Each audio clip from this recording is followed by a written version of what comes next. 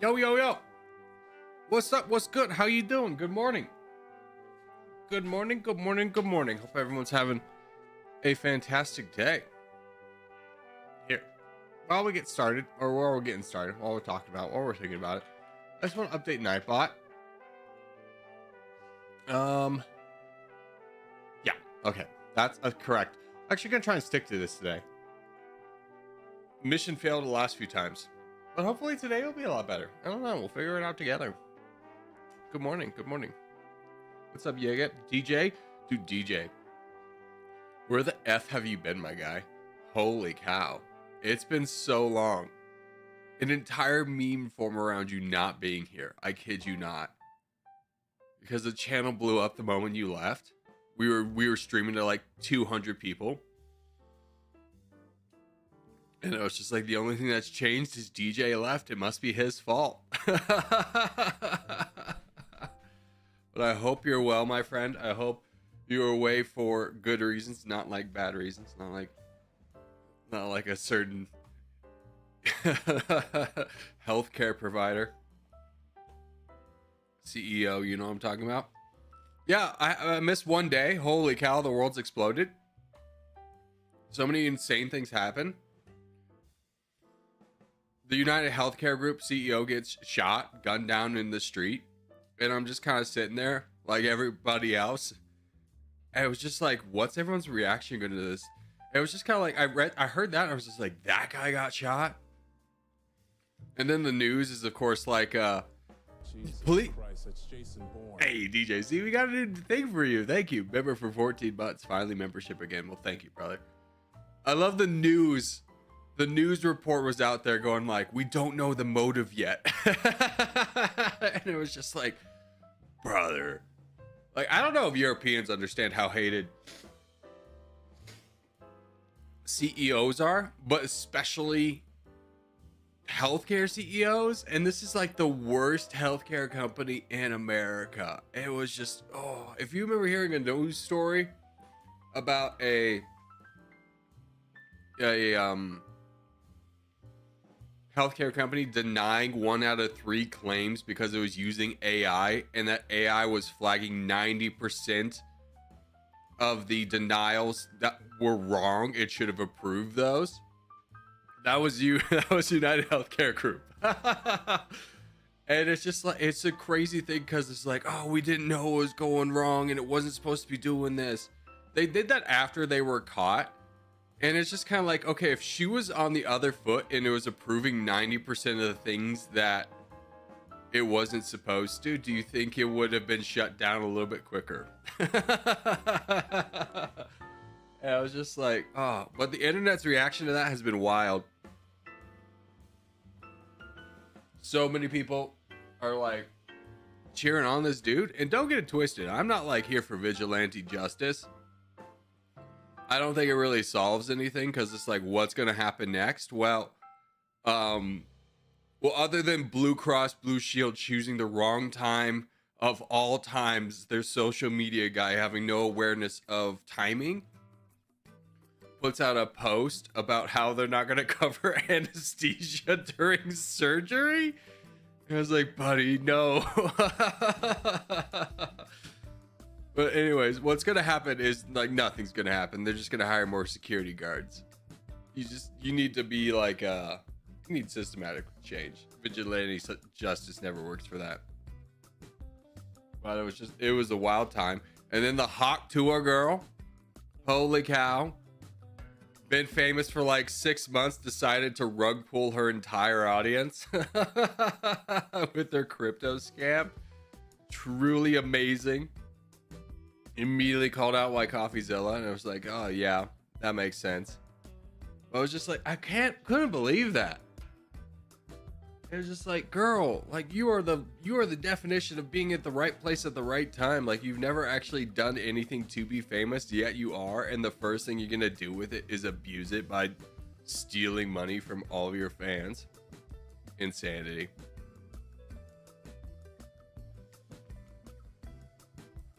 Truly wild. Let's get going though. Let's play some games. Yeah, Corgi Circus. Is there winter here? He's usually not here at the beginning of streams anymore.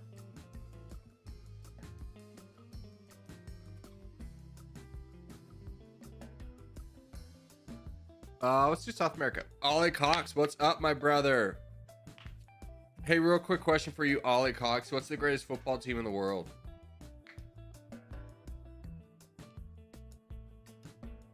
This would be fun to play Territorial with you all again. Yeah, DJ, where have you been? Have you been okay? I don't want to dive too deep into your personal life or ask a question that you're not comfortable with.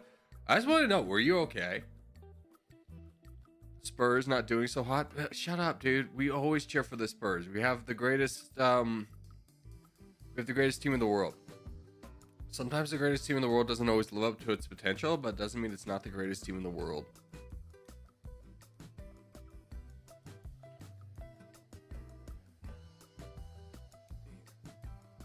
Good luck, ladies and gents.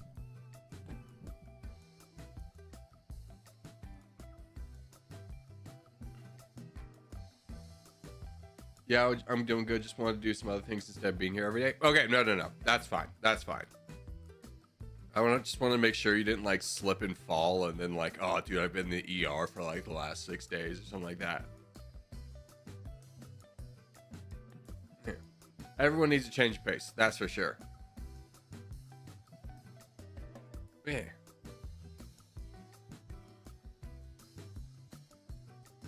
Alrighty. So looking at our position, we're probably a little too close with our teammates, and that was my decision.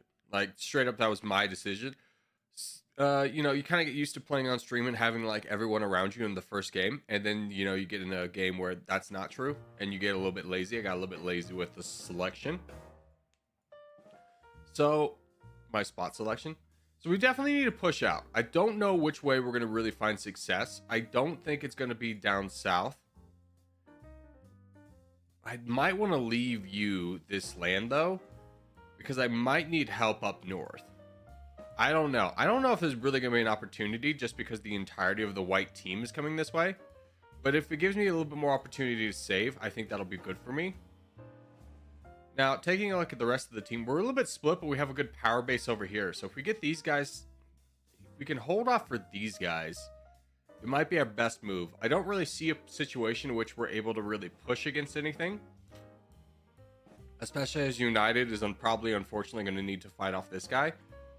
So, I mean, Baby Lana Jesus could potentially do something. I just really don't think the three of us are in a position where we can really be a mover or a shaker, if you would.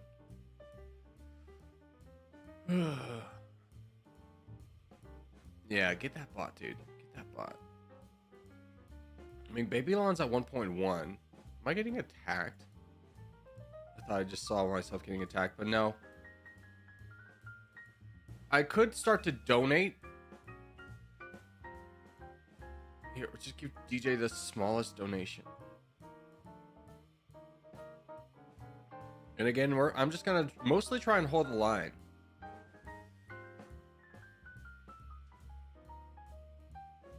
I mean, these two are fighting, which is nice. A lot of infighting, but Mr. EU over here is going to be a real problem.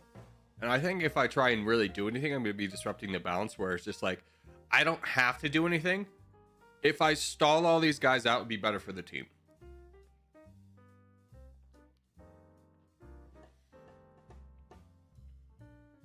I will knock you down, though. I will try and prevent people from attacking my teammate.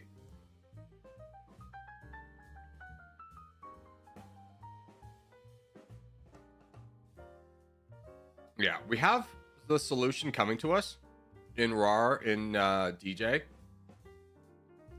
Because DJ is about to like connect us down to Poop Scooper. And once that happens and Poop Scooper is not surrounded on all fronts, it's going to be a lot stronger. Yeah, I think we have to kind of jump on this here a little bit. And then let me turn around and knock you a little bit for hitting my boy. Try and buy us more time. It's okay. We just need to survive this. We can definitely do it. I mean, Spurs is coming over. He's taking away this guy. Raw can win this 1v1. DJ will definitely do some crushing over here.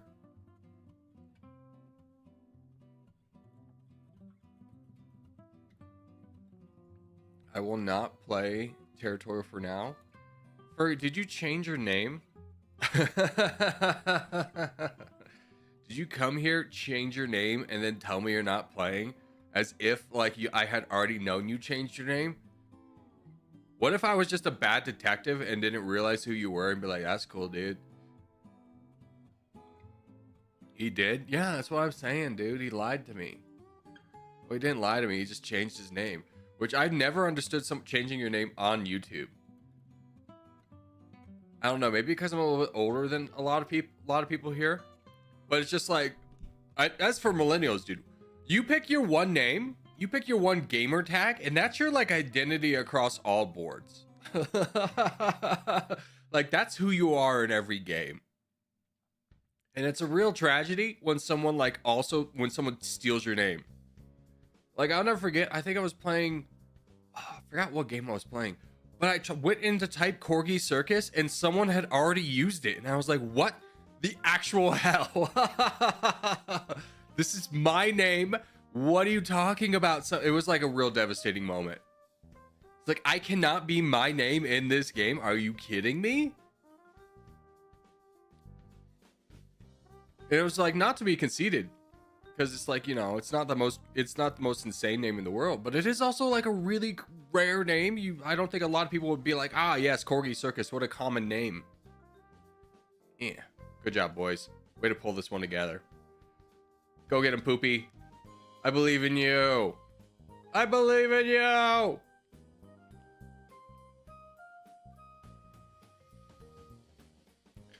Path of Exile 2 released inside the hour. Ooh, I might give that a go. But that'll be my own free time thing. Because here's what's going to happen. We are going to farm today. I'm getting the vibes that farming is like, I don't know how well this farm is going to work out. Because here's kind of what's going on. Zero is inconsistent with how much he wants to be there. Avocado is there every day, but without fiber, I don't know how much he could do his one farm. I of course mismanaged my funds, so we will continue to keep doing that for a little bit, but we are going to transition into playing Valheim. Member community Valheim. And then Magnificent Killer Gaming, please stop spamming, bud. I don't know if you know this, but there's 59 people in here and you're like spamming every 2 seconds. I've read your message. Just relax. I will get to you. I'm just gonna go. DJ, you're a mod. Can you just time him out for like 15 minutes or so? Thank you. Valheim, I haven't heard that name in years. Yeah, but like, if you haven't heard the game in years, they've updated it a lot. Because, you know, they have new biomes. So they have Mistlands. They have Ashlands. And then someone was telling me that the winter biome was also done.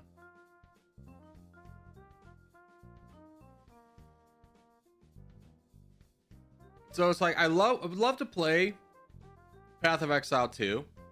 I know no one here is here to watch that.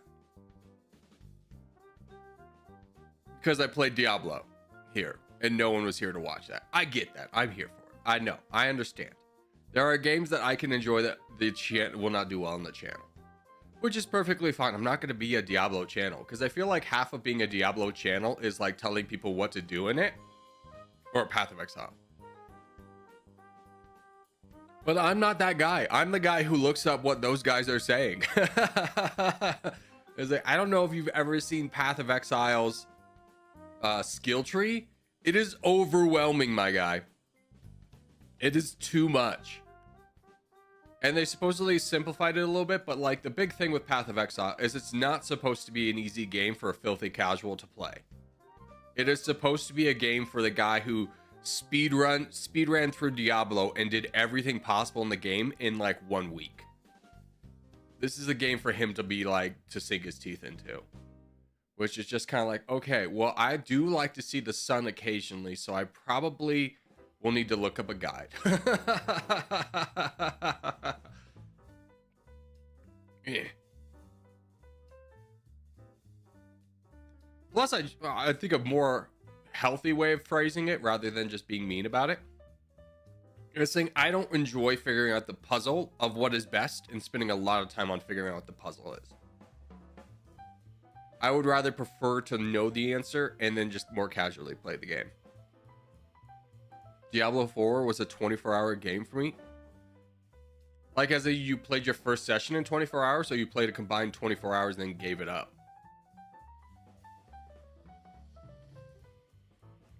PoE is literally impossible without guides. Yeah, but eventually, not for everyone, because someone has to make those guides, right?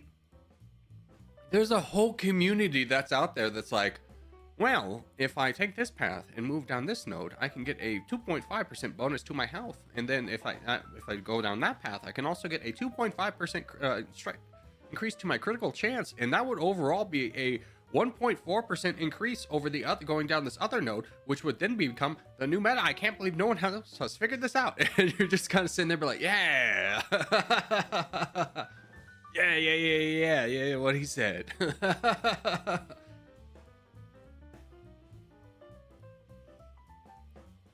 Like, I ain't built like that. Maybe you're probably the same person who likes jigsaw puzzles and stuff, which is respectable. I just ain't that guy. I ain't him.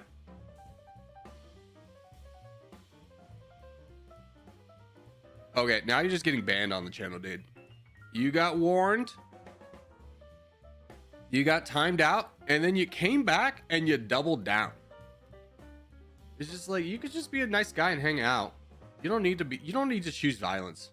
You don't need to choose the spam life. Dude, Maverick, dude, you even got timed out. You even got your message deleted by Maverick. Holy cow. I would like to let you know how often Maverick does a mod action. This is probably his first mod action in like 2 months. You brought out the sacred weapon. You found our guy guarding the gate. The guy who just is like, come on in, and you made him like pull his sword. Too much Corgi when I get involved, it's really bad. I know. The world got wild, dude. Here, buddy, can we fight this guy? Do you think we could work together? Am I getting donated to? I'm just not even paying attention. I'm in my own la la land talking about PoE. No, I'm not. That's fine. I can just deal some damage. There's 3 of us attacking. Oh, I didn't even check for the boat. Who's this? Max? All right, I'm in holding position. Good luck, everyone else. Cheese Slice is doing good down here. Baby Lawn, you're in a great spot, buddy. You're in a great spot. And then Noob is in a good spot too. I mean, everyone else besides me is in a good spot. I'm going to be straightforward with you. We might be able to kick this guy out, though. He did use a lot of troops.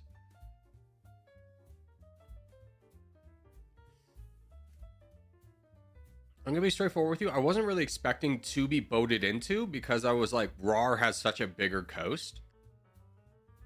That did catch me off guard.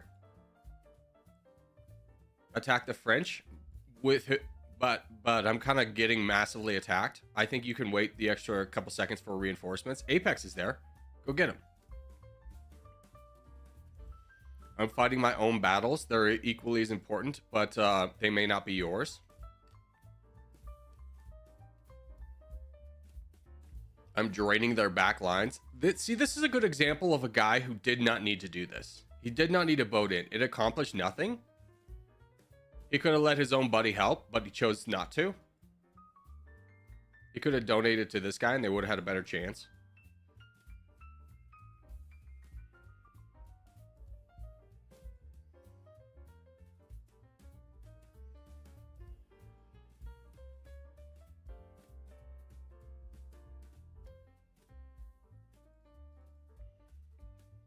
Dude, I cannot believe me and you survived, RAR. We did it, baby. We did it.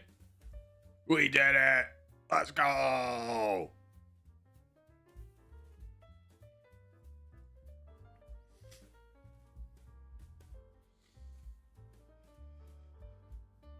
The other day I heard you talk about the past of stem cell therapy thing. It's slim, but I got some new hope, so thanks for that. I mean, here's the thing. This is what, if you ever have been curious about stem cell therapy, this is exactly what it is. Are you ready for this? It is a therapy that really only works, number one, if you're living a healthy lifestyle. Because the thing it helps the most with is neuropathy, which is when you get older, if you're not taking good care of your body, if you're drinking a lot, you're smoking a lot, you're decreasing your vascular blood flow, then you'll start to get symptoms in your hands and your feet, your extremities. You'll get like tingling sensations, burning sensations, sharp sensations, things, and then you'll start to lose feeling. Especially common with people who have diabetes. So stem cell therapy, what it does is it kind of helps repair what's already there. But the most important thing with the stem cell therapy is it will 100% not work if you continue to keep drinking, if you continue to keep smoking, and then they'll put you on a, oh God, what's it called? They'll put you on a diet. It's like a low, what's this? What's the diet? Maybe I can remember it. It's been a while since I've been there.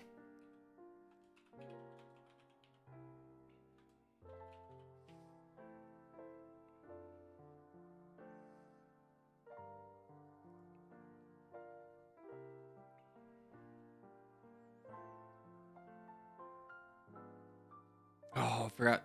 It was some kind of low-fat diet or something like that. But they'll put you on a diet, and I'm gonna be straightforward with you. The diet is doing two-thirds of the work.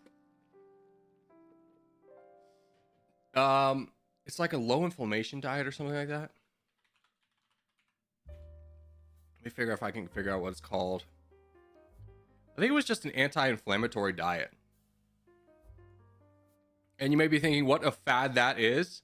No, it's pretty common. Like the most common one of these is the Mediterranean diet. Yeah, it's an anti-inflammatory diet. That's going to do two-thirds of the work. An anti-inflammatory diet. And if you've never heard of the Mediterranean diet, there's a thing called blue zones, which is regions of the world where people live longer and have healthier lives, and they eat these diets. So the Mediterranean diet will carry you, like being straightforward. Your stem cells will help out a little bit. If you're looking at like how much is it going to cost, realistically, $20,000. Insurance is not going to cover any cent of that. So if you're like in a position of where you're in pain all day, it has a legitimate shot of helping you out. But if you do not follow the diet, you are throwing $20,000 down the drain. You might as well donate $20,000 to me, because I have just given you as much help as the stem cells would if you don't follow the diet.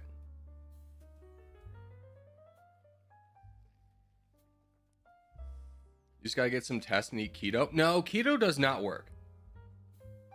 Like, keto is probably the most dangerous diet out there. Because all other diets, they work for as long as like you're on the diet. But keto causes like long-term health effects.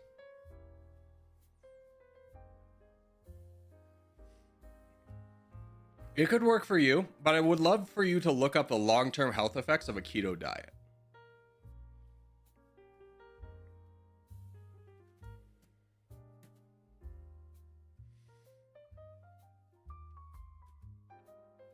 But that's the long and short of stem cells. Thanks for talking about it. I don't love to talk about it because here's the thing. There are people who do everything right and it does not work out for them. Now, at least in my clinic, and I'm sure a lot of other clinics are out there, where if someone is doing everything right and it doesn't work for them, they're not getting real results. Like my clinic would look at that and be like, we're going to give them an extra shot. And the reason why is because number one, they're people too. But number two is just like, you don't want the reviews out there that this guy did everything right and it didn't work for him. So it's like, if we can give him an extra shot and it'll help him out, then let's do it. But I will say, if you're young, as an under 30, PRP is probably just as effective. Just from the anecdotal experience. I'm going to be very clear. I am not a researcher. This is purely anecdotal, but the anecdotal research was like PRP, which is plasma-rich platelets. Platelet-rich plasma. There we go. That's the words. Platelet-rich plasma will probably do not as a great of a job as stem cells, but probably a good amount of like an amount you're going to be happy with for like way cheaper. Because a PRP treatment where I worked was like $500, and you could do that twice for like $1,000, which is like, okay, it's not stem cells, but it has a lot of the same properties and does a lot of the same things. For, you know, instead of 20K, you drop, you know, 1,000. You do that with supplementary things. Probably will help you out a lot. Like if you can buy a real red light, which I know I'm kind of pitching a little bit of pseudoscience. This is not all proven without like within a shadow of a doubt. But a real red light machine, that will probably help you out because it increases blood flow. Now, I'm not talking about, basically, if you can buy one for less than $5,000, you're probably not buying a legitimate red light.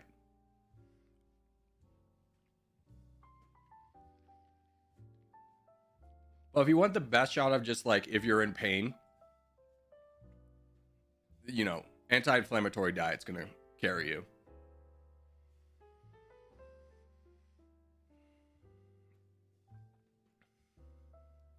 We can do a civil war. Guys, have we ever done a civil war in the first hour? We've never done it. We've never done it, you silly gooses. You're all being very silly gooses. Oh, let's go. Dude, Philip, I don't know what you did, but this man hated you. He wanted you out. He said, this guy, we need to get him out of here.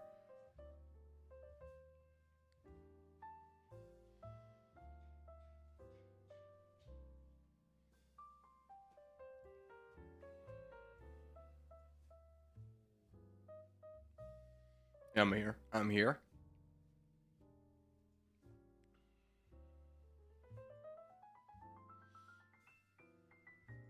Yeah.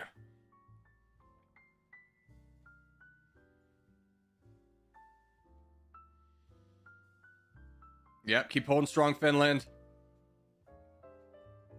Honestly, that's kind of what we were hoping for, is Nami here. Nami, go get him, bud. You're gonna crush this. You can definitely survive this. Close those gaps. In fact, Blurry, can you just turn here as soon as you're done? Because you're on the front line position. I'd rather just donate all to you, but we need you to close out this front line guy.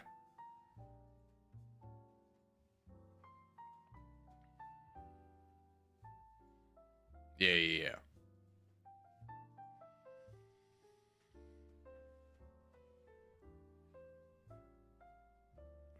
Furry, my Wi-Fi does the same. Oh my god, I didn't tell you about the epic journey yesterday. So the reason I didn't stream yesterday is because I woke up and there was no internet. And I checked to see if there's like an area outage, and there's not. So I call it Comcast and they go, okay, we'll send somebody out. It's like, all right. 3 hours later, a guy actually shows up. And he's just like, your router's busted. I was like, okay. And then like he's giving me crap because apparently I had a router that was better than what I'm paying for. And he's just like, you shouldn't have this. Like, how'd you get this? You shouldn't have this. And I was like, I don't know, man. This is the one the other guy installed. Like, what are you talking about? Like, I'm not a criminal here. The other Comcast guy gave me this router. Like, it's not like I would even know how to get a router. This is your router. What do you think, that I went into your company and after hours and stole this router? Like, I had nothing to do with this, man. And he just wouldn't drop it. He finally is like dropping it and, you know, making small talk, which is like the bane of my existence, especially as a YouTuber, because the question always, especially in America, if you've never been to America, it's a very important question of like, what do you do? It's very common to ask people, what do you do for work? And I hate answering that question because I don't want to lie. So I'll tell people I'm a YouTuber and people get really amped about that. They go, you're a YouTuber? And the reason they get amped is because they're expecting me to be like, yeah, dude, I got like 6 million subs and, you know, I'm Ludwig. I'm Ludwig in disguise. And then I go, yeah, I'm a small geography YouTuber, which is then you just watch the light go out of their eyes a little bit, but they still have hope. And like, oh, nice. How many subscribers do you have? I tell them it's like, oh, about 40,000. And you just see more life go out of their eyes. And then there's just, so you do that. You do that full time. And it's just like the lack, like, you tell me you're a YouTuber and like their expectations go sky high, and just bringing them back to earth so hard, not only with like the low sub count of what their expectations were, but then in a genre that no one has ever cared about. Like, we can gather nerds from across the world. We can find 40,000 people who like geography based games, but we're in a minority, bro. we're in a stark minority. And it's like, then I tell, so they were like, what games do you play? And then like we bottom out on like where they want to go with the conversation, because I'll tell them Territorial.io and Dummy Nation, and they'll like, I have never heard of those games, and they go, yep. And we're just kind of sitting here like, and I'm just kind of sitting there and be like, yep. I'm not who you wanted me to be. I've been in this position before. I'm sorry. Can we move along, sir? Not gonna lie, Corgi, you probably felt like a celebrity for 1 second. No. It is always a dreading when people ask me what my career is. Not because like I'm embarrassed to be a YouTuber, but because like I know by saying that, it'll immediately carry the conversation expectations to a level I can never achieve. Like, what am I supposed to say to that guy? And it's just like, it's one of those things where like, I don't have anything to prove to anybody else. I just hate having to like go through the motions, because I've had this conversation every new person I've ever met in my entire life since starting YouTube, I've had the same conversation with. And it's just like, yeah, man, I don't care. So you don't care. Could you just fix the router? Anyways, I didn't get the router fixed until 4 p.m. because he didn't have the router with him that he needed, which is just insanity. And then it was just, he's like, I got another call to make and I'll be back with this. And I was like, what do you mean you got another call to take? Like, what are you talking about? So yeah, it was a whole thing. I used to be a low-key celebrity in Finland back in 2007. I mean, maybe. Did you meet PewDiePie? See, I bet that's the question you get a lot. And you may be thinking, oh, PewDiePie's from Switzerland. Of course, I haven't met him. Yeah, but I'm just going off the stereotypes of, I'm sure somebody's asked you that. I'm sure you get asked that a lot when you bring up that information. But also, we do have like a film star from, I think it was Finland. A guy who'd been in a few movies. He had subscribed. And I was like, let's go! We got someone famous!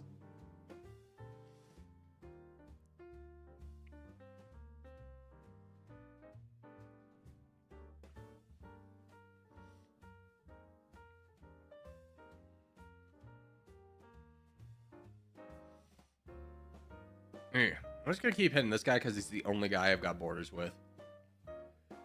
Yeah, charge in, brother. You want to help me out? I'll help you out, aka attack you next. I don't know. Your call. Oh, is this guy over here? Dude, he is. Oh, Paso. Yeah. I was like, how am I surviving this long? That's because he's over here too. Ooh, Corgi Circus. This is a great opportunity for you to, fake Corgi Circus, not block a much stronger guy. I would much rather have Test over here helping. Like, I understand he can help over here, but then what happens after that?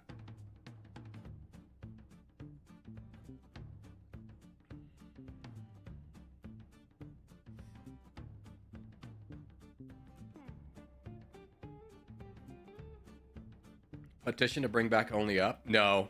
We'll never recapture the magic. You know it, I know it. We would never recapture the magic of an only up.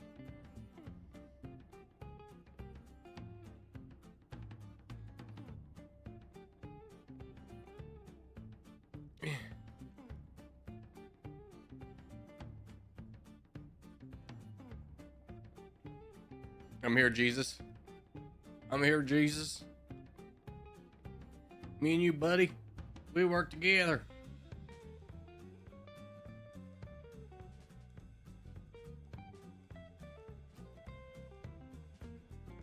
We'll clear out this whole board, me and you, Jesus. ACR7, I think you forgot the brackets around the Corgi. That's why you're on the other team.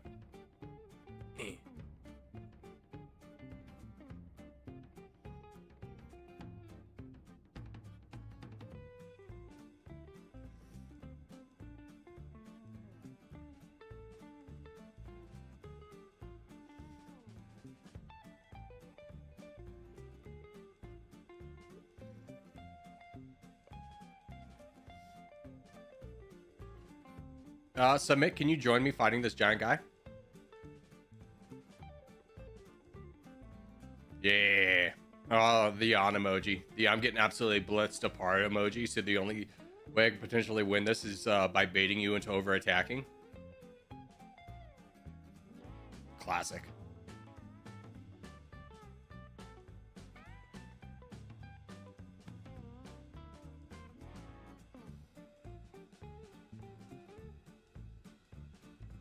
Yeah.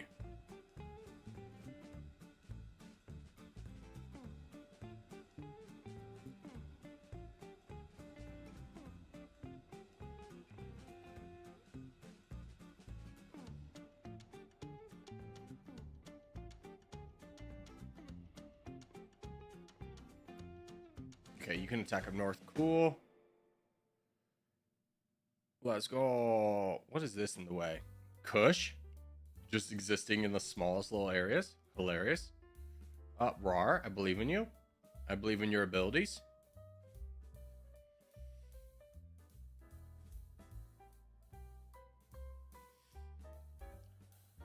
I'm not gonna lie. Corgi Circus is really funny. Well, thank you. I appreciate the sentiment. I do try to be humorous.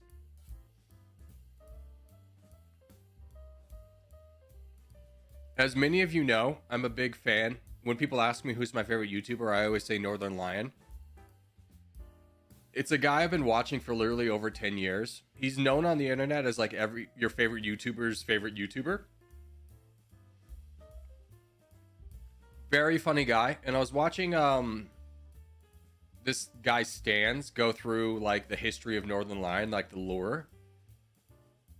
And he's a wild guy to like listen to the history of. Not because it's anything like really crazy. He has, he's never had a scandal. He's just been a solid dude. But just because there's been so many distinct eras of Northern Lion.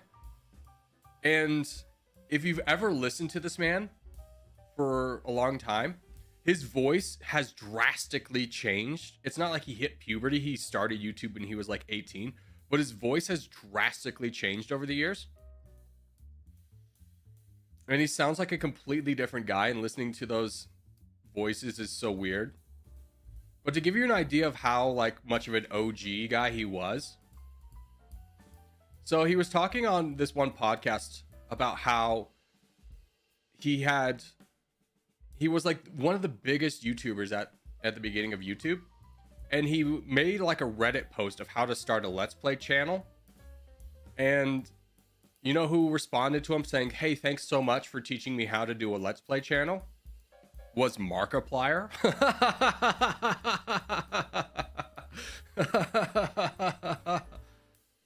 Just an absolute giant in the space.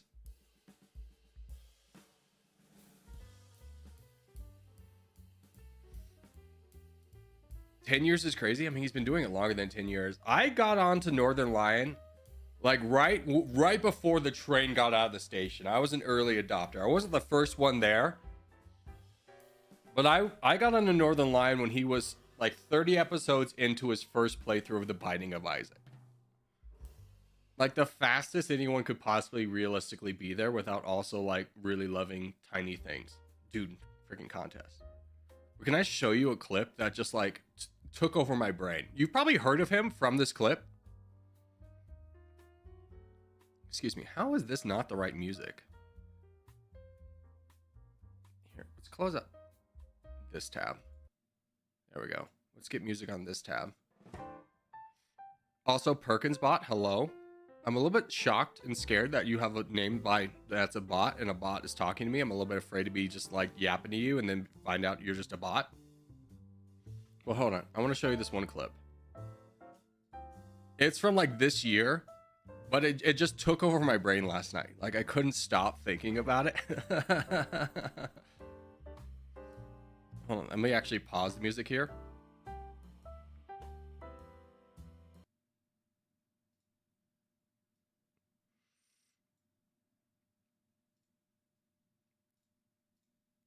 All right.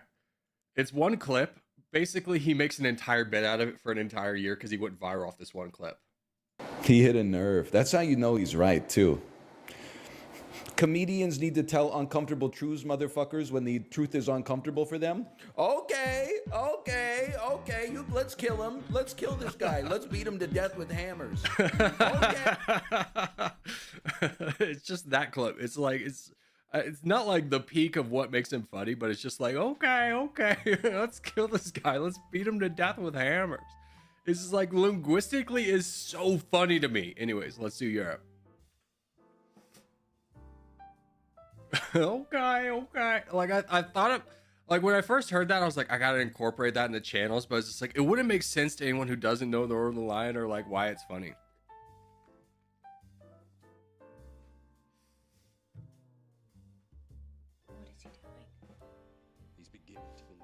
Hey, best member for 5 months. Give you a little additional little air horns on that. Hi, am I late? Dude, so late. Oh my God, so embarrassing.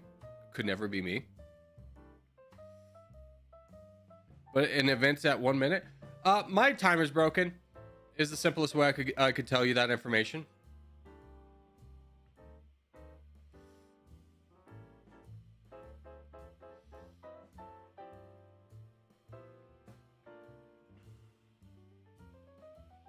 My timer's broken. Yeah, it's truly amazing how we could have already like gotten around the what time is it in everyone's zones. Like we have clocks that do this. We have supercomputers. We've solved this problem of being seconds off each other. But this game takes that technology and ignores it. Like, oh, I don't get it. We do be wild.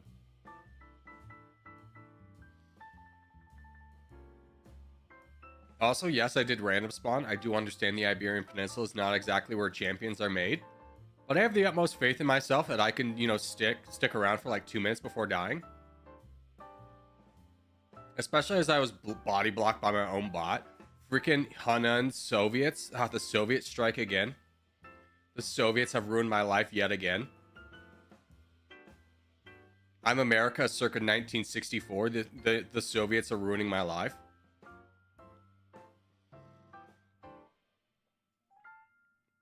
Maybe I can buy cover for the Africa Corps before, you know, heroically dying out of the way. I would love for the red team just to, you know, fight themselves.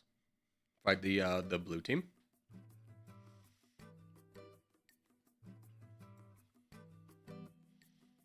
We got a good lead over here, though, so things are looking very promising.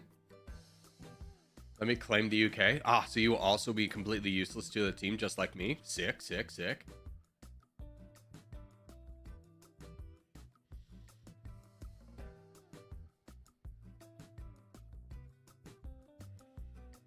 Buddy, how can you look at this situation and go, surely? Let's fight this guy. Join me here. Fight this guy. Yeah, he wants me to fight there. I am fighting there. I mean, you watched your teammate die in a situation that you could have helped in. Oh, let's go. I'm going to be huge. I got a big donation. Get out of my way.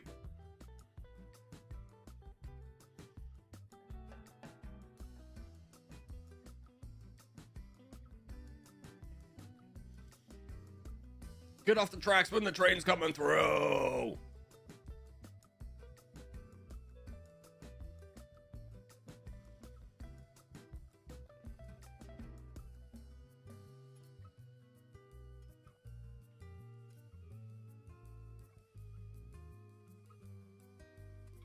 This is how you make a bad situation work. This is my clickbait YouTube video. Win from any position with this one simple trick. But the one simple trick is getting like 50 people to donate to you. It's so simple.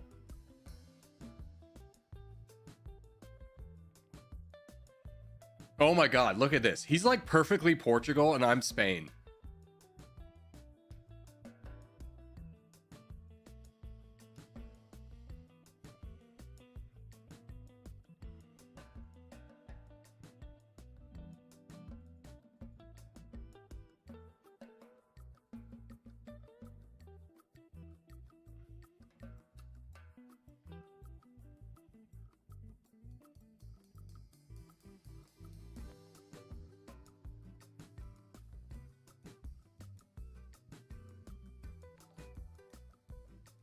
Hey, Storenzito, thank you for subscribing. Mucho do apreciato. Which, I don't know what I was trying to accomplish there. That's not Spanish. That's like insulting. Just ignore me. I'll be over here. Oh my God. Sometimes here's what happened. I got lost in the sauce. Oh my God, Norway, you're such a gem. You try to protect me, but it's okay. I'm going to just knock him down. He thinks he can come over here without any repercussions. Yeah, I don't know. I don't know if that boat was big enough. How about this one? How about that one? Do you think you could block 1 million? Do you want to send out 1 million right here? Oh, you do? Okay, well then Norway just takes all your land. I don't know what you were trying to accomplish there.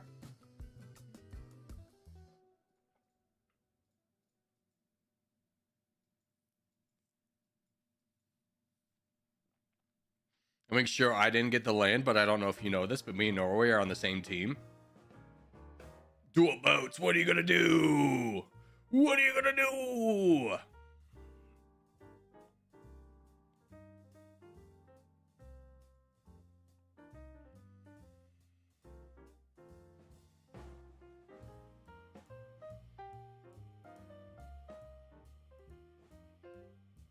Don't you dare boat into my friend.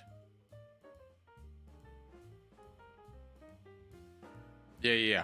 This is my friend. This is my friend, for the love of God. Oh my God. Call for peace. Leave him alone. Leave him alone. Leave him alone! What are you doing? Who is this monster? Oh my God. Freaking rage bird, dude. Do you not understand that this is my friend? GG.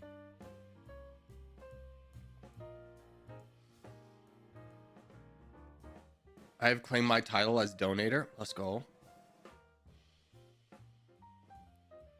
We're not winning the contest. That's okay. I'm a powerful empire. How very British Empire of you. Like, hey, these guys are chill. Not with me! And then you just charge in. Hey, Orama. Ororam? Thank you for subscribing. The name people come up with, man, my guy, is like you have the choice of using. I mean, here's the thing. I understand this is a weird audience because like 90% of you who join stream are not English speakers. Therefore, you don't use like the same alphabet in the same way I would, which is like fine. But then like here you are asking me to pronounce your name. It becomes a rough life.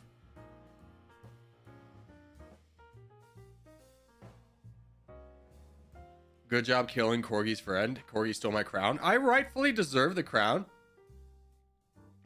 I took the most powerful place in the entire world, aka the Iberian Peninsula, Without me, where would the team be? Probably in a dark pit of hell. Or yeah, the sub alerts really delayed? No, they're delayed by like 12 seconds. You can just relax, kid. And that's so like if we do get multiple people, like the alert doesn't just like right on top of each other. Corgi, where are you from? I'm from Nevada. Dude, have you heard of it? Battleborn, baby! And you may be thinking, Nevada, wow, that's a crazy state motto. You must have fought a big battle there to name yourself the Battleborn state? No, we just became a state during the Civil War. Yeah, I don't think anyone from Nevada actually participated, but that's how that came about. I was not part of the naming convention. I would have personally been like Stolen Valor, but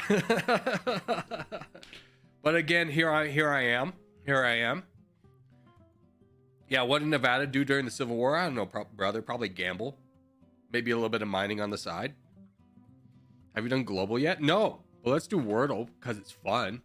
Have you ever thought of that? F, dude. Give me a second. This is an island chain. I've got a text message. Hello, dude.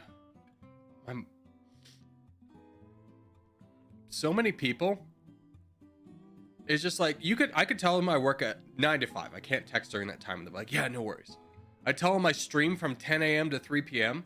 for the most part, and they go, my brain cannot compute. I can never remember when you're available or not. Let me call you right now. It's 11:30. All right. Anyways, what is this? I don't know. It's an island chain. I feel like I've seen it before. This ain't Fiji, right? I really feel like this is not Fiji. Couldn't be farther away. Cool. This is cool. I don't know how big the Earth is, but probably like this big. I feel like I've seen this island chain before, and I got nothing. I'm throwing it out the chat. Oh my god, it's Malta. Dude, my brain is not on today. My brain was... I was never going to get that. And I don't know why. I've seen Malta before. I could recognize it on any other day, but today was just like my brain's like, what if we took the day off? Have you thought about what would happen if we just didn't participate in the Wordle today? What's the capital city, Malta? Brother, I don't know. Malta City? I'm just making sure it's not Malta City. What genius knows the Validia? Of course, Craftwood. Valletta? Personally, never been to Malta. Personally, would not be there. I'm going to say it's right there. Yeah, nailed it. Oh, so good. Can you guess the flag for Malta? Can everyone come down and say it's that one? What's the landmark in Malta? This is my most exciting time. It's not going to be that. Malta, surrounded by waters, is not going to be known for a waterfall. This is 100% like Mexico. This is like Nordic. I would imagine it would be some ridiculous gaudy temple. Nailed it. What's this thing called? Could it be a Tower of David? It's not a national park. It's not going to be a mosque. Oh, it could be a mosque though, couldn't it? Huh? Wait, no. That's a picture of white people. So that's not the Prophet Muhammad. I don't think... Can I ask you this? I know it's like not kosher to paint Muhammad, but if you go into Islamic temples, do they have paintings? Is that a painting thing? I'm thinking it's St. John's Co-Cathedral. Contest? I'm here.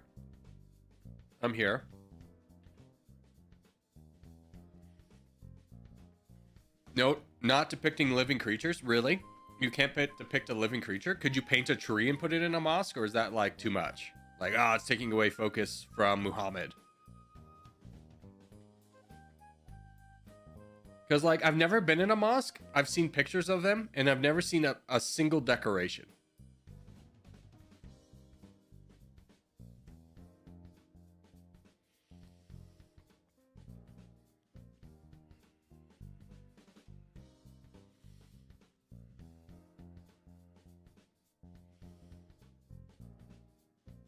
All right, so we go top left, boys. Top left. Alaska, Northern Canada. Do not worry about Quebec. Do not worry about the islands. We'll be fine. Let's get that top left, y'all. Y'all?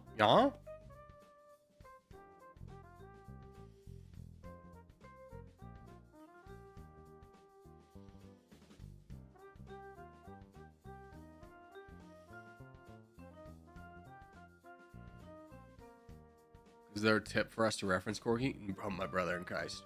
I'll never get over the tip of Finland or the tip of Norway. I'll never get over it. I'll never financially recover from this. Anyways, see this island right here? Go north of it. This island right here, go north of it. Draw a line horizontally and go north of it. That's the best little tipper I could give you. Is that a good tip?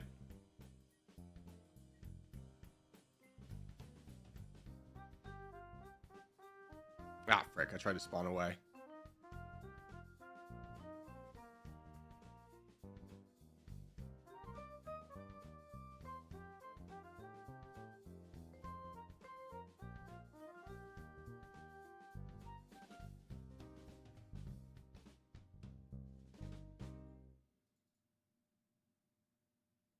I don't know what I messaged that guy. I didn't try to message him anything. All right, I'm done. Cool. Donate. Maverick! You see it. Nice, nice, nice.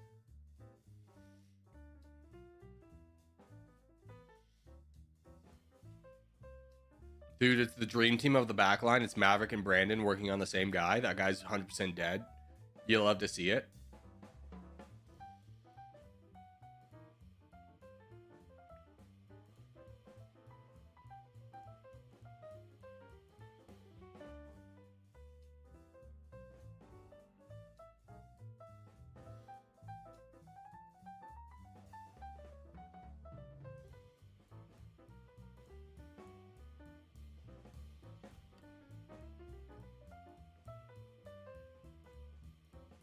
Go get him, Mavi Patty.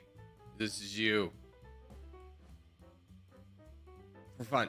Join down here. Yeah.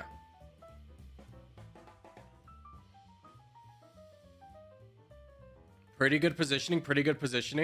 Mage, unfortunately, this is your time to go. Blurry, what did we say about messing around with tiny islands? You're such a strong player to put yourself in such a weak position.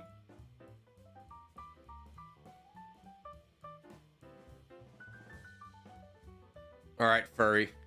You said you weren't going to play today, and yet here we are. I'll put my faith in you. Please return my investment with 10x. Can you 10x my investment?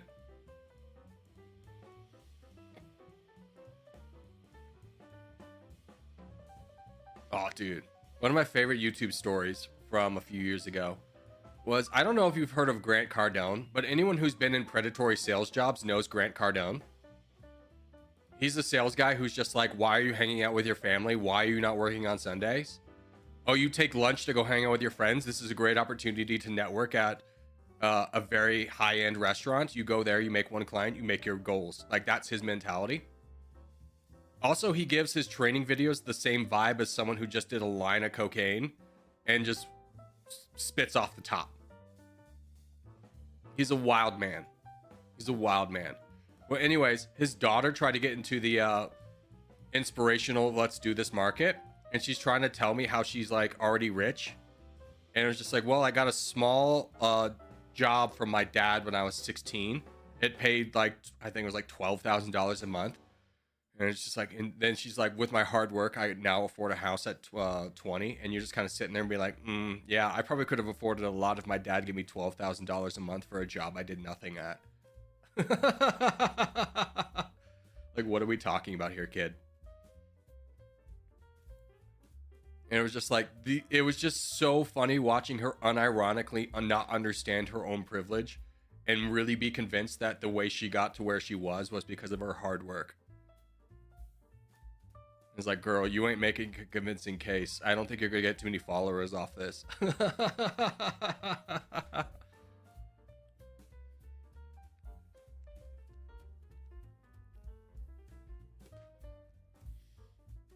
Did Clack switch to OG? No way did Clack go to OG instead of coming to the Corgers.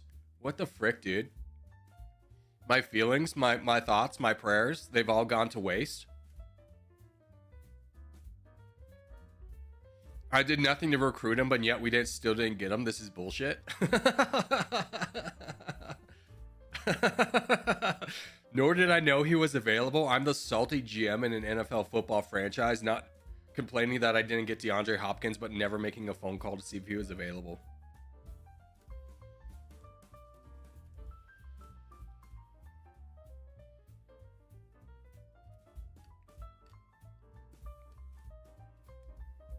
Hey, Corgi, it's my birthday tomorrow. Sing me happy birthday. Last year you forgot. Will you be here for your birthday tomorrow? Because I refuse to sing happy birthday to anyone who's not their actual birthday. Like I won't give you an advance. This is the day of mentality, okay?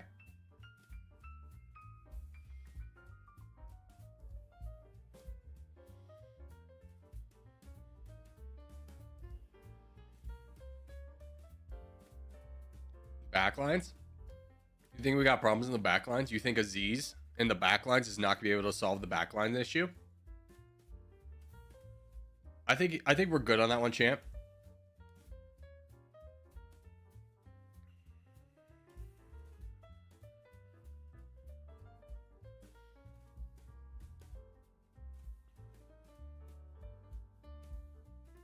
I feel like Aziz purposely goes here because he knows this is going to be a spot of weakness for the team and that he can quickly handle it. So, you know, we good.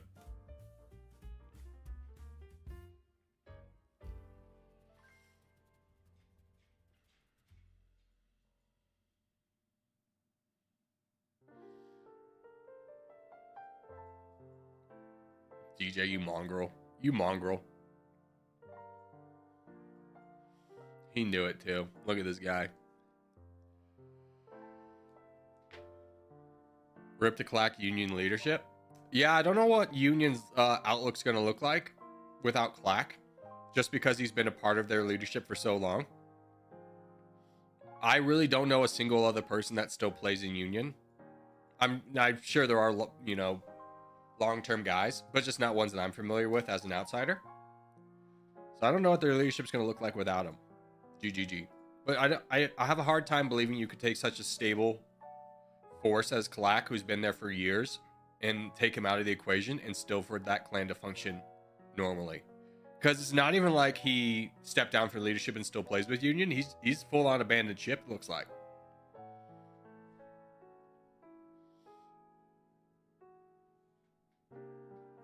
All right, let's do Africa. While we're waiting for Africa, though, I wanted to look up St. John's Co-Cathedral.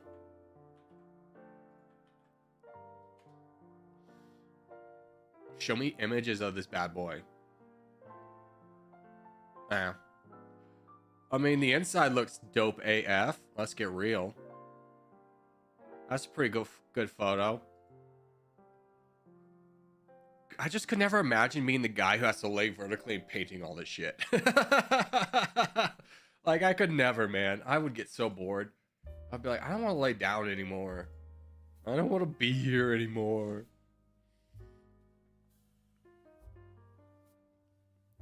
Magico is the new leader of Union. Saw him today in a free-for-all. Okay, I know Magico. I know of him. It's not like me and him are like hanging out at the bar last night or anything. Never talked to the guy. But I know of him. We played against him.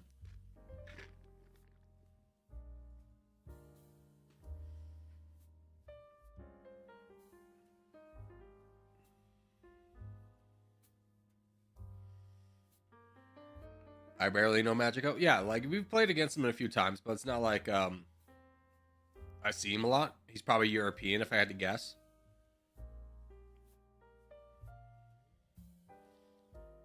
It wouldn't surprise me too much if he was like somewhere between like India and Germany type person, just based off the time zones I see him in. IQ's so mad, dude. He's so mad. I don't know what I did to this man, but he hates me. Yeah.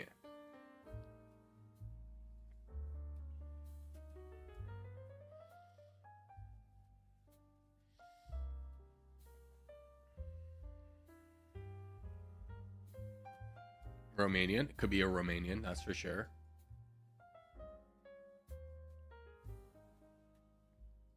No. Yeah, focus me. Don't focus Brandon. Brandon is not ripe yet. He needs to save. No, don't fight Brandon. Yeah, go Brandon! Go Brandon! No way is Brandon. No way I've been hyping up Brandon this hard for him to miss a full send. It's like the guy's like working or something. Could you imagine? Could you imagine the Koryu clan needing him and he's probably at work right now. He's like, sorry, I just got an order.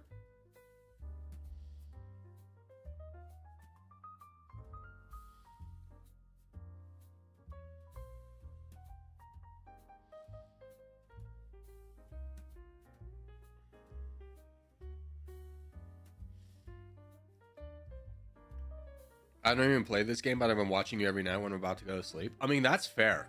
I watch a lot of gameplay of games that I've never played.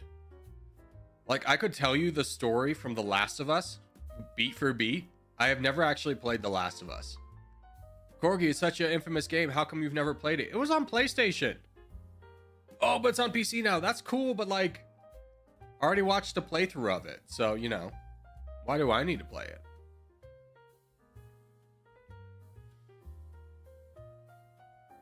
Sorry, I've committed the crime against humanity of not playing arguably one of the best games to come out in the last decade. But yeah, I didn't. Stop making games exclusive. Port it to PC immediately. What the hell? Stop giving me console exclusive games. I'd rather die.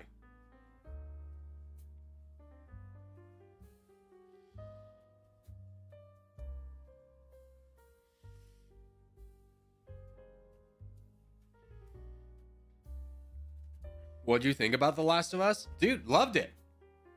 It was a great game. I'm so hyped about the HBO series. I think they're doing a great job. And who's this girl? Hold on. Let's see. The Last of Us drama series. Part 2 cast.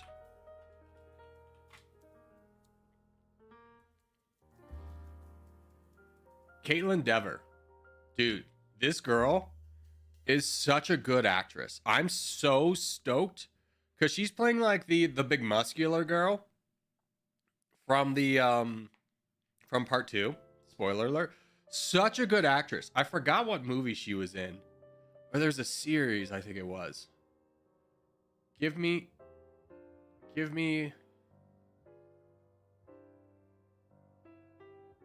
what was the good movie she was in? I mean, she's in a lot of good things. But there's one that I was watching with my girlfriend. We were just like, oh my God.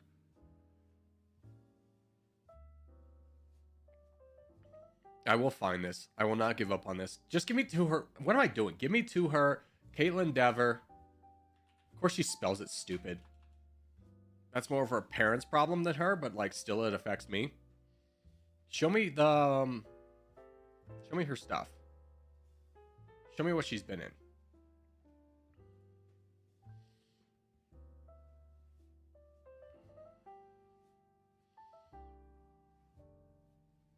Oh my God, she's been in more than I thought. I didn't know she was in The Mentalist. That's funny.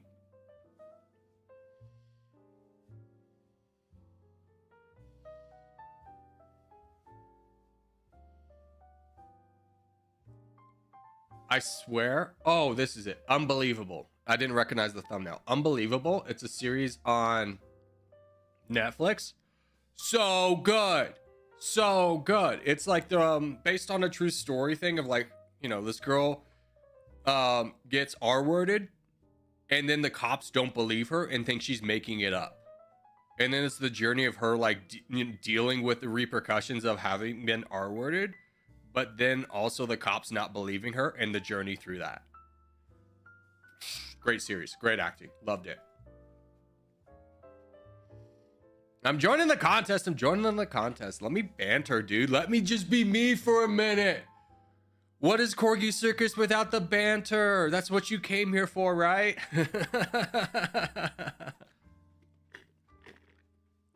Have you ever played Red Dead Redemption 2? Yes, I have. I played both Red Dead Redemptions. You know why? Because I had an Xbox at the time.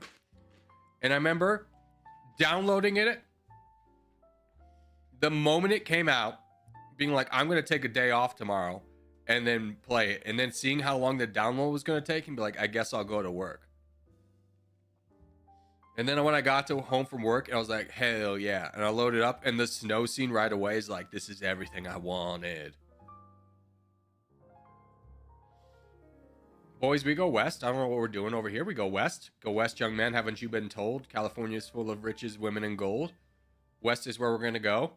This is over in the east. We want to get to the left side of the map, boys. The left side of the map would be superb. Left side of the map. Still looking for some boys who want to go on the left side of the map. Left side of the map.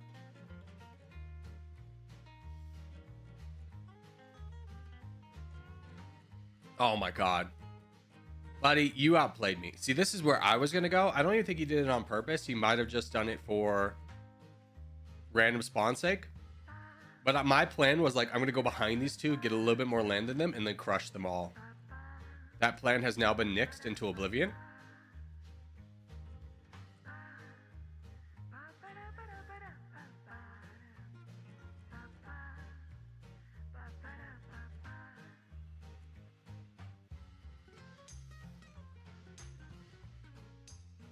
I could take this guy out, but that's a trap.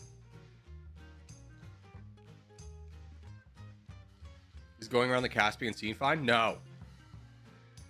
We draw a line from, what was it, the tip of Norway down straight. Yeah, Caspian down straight. Go to the west of that. Caspian Sea is just a little bit too far east. Yeah, I told you this guy's plan was to just do this. He didn't expect that I would have a random friend. Oh, who just donated to this man? What a monster.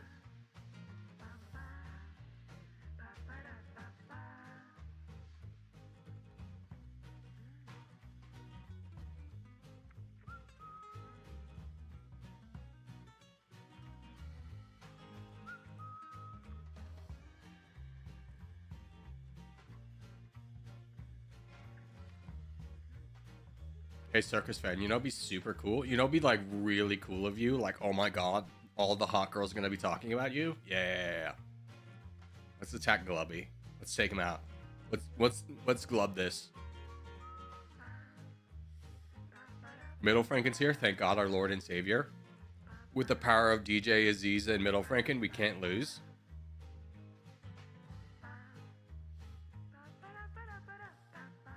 We're basically summoning Captain Planet. Like, you know, Aziz is fire. Middle Franken's wind. Maverick will be heart. What are the other ones? Earth is probably in there somewhere. DJ's Earth. Oh, we need a... No, we had fire. I feel like I'm missing one, but that's okay. We'll summon like a slightly deformed Captain Planet. I'm already there for fun.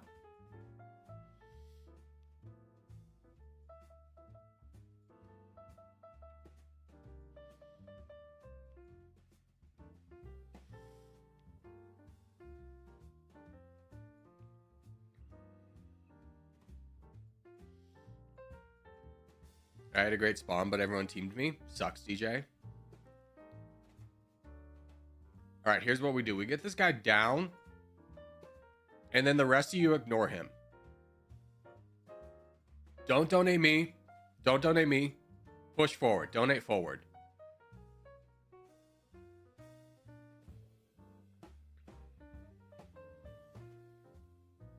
Water? Oh, you know what? Water was the missing ingredient. We're definitely gonna be needing a water.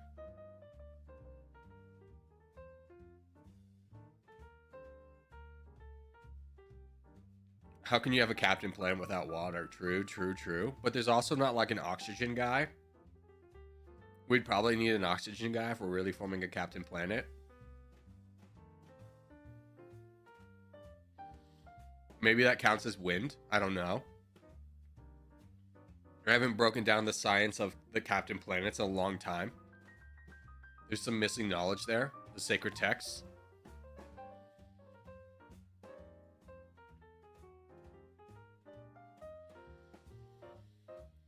Don't donate me, dude. Donate forward.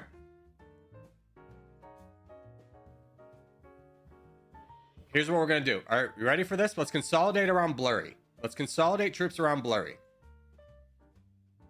Let's donate Blurry. You guys do whatever you're going to do. Let's get some troops to Blurry so we can fight Trident.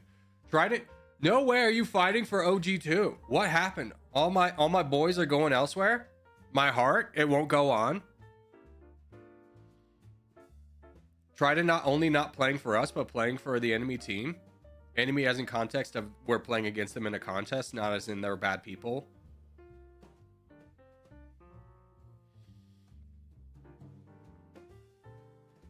What's next? Is Jesse gonna jump ship of EU and go to them too?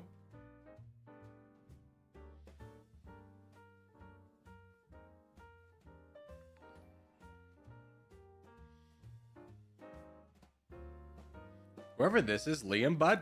Hey, we've talked about this a couple of times. Let's not block a strong guy. Buddy, you gotta stop. You gotta stop. For the love of God. Let's not go into a 2v1 against the strongest people on the board.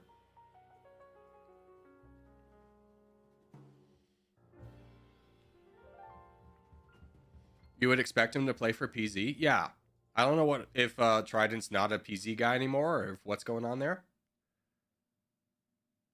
You kind of hope Blurry would get all of India before going into getting into Supreme. You think he would do the math in there and see, hey, I don't got enough troops here, but he didn't.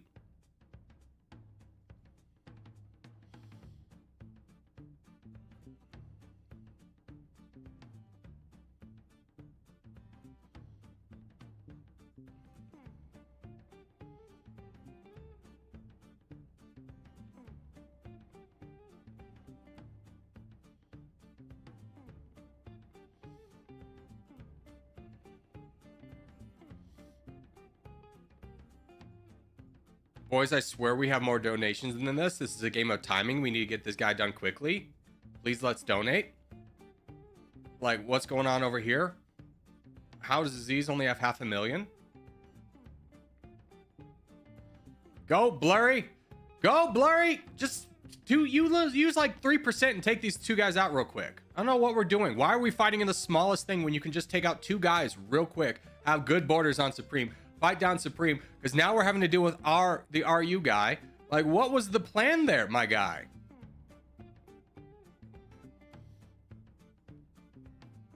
We see this as a problem, right? Like, you understand it takes longer to push through a smaller area, and you could have immediately extended the area by grabbing the two easiest bits of land there were. Now we got a real problem on our hands. Now we're facing everybody at the same time.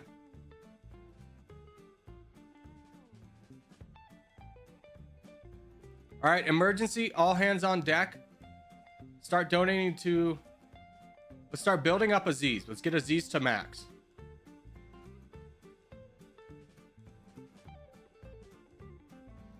All right, Blurry, you can fight the crown. Everyone donate to Aziz. Everyone donate to Aziz. Or excuse me, Blurry, you gotta fight the crown. Go, go, go, go, go.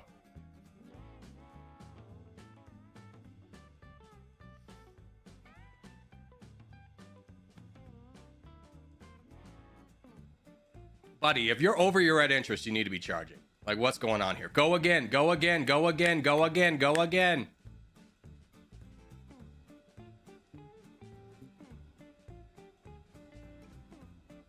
Aziz left. Was that even the real Aziz? What happened there?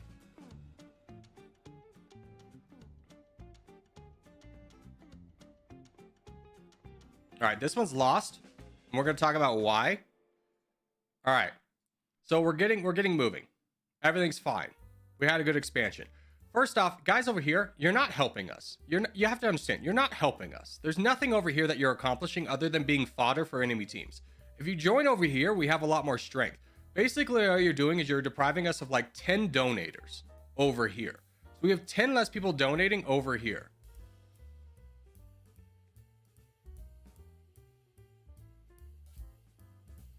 And for like new people who may not know, yeah, I didn't call it out right away. This is not on you, but we have people over here who've been here a while who know that like we go Asia on a contest, we go to the West. So if you're new, this ain't for you. Okay, everything's fine. Still doing a good job.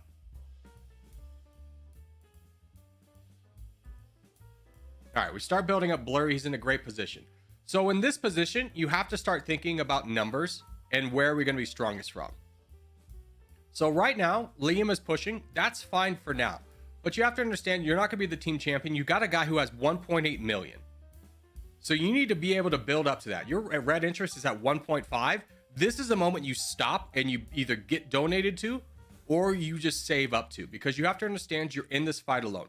Blurry or Snowboy over here is not going to be able to do a single thing for the team. He's playing hard defense. So Blurry's moving over here. Now, here's the one pivotal mistake. We have one bot that has like 0 troops. You could have gotten all of India because you are currently smaller than this guy. You could have gotten all of India before engaging over here. And the reason that's important is because it increases the maximum amount of troops that we can give you, making this fight a lot easier. But instead, he pushes directly for him and then never captures this land. He's fighting in this narrow passageway, which again takes a lot longer to develop. If like Supreme sends 1,000,000 troops, this will go a lot longer. The attack will last a lot longer because the passageway is narrow. While this is going on, while we're fighting over the smallest bit of territory, Liam has fallen because at no point did he ever save up to his red interest. He was getting attacked immediately because he didn't recognize the threat over here. The second thing is that we never opened up this passageway. So now we never gained any land. We never weakened this guy. So our focus still needs to be here. Wire has now joined the fight, and we can no longer address here because we didn't push this guy down far enough quick enough. Then we have people on the back lines over here. We got full sends, we got full sends, we got full sends. Not good. We donate 10% once a cycle when the numbers turn red for the explicit purpose that we can win these attrition battles. Sorry, I tried. It's not your fault. Don't worry about that, buddy. This is just to point out why I was telling you to do that and to build you up and to be a better player. It's not like you've ruined our day or anything like that. This is just to build you up to be a better player. Well, never got a single donation, of course. You were never in a position to be donated to. Like, let's be real. You weren't the hero in this story, and this is not to knock you. But it's to help you understand that when we're pushing from one direction, the team pushes from one direction. That's when we're the strongest. If we're trying to push from 7 different directions, all we do is we extend the front lines. We don't get to push anywhere.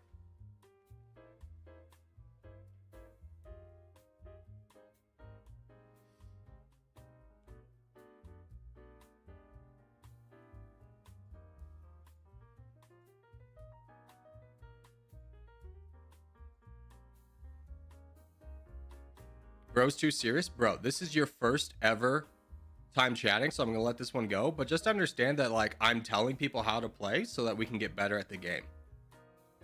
If you don't want to get better at the game, then don't listen. Like, it's not a personal attack on anyone. All right, we got a minute for the game. Let's finish up this. National emblem of Malta. It's that boy. Can you guess? Is it Malton? Maltese, maybe? Let's go. Italian is probably there. No. Arabic, maybe? No. French? English. Really? I'm shocked. It's Civil War. Oh, you're right. It is a Civil War. All right. Let's take off tags and move to a Civil War. Game menu settings, lobby 2. Back and close. Britain once owned it. That's true. They did.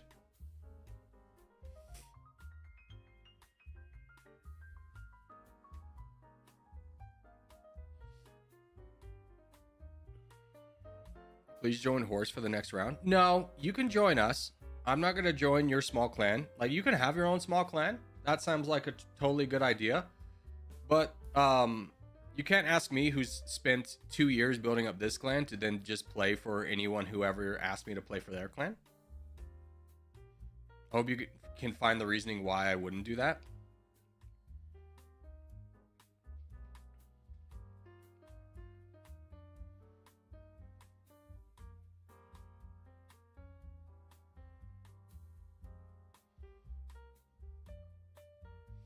So I'm guessing for us newbies, we should play a few solo games before jumping into one of these. No, absolutely not. You're always welcome in here. I'm never gonna like point out you as being new and be like, oh, you're the reason we lost or anything like that. If you don't feel, but I'm just asking, if you never played before, just go on the back lines with me, learn a couple, and then go front. But it's not like if you never played, you're gonna be like put in a position where the team's gonna win or lose because of you. All right, let's do here.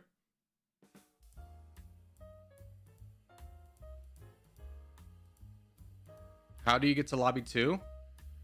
Game menu, settings, lobby 2, back, close, multiplayer. And we're gonna, don't worry if you about timing on this one, because we're gonna join it. I'm gonna point out everyone that still has their tag on. We're gonna say, haha, take your tag off, and then we're gonna quit this and join another game. Why are we in lobby 2? So we could just play with people on stream.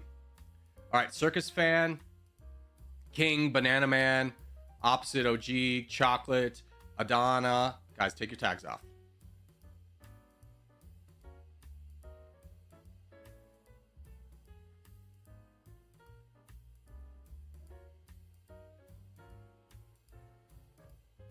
Who created the Corgi clan?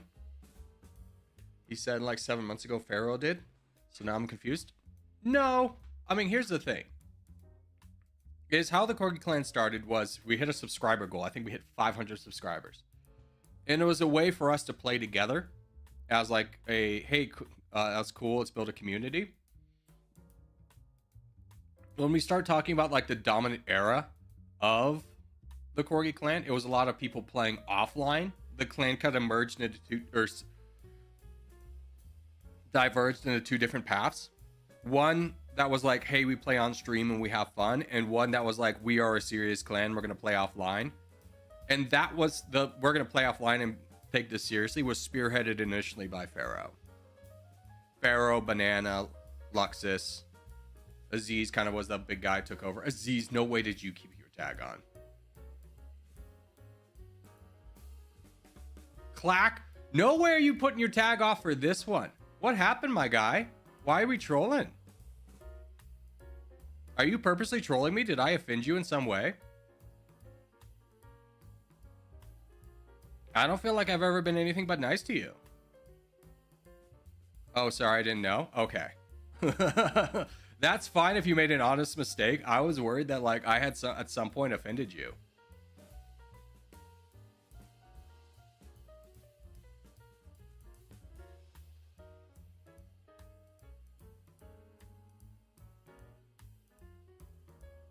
All right, we'll just capture this corner for our team and then be looking to donate.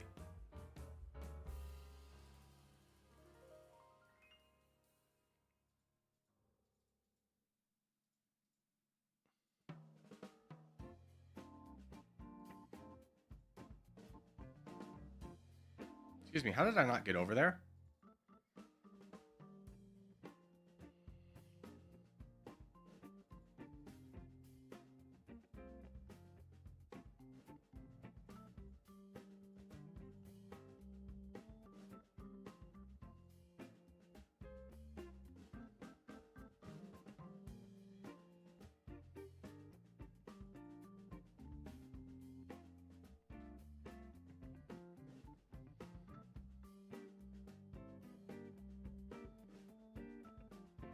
How far you want to push this, Void? How far are we pushing this, bud? You got one more bot. You want to get it? You want to get it? You want to unleash me? No, I just joined stream. That's fair. That's fair, Clack. Yeah, if you haven't been in stream in a while, we basically, whenever we do a lobby 2, is we'll join a game, load it up, and then call out people who still have tags on to try and get everyone to play a game with tags off. So you just happen to join in between the moments where we had just finished that game calling people out, and then you join this one. I don't know, my tag stayed on. No worries, Aziz. Trust me when I say I trust you that it was an honest mistake. But also the knowledge that you and Clack are on the same team does give me pause. I go, aw, dang. Dang, man, this is supposed to be fair. Although, you guys, yeah, you're in a pretty good position. I should have been doing this a while ago. That's on me.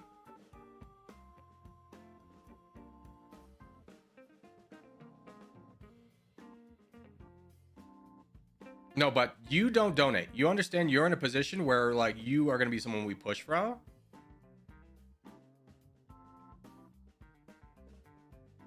Yeah, you see how you're now in a weakened state? But don't worry, train's coming down the tracks. I'm here, baby. I'm with you, Sago. What's gonna happen, Void? What are you gonna do, man? What are you gonna do? He leaves.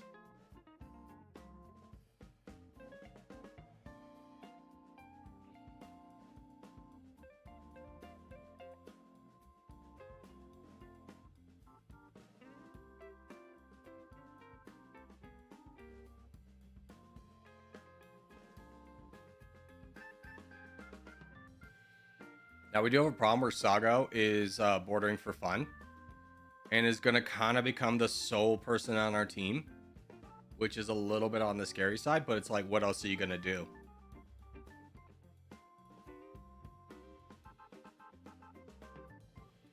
Because I'm not exactly in a position where I'm going to be like, yeah, let's rush my development.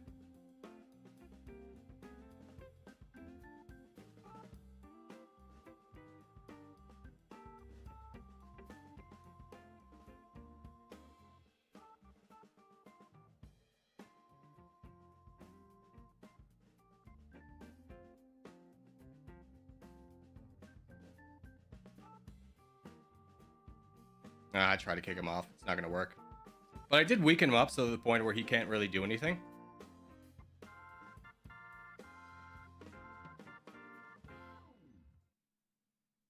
Here, we'll just push directly towards him.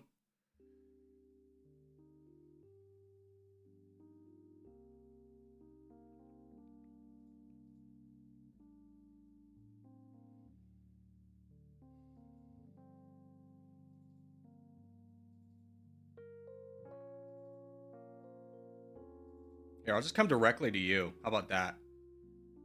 I'll just come directly to you with more land.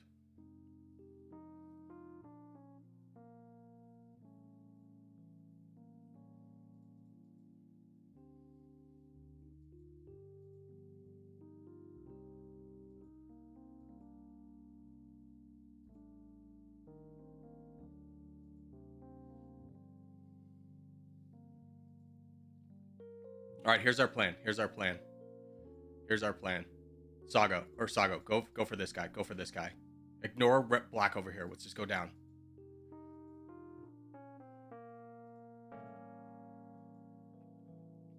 I'll donate to you. You attack down. Yeah.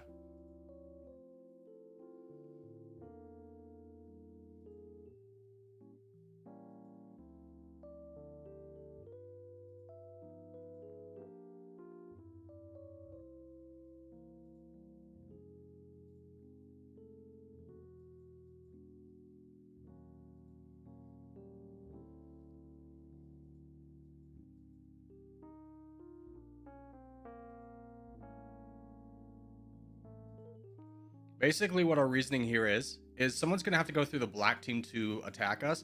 We don't need to get borders on the crown. He's not that big of a threat. Trident's right there.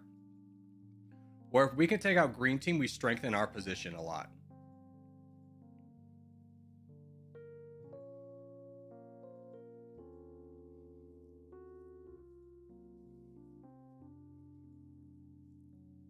Yellow's looking like a threat? Yeah. We're definitely the biggest threat on the board. You can see we have 30%.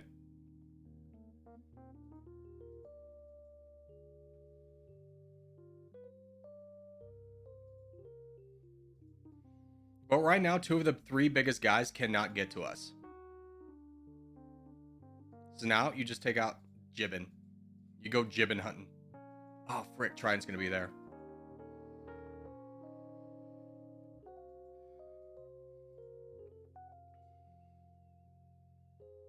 It might be worth... No, don't do that.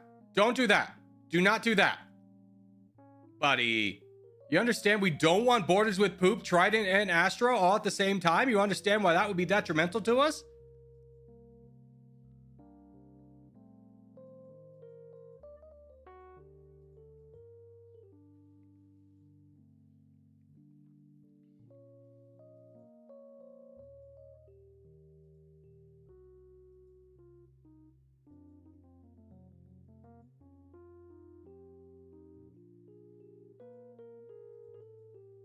Now that one black player was protecting this exact thing. Mountain probably still would have done it, but it's all going to go downhill.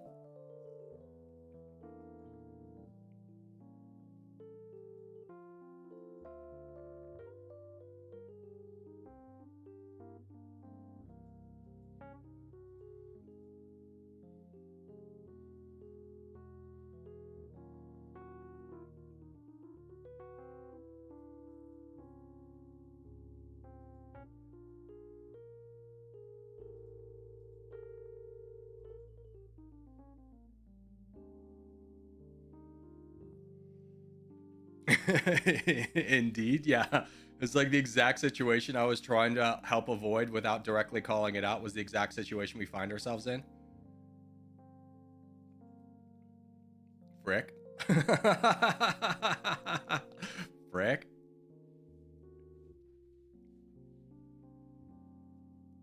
I think yellow is done for. I mean, here's what's going to happen.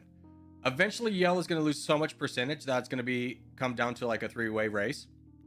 But it could have been avoided if we didn't get borders over here. We could have just been facing 2, and we probably could have beaten 2. Watch red clutch up. I don't know, man. I mean, he's right in the middle. I think we do be done for here. Boys, I would make sure we're all at red interest because I don't think they're going to stop until Sago's dead. I'm going to go ahead and call it that this is going to come down to black and blue with red being the decider. We got boned, brothers. All right, boys, you have to look at blue. You have to look at blue. You certainly have to look at blue at this point and go, that's a big scary boy. We got to stop that. He's got 33% of the land consolidated into one player. That needs to be stopped. Certainly Poop sees the merit of this and doesn't just let us do all the heavy lifting. Certainly he'll join in. Certainly he's not just going to sit at his max cap and do nothing. Certainly.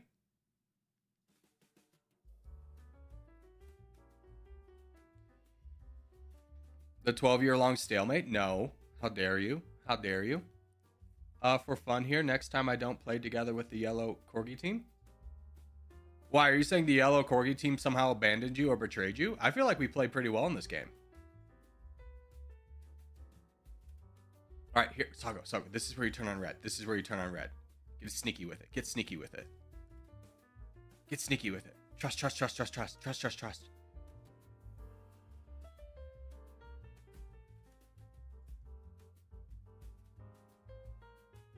Ah, we got the full send. Frick.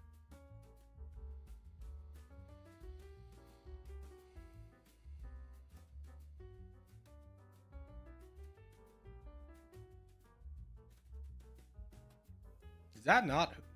That's rar. Interesting. I thought that was Sago.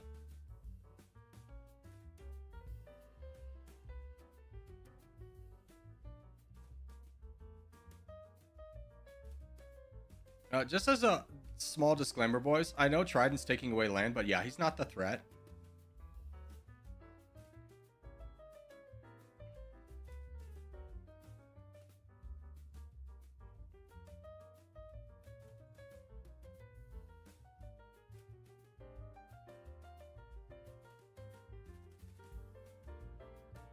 Yeah, I don't know who's boating down here thinking it's helping, but it's really not. You should just be donating. I don't know why you boated all the way over here.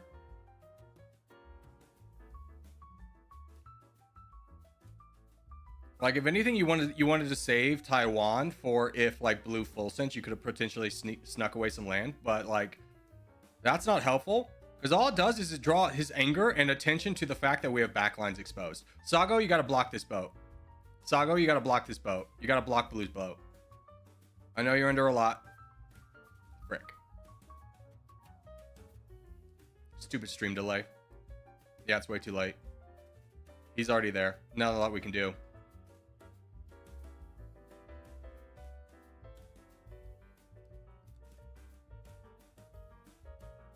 Now our entire backlines are exposed.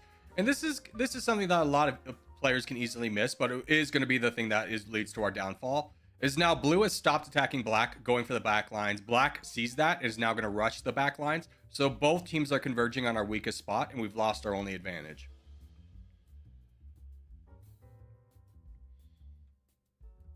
So it's not like it's Sago's fault. He could have blocked that boat. The big problem really was like these guys over here trying to get in the fight and drawing attention to the fact that they're still in the game. Like, trust me when I tell you, people will forget that you're in the game if you're small and just donating.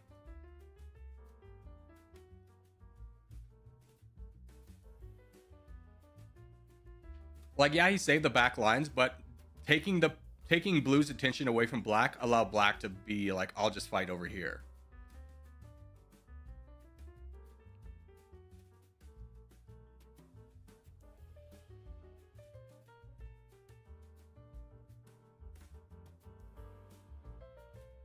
This was such an obvious outcome. I mean, I'm going to be straightforward with you. You give me 2 or 3 different moves and it's a different outcome.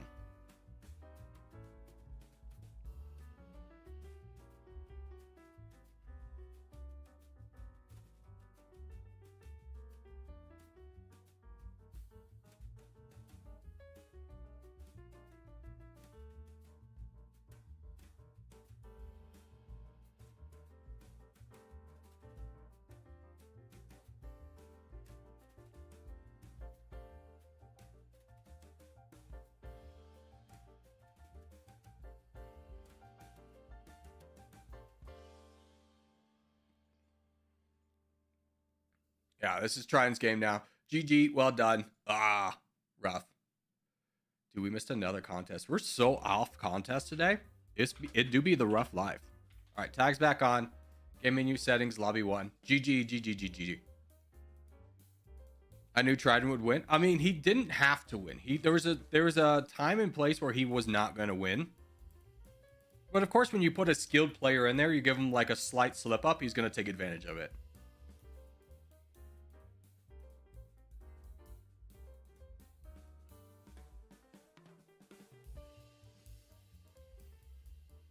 Yeah, that's just what happens when you get a good player who knows what they're doing. You can't make a mistake. And we made a mistake. Like, I can't stress this enough to you. If you're in a backline position and you're cut off, unless you're like twice as big as the person who just cut you off, you have no business boating anywhere. Like, it wouldn't help the team. Even Rar, who like got some positioning down in Southeast Asia, could have given that, not been there, given that position to Sago, and the team would have been in a stronger position.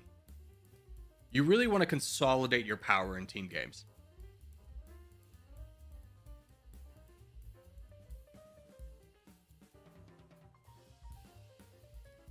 Why did Yellow Fulson could detract from what could have been a great game?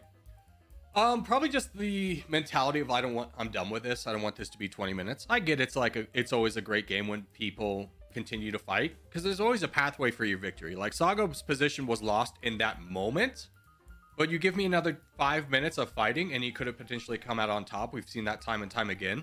So yeah, I'm with you. I don't like when people give up on a game early. No one except me would have voted there, I guess. Here's the thing, Rar, is Sago was down there. Sago was down there. So just trust me when I say he had an opportunity to get the land. And even if he didn't, it's fine. It's still fine, because ultimately there were attacks where you were getting attacked, where you were not donating to Sago, which is a small kind of snowball effect that leads to us being weaker as a team.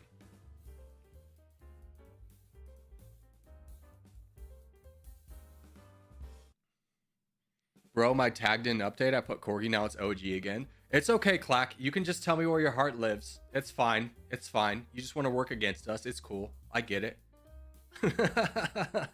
Clack, I have a question for you. Why did you step down from union leadership? You've been a pillar of that community for so long.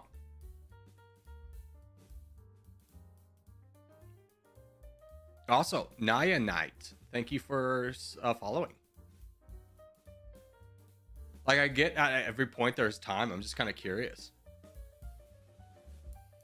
Stumbled across your videos and started playing. Thanks. Let's go. We got another one. I mean, it's the same story for everyone. It's the same story for me. It's how I started YouTube. Is I came across one Territorial video, and then I was like, I'm hooked. I'm in. Let's do this forever.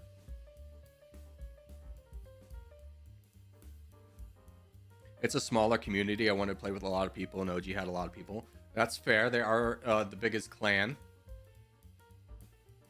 Yeah.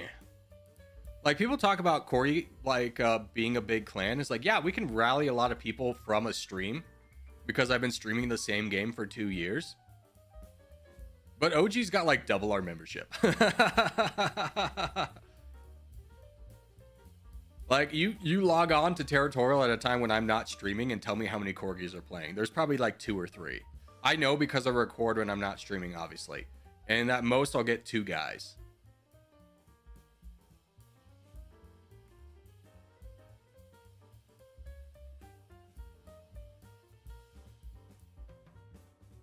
Pride Void. I think this is your time to shine. I think this is where you put on your big boy pants and you prove them all wrong. You look at the doubters and you say, not today, doubters.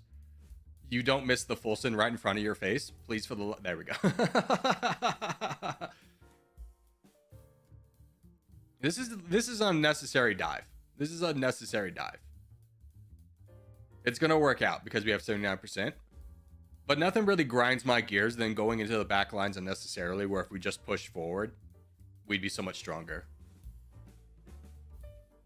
Is OG a streamer or just a clan? OG is just a clan. Yeah. When I started YouTube, there were 3 clans. It was OG, it was Union, and it was Elite. Those were like, if you're not in that clan, you're a nobody.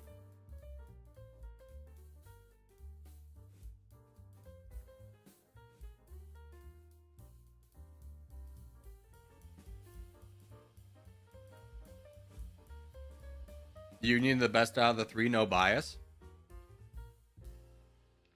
I mean, we had good relations with Elite and you guys. I never looked at a player in Elite or Union being like, oh, I hate that guy, they're so toxic. We obviously had our rifts with OG. I think we're in a better place collectively because we've just straight up banned them all. And it's not like... And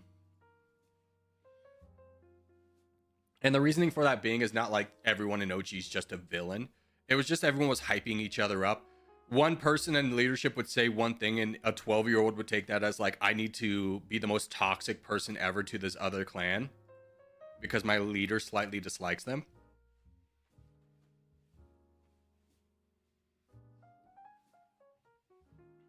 Union Corgi friend relationships were nice. Yeah. I appreciated them. Like, it's crazy how many, like, OG people would just absolutely... And, well, like, here's the thing. When OG people would hate Corgi, they wouldn't hate the clan. They would hate me specifically. Be like, that guy's the devil. And then, heaven for... You know, anytime we'd actually get one in here who would not just be like, I'm going to rage bait. It's just like, we settle our differences in a minute. Be like, oh, okay, I misconstrued what you were saying. All right, we're good. Like, Ogway and Solo, both... pillars of the OG community, come in here all the time, hang out. We're fine. We're fine. It was never like the leadership we had issues with. It was always like the underlings of like, you know, someone's going to be like, oh, OG declares hostile relationship with Corgi. So I, as a 12-year-old OG member, am going to stream snipe Corgi with racist slurs for the next 4 days. Be like, dang, man, I'm catching a lot of flack for this.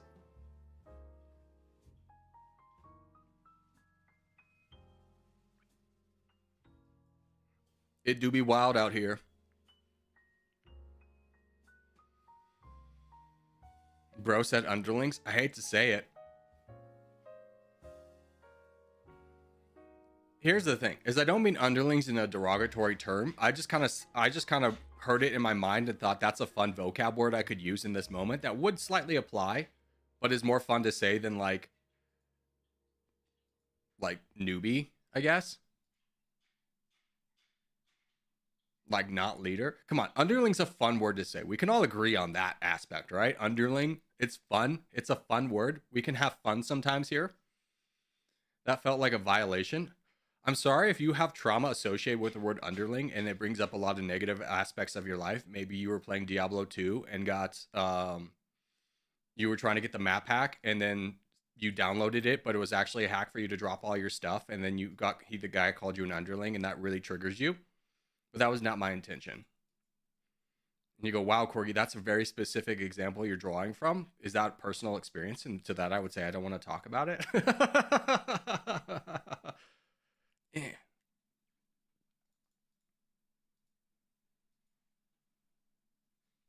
Dude, we're getting blitzed up here. Clack. We have so much opportunity. We're just like, this is what the military would call a target-rich environment. Unfortunately, though, it's a target-rich environment because everyone's been targeting us. We're going down, baby.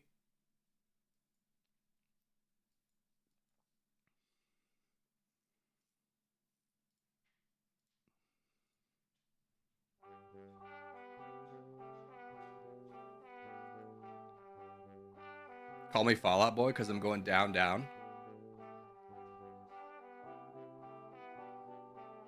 Which, talk about like an amazing song being so popular. Like Fallout Boy, we're going down, down. I have no idea what the next words of those songs are. We're going down, down, da, da, da, da, da. 10 years later, still don't know the lyrics. I'm what they call a true fan. Yeah.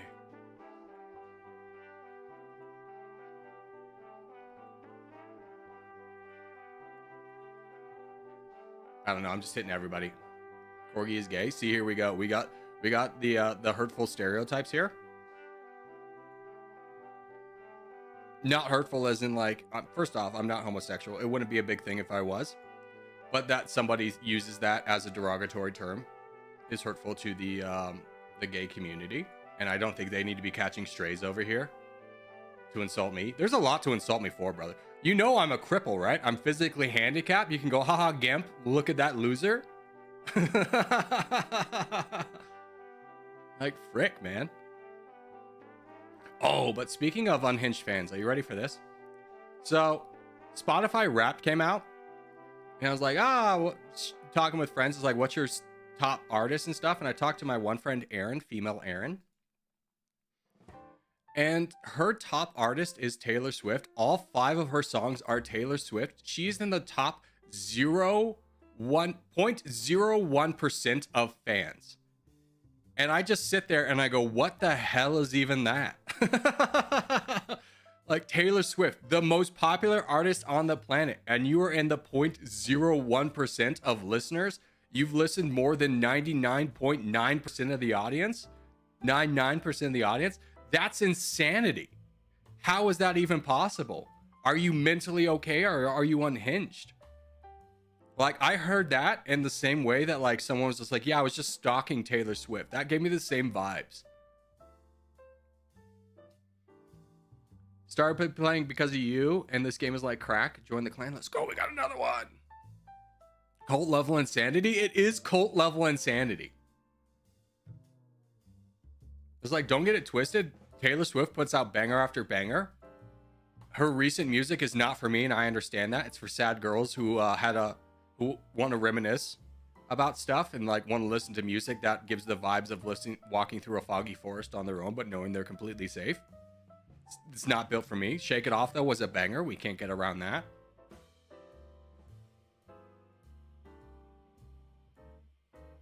But 0.01% of listeners is... That's every day. That's an everyday grind set. Very sad to see the slurs all over the place. I wish there was some moderation in the names. Yeah, here's the fun part about this. Is there used to be, and then the developer took it away. And we all just kind of sit here and go, oh, man. Do you remember the good old days? Oh, damn, you were on the black and not blue team? Knight, if you want to play with us, you just add the bracket, Corgi bracket, and you get put on our team. New to the game, how do I join? Add bracket, Corgi bracket, and then join the game that is highlighted in green. Did you get rid of it by accident? No, there's more than a few rumors that have a little bit more than a slight bit of evidence that the developer is actually himself racist. Which, if true, would be sad, but also, like, why would you take away...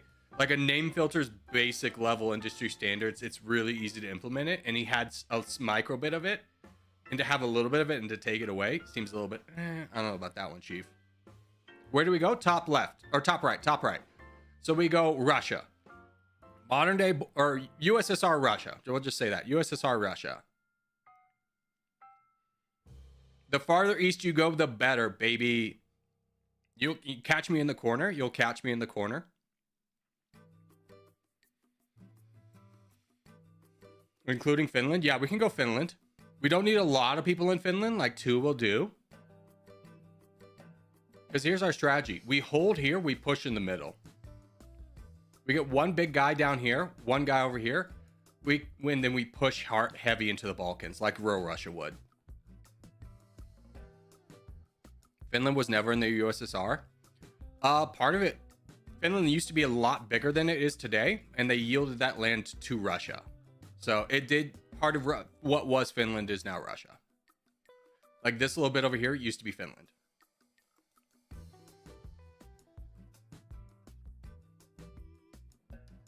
Here we are again. Get wrecked, nerd. You lose again. I think that's 0 for 99. You'll get him next time, kid. No. Push, Corgi fan. Push for this land. Push for the land right now. Block the other teams from grabbing it. Don't worry about your troops. Just push for the land. Get the land. Let's go. Huge.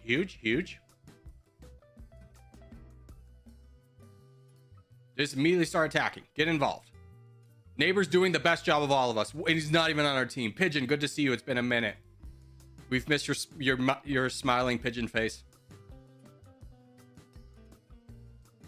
I did Corgi. I was on black. Sometimes in a non-contest game, I have a tutorial out in case you want to watch it. But sometimes in a non-contest game, if one clan has more than 50% of the team, the last people that join will be put on the other team, even though they have the tag on.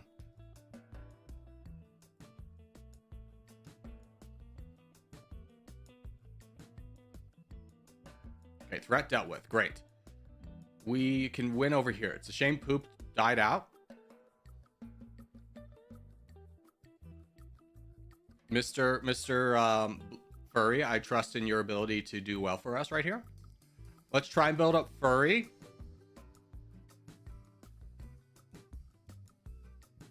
Vitality would probably be our best bet over here.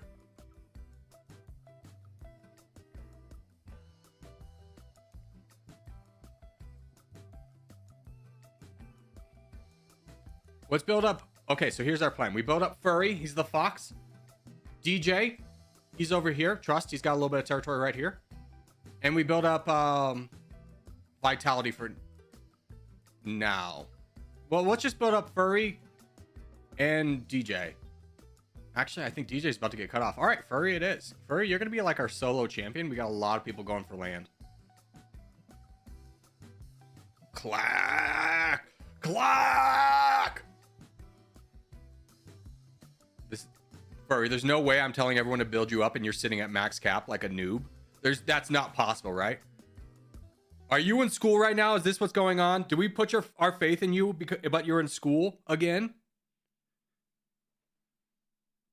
I thought Furry was not playing today. Yeah, he gaslit all of us. All right, DJ, I believe in you. This is still you, right? Yeah, DJ. New champion coming online.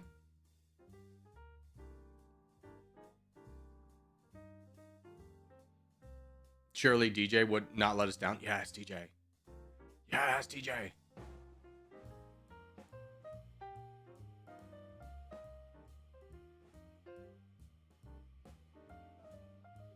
Whoever Rush is, you're also doing really great.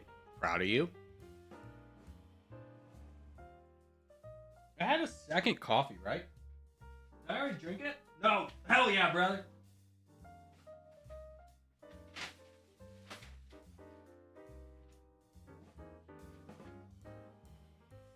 I'm in my yapping era and I need a substance to continue. I'm just lurking. That fox isn't me. Okay, that would make a lot more sense as to why he's sitting at max cap. Like, brother, you're a veteran of so many wars. There's no way you would allow that to happen.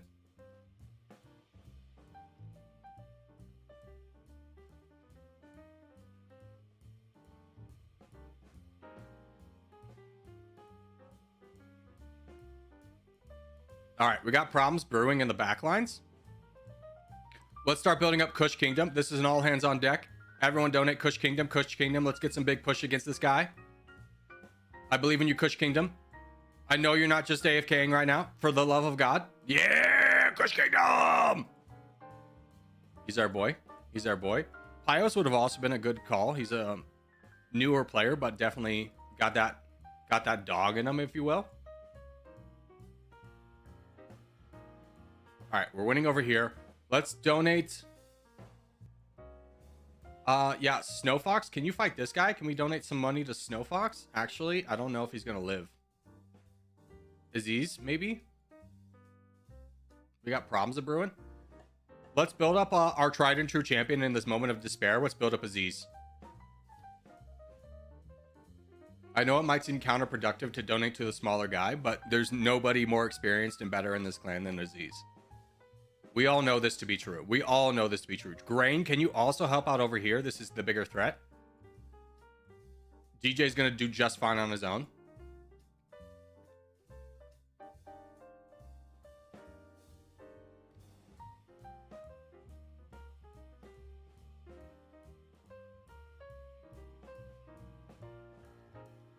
Corey, are people finally learning that being in the back lines is important?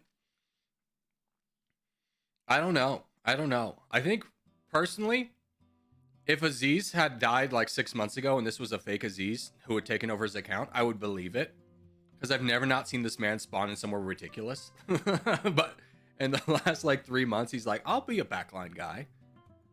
And I'm just kind of sitting there being like, I don't believe it. He's an alien. He's been abducted. He's probed.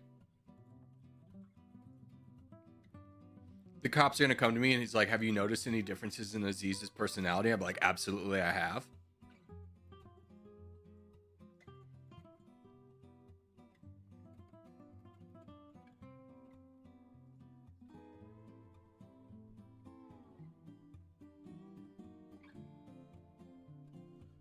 No, I'm just really tired today. See, even that is like, I don't believe it. Doubt, press X to doubt. GG. Yeah, GG, clack.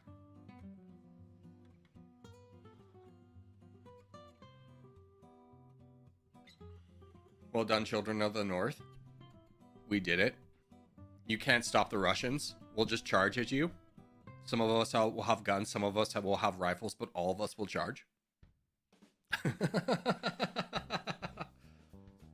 Well done, well done. All right. Is Avocado here today? Is the farming dead so quickly?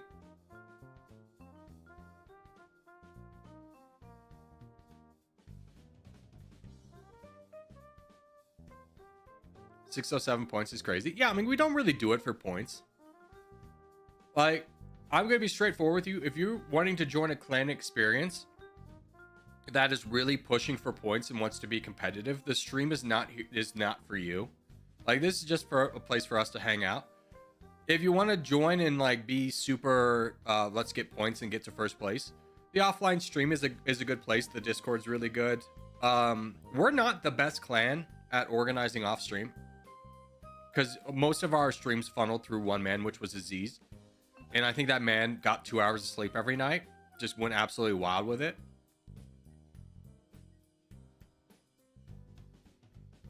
Yesterday night we got 5 points in VC. I'm assuming you're talking about 5 points here, not just 5 points in general. This stream is for fun. Discord is for push. Exactly, yes. Discord is for pushing. Stream is for fun. Me and Aziz could revive the voice chat. Yeah, I mean, anyone could revive the voice chat. It takes one person to like be in the voice chat to attract other people. Like, straightforward with you. But it is like a taxing thing, and it's not like you get money for it. How do I look up my clan on rank? You click on top clan, and then you go down. I think you can search. Yeah, you can search clan name by hitting options.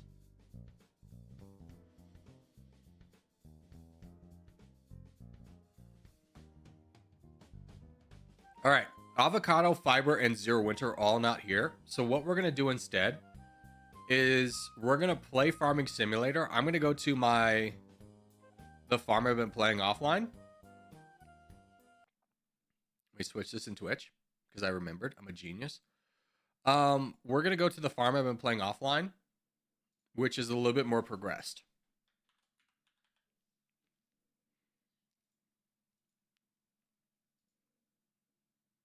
And you probably don't hear volume right now because I play it with volume off. Get that to 80. Check vols. Check the vols.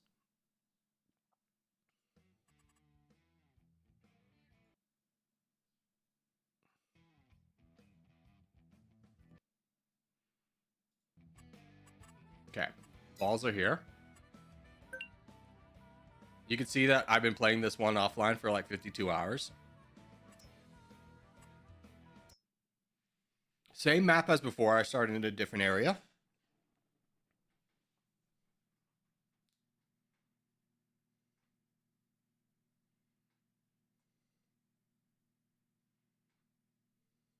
I learned a lot from you about Territorial, Corgi. Thanks. Well, I'm glad to hear it, Mario. It's a fun game. It can be confusing, and it's stuff you would figure out on your own. I'm just saving you like 10 hours of playing the game. All right, let me show you what my farm looks like. So I own 68, 59, 60, 61, 62, 63, 64, 65, 66, and 67.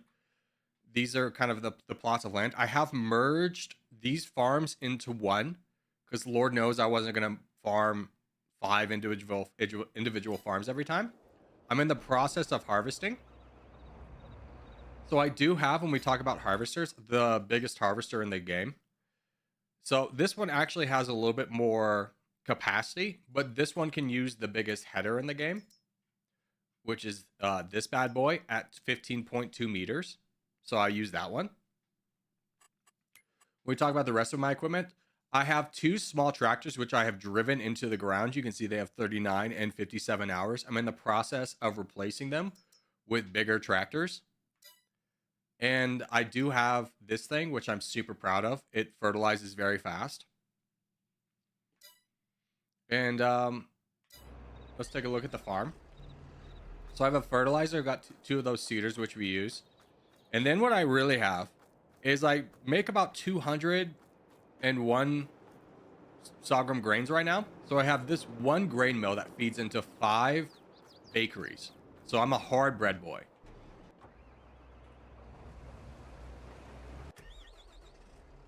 But I just want to show you, look at the wingspan on this thing when I unfold it. This is $500,000 right here, baby. Look at this wingspan. Bread? What we talking about? What bread? Sorghum bread, bro. The biggest wingspan you ever seen in your life. This man plays for the NBA. It's gigantic. It makes fertilizing so much faster. That is massive. Yeah, it is gigantic. But it is like, I'm at the point where like, I'm buying better equipment to scale to more farms, and I can't do that with my current equipment, so I had to get this. So my plan is, right now, is I'm going away from those seeders because they're too small. So in order to get bigger, to go bigger scale, what I need is a bigger seeder. So this is the biggest seeder in the game, but it requires 300 horsepower, which my current tractors cannot do, which is why I bought this guy. He's got 305, he can do that. Now, if I'm taking away from this guy who cultivates and seeds at the same time, I need a cultivator. So I'm going to get the biggest cultivator in the game, which is this guy, who requires 500 horsepower. So what we're saving up for in this harvest is to buy a big tractor that can handle that. And that is... No.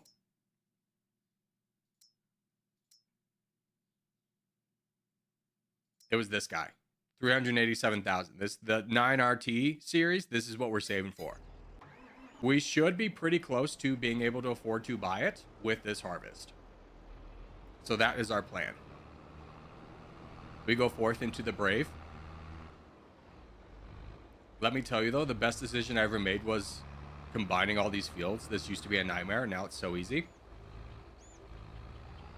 All right, we're gonna do a drive-by. This guy's got an 80% full tank, so we're gonna start unloading him so he doesn't have to stop. Don't want to be wasting that precious diesel, you know?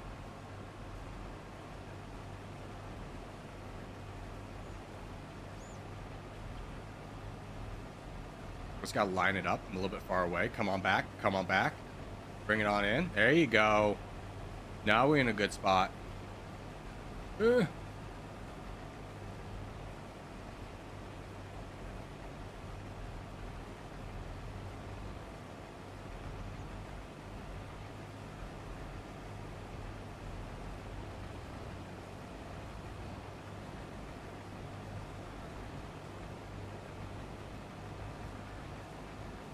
We'll just continue down the line with him.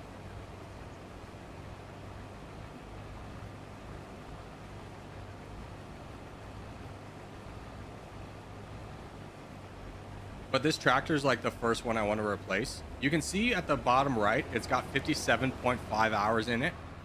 Basically in this game, if you get a tractor that goes above 40 hours, the repair costs are going to be so frequent that the tractor's not worth using. But I'm keeping it online for now until I can get the new farming equipment, because basically I don't want to wear out the new tractor until I get the new farming stuff.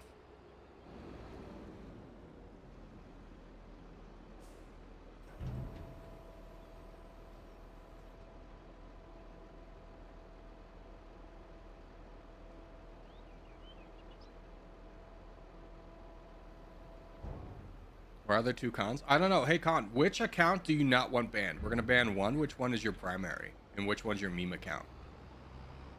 And if you say both of them, then I'm going to ban both of them. It's up to you. Yeah, Maverick, if you're here, can you just ban both cons?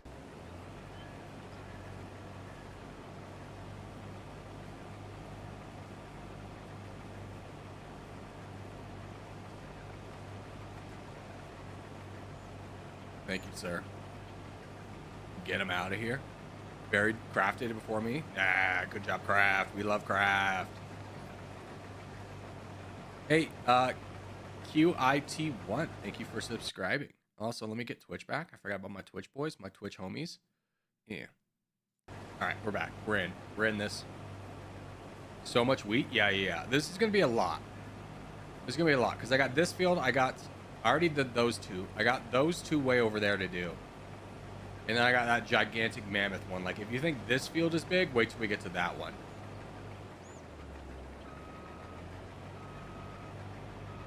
Even this harvester, though, is kind of reaching close to its edge of viability. I will need to buy probably the same tractor again. We'll see. They were both made 3 minutes ago. Yeah, so just here to be a nuisance. Nice. 2 accounts made 3 minutes ago just to be a nuisance. If left unchecked, that man would have gone wild. Oh, can you get the next con and just keep on that little game of whack-a-mole until he gets tired of trolling? He tuckers himself out.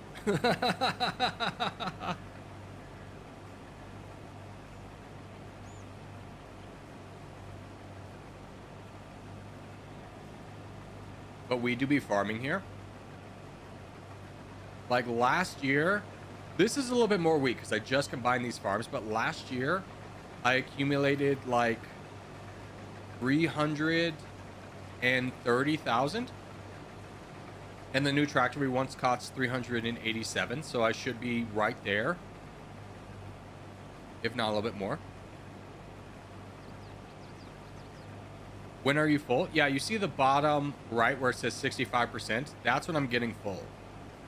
And if I don't unload this harvester prior to it becoming full, it stops until you unload it. But if you can catch it when it's like 80%, then you can unload it while it's moving. Save a little bit of time. Oh, behind your camera? Oh, it is behind my camera. Hold on, let me move my camera.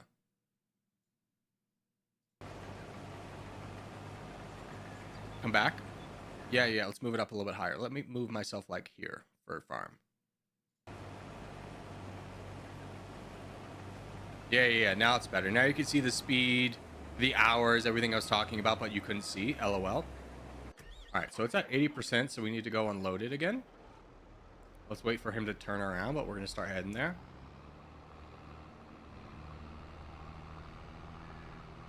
And you can see the fuel, how much fuel this thing has is in the bottom right.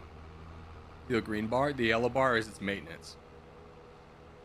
So if you let it get to the red, it's going to cost perpetually more to fix, but also need to, like, it'll stop working as well. And if it goes all the way down, then obviously the thing stops working. And to be honest with you, I don't know how to fix that. I would not know how to haul it back to a place where then I could get it fixed. But because I'm on the edge of the map, I did get a workshop, a vehicle workshop that will allow me to repair things here rather than run all the way to the store. Oh, I gotta keep this level, keep it level. Now, I may be thinking, Corky, you can't just drive in a straight line. It's not that hard. The game makes it purposely harder to drive in a straight line, so it'll constantly like veer you off to the right and the left. Oh God.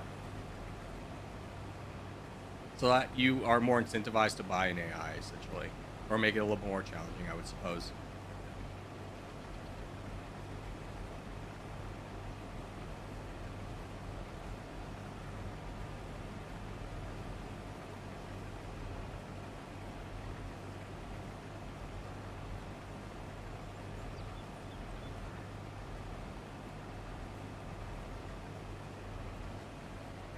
Because driving a tractor in a straight line in real life is not as simple as just like going straight and keeping it forward forever. I don't know if you've ever seen it, but there's a great show on Amazon Prime called Clarkson's Farm. I talk about it every time I play this game. But it's the story of like the guy from Top Gear, Jeremy Clarkson, who bought a farm in like 2008, but now is the guy who's running it quit, so he's gonna run it. And it's a wild story. It really drives home how hard farming is. I missed it. Who's steering the big thing? I hired an AI worker. So you can see my money in the top right is going down. That's his wages. That's this guy's wages. Because I'm not actually driving this. You can see in there, it's this weird guy in the shorts, where I'm in a much more modest yellow high-vis vest with a ridiculous helmet. Much more reasonable, if you ask me. Yeah. That's what, you may not like this, but this is what peak performance looks like.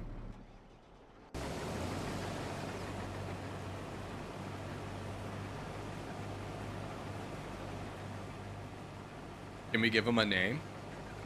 Let me figure out.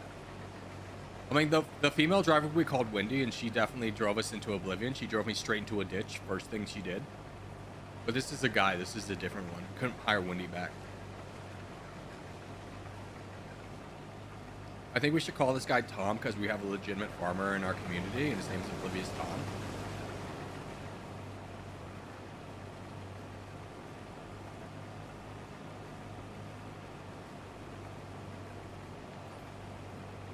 Hey,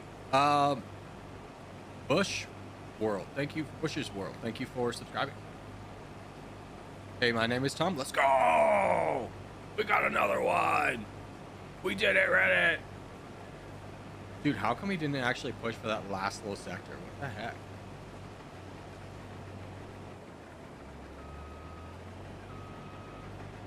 That's profit we're leaving on the table, that little thing. Now, obviously, I'm not going to go back and get it. The only problem with this tractor is it's so freaking big. We might need to cut down a couple trees to make this work. We'll figure it out later, though.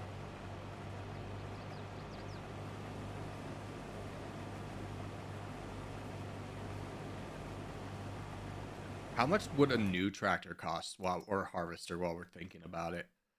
That's another 500,000. Dang, dude, that do be the rough life, huh? I don't think I bought this new though. I think I got it on a sale. Which, is there anything on sale? Nothing I really want. I mean, we got like a stone boy, we got a potato harvester, we got a grass boy, a windrow, and we got a bale. We don't do any bales.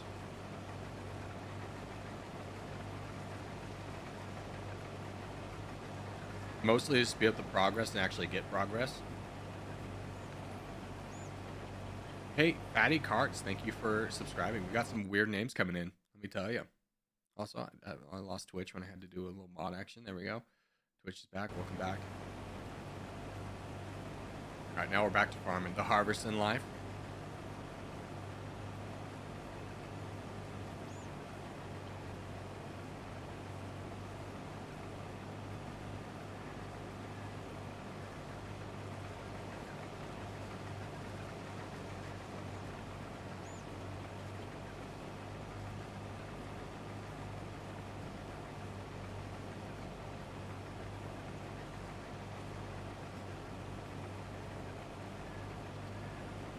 All right, one pass done. It's time to bring our boy. Let's go unload him.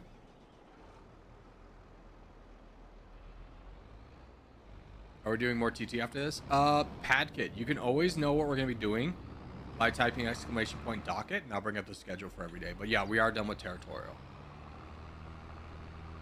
We move on to the farm life.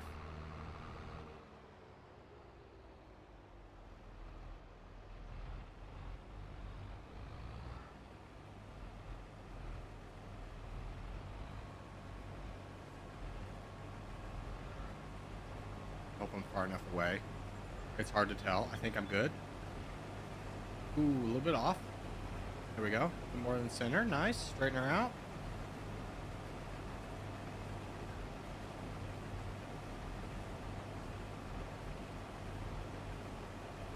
Corgi side note, you got me hooked on War Tales? Dude, such a good game, right? We'll revisit it at some point. War Tales was a lot of fun.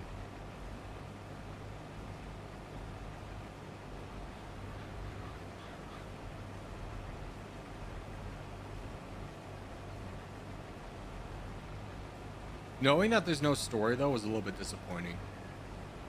I wish there was a story.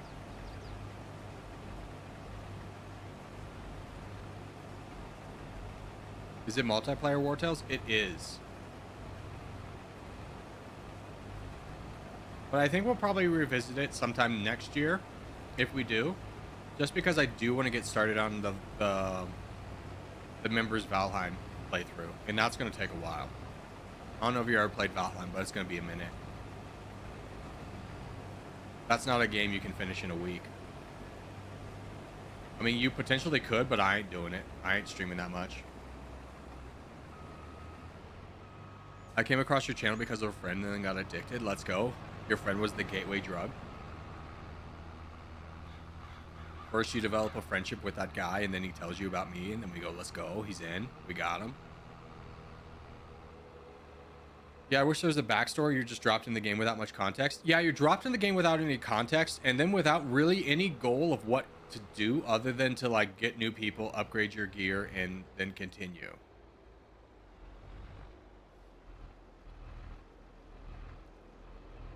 And I set the world to be, like, constantly challenging. Like, the world adapts to how... Like, there's two different ways. You can have it so the difficulty scales with the people you have, or you can have it so it's region locked. And I kind of wish I had done region locked because it would inspire me to do more... Go to more regions. But, like, right now I'm in just a position where I'm just fighting for my survival at every moment.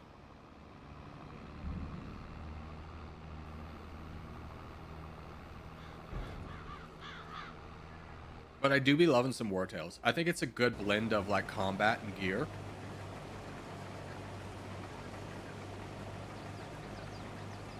Really feels that Bannerlord miss. Kissy face for the boys. Obviously for the boys. What, you wouldn't give a kissy face to your boys? What are you talking about?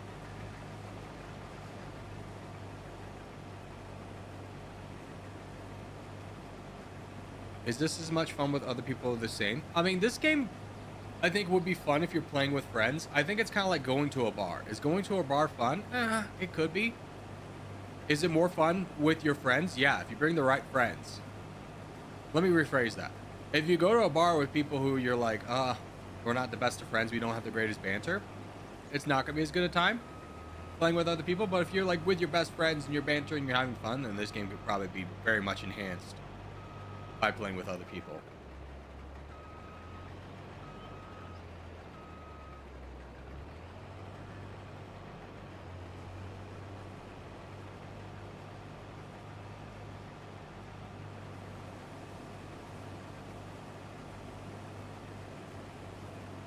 All right, so we got like 2 more passes here, and then we move on to... I think we'll grab those 2 fields really quickly, and then move on to the big field.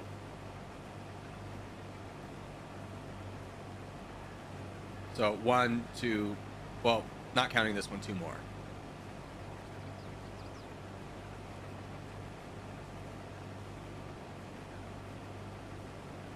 I've never seen Corgi so chill. What are you talking about?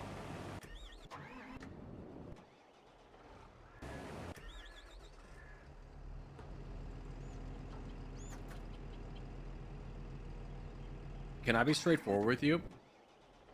I'll tell people what to do and point out the reasons why we lost in a game of Territorial. And people, you Gen Zers who take everything as a microaggression get so offended and be like, oh, this guy's so mean and mad, and be like, brother, I ain't.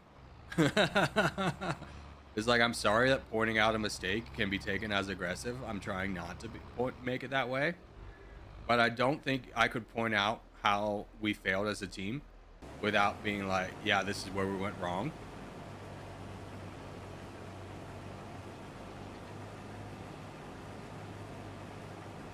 It might be your generational thing where maybe you just need to be more accustomed to feedback being a thing you can learn from and not like a personal attack. Maybe don't take it as a personal attack and it won't be a personal attack. Like if you view it from the lens, if you're coming in hot and you go in, anyone talks to me, they're stalling, they're out here to destroy me, then yeah, I'm probably going to be the bad guy in your life. But then wait till you get to the real world. That's going to be a real hard wake-up call for you when your boss goes, this report is wrong, and you're going to break out crying because you've never had criticism before.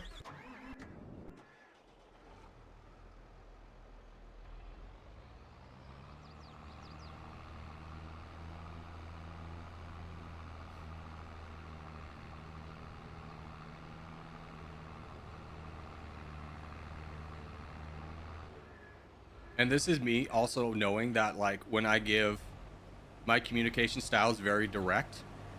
I'm not gonna fluff you up and tell you all the great things you did and then, you know, compliment sandwich you, because I feel like that's a little bit insulting to you and me. And I understand how that can come off as rough as sometimes, because I have made people cry at work for telling that they did something wrong.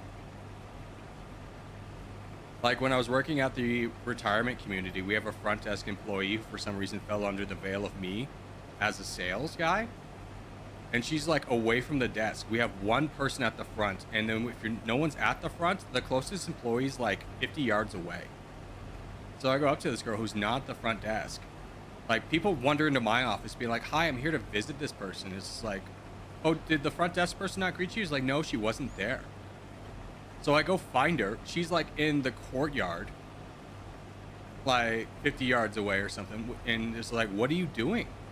And she's like, I'm hanging out with the residents. It's like, that's cool, but that's not your job description. She's like, I have my radio. It's like, yeah, but you understand that this is a place people visit, and like, not like they expect to be greeted. Like, they want to make sure their family members are safe and like not wandering off, and you're like the person who reassures them of that when they come into the door. So there's no reason that you can possibly have to not be there. And she cried. And then I got like, oh my God, World War III starts, because she didn't cry in front of me. She's like, I understand. And then I left. And then like I get messages from any manager that's ever existed in this building being like, why did you make, let's call her Sydney, why did you make Sydney cry? And I explained the situation. But it's like, and everyone's like, yeah, that's totally reasonable. But just the constant like back and forth of having to explain this. And my boss was just like, you know, your logic was fine, but you do need to be a little bit softer with Sydney. And I go, because she's like, you have a very direct communication style. And you know what I got away from that situation? What I pulled away from that mentally is Sydney is weak. Sydney's weak. Corgi full sent Sydney, dude. I wasn't like yelling or anything. I was just being very direct. It was like, these are the reasons why it's really important for you to like do your job and be where you are. And I made her cry.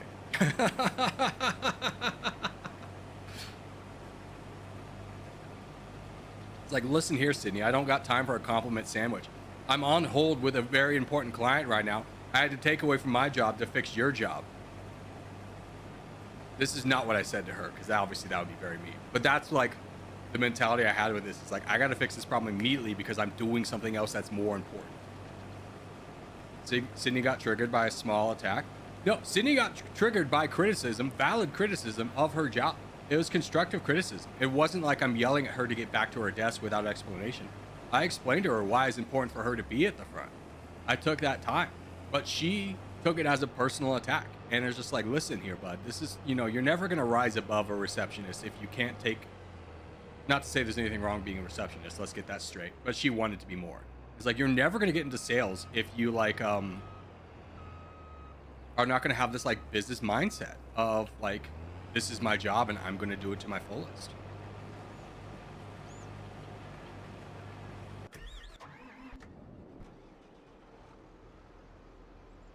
You and I are the same.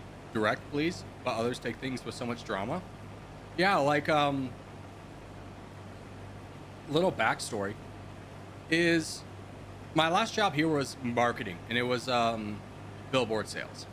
I got assigned a territory that had never produced anything. The company had just bought it and they wanted to ramp it up, and there just wasn't any demand.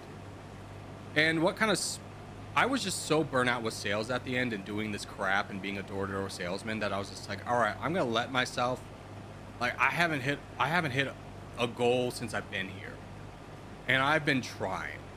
It's just like the territory's not developing, and it's not like I'm new to sales or don't know what to do. I've been like top salesperson everywhere I've went, but this market's just not going to be it. And YouTube was starting to pick off, and I was like, you know what? I don't even want to do sales anymore, so I'm just going to let them fire me so I can collect unemployment for a few months and then go into YouTube full time. I never actually did collect unemployment, but when my boss pulls me in, it's like, it's very clear I'm about to get fired. I'm with the GM, I'm with my boss.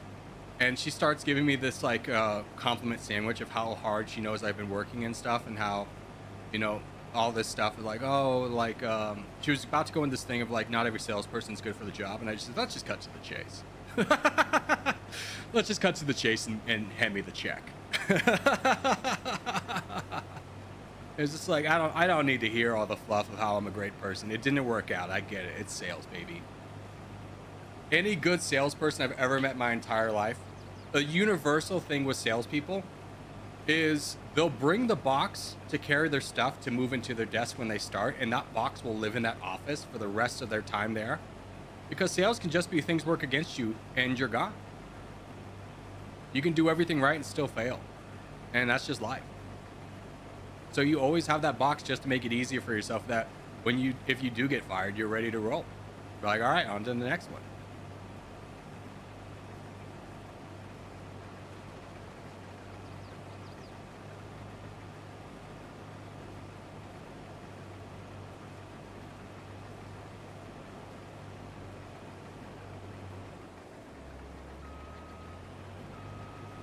Full-time territorial player, dream job. I mean, here's the thing. I'm a lot happier with my day-to-day life. Like, working in billboard marketing, it's not like I was ever thinking about, like, you know, deleting myself in Minecraft, if you will.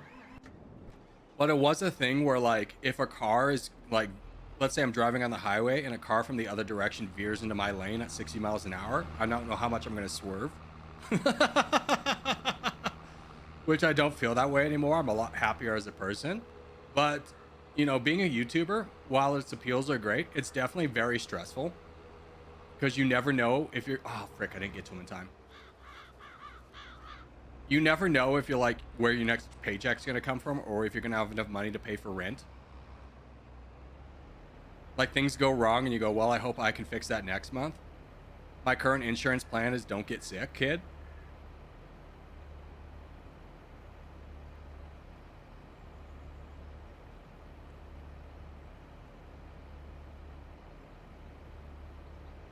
This is the exact situation that happened in my work as well. I inform my boss that either my coworkers show up or they'll get kicked off projects that I control. Yeah. And here's exactly how that conversation went down. I bet you your boss was like understanding, but he's like, you need to be nicer about that. He probably identified you as the problem because you're too direct. Where it's just like, I hate working with people who are not direct, because it's like, we could solve the problem here in 2 seconds if you would just talk to me.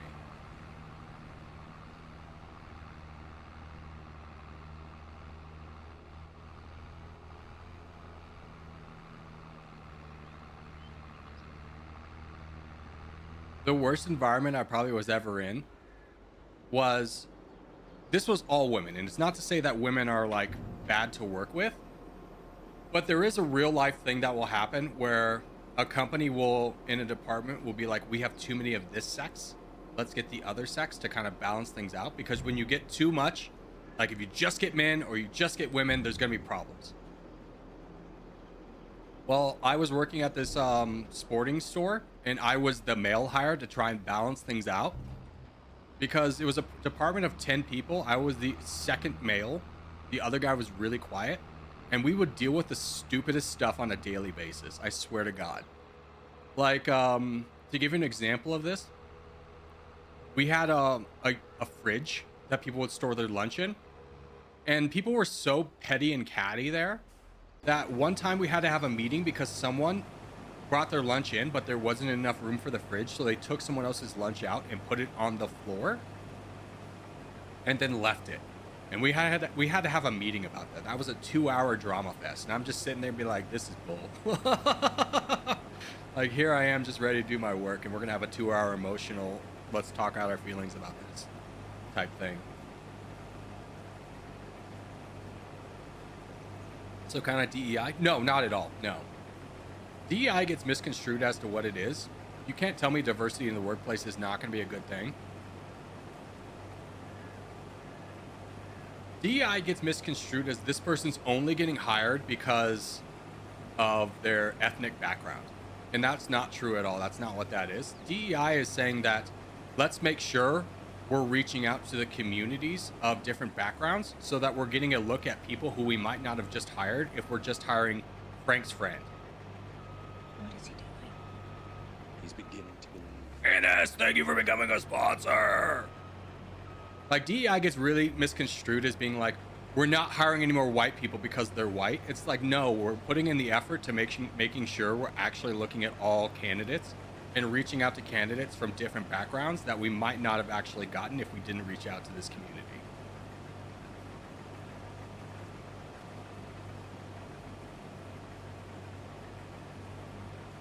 Yo, what's good? What's up, Anna? How are you?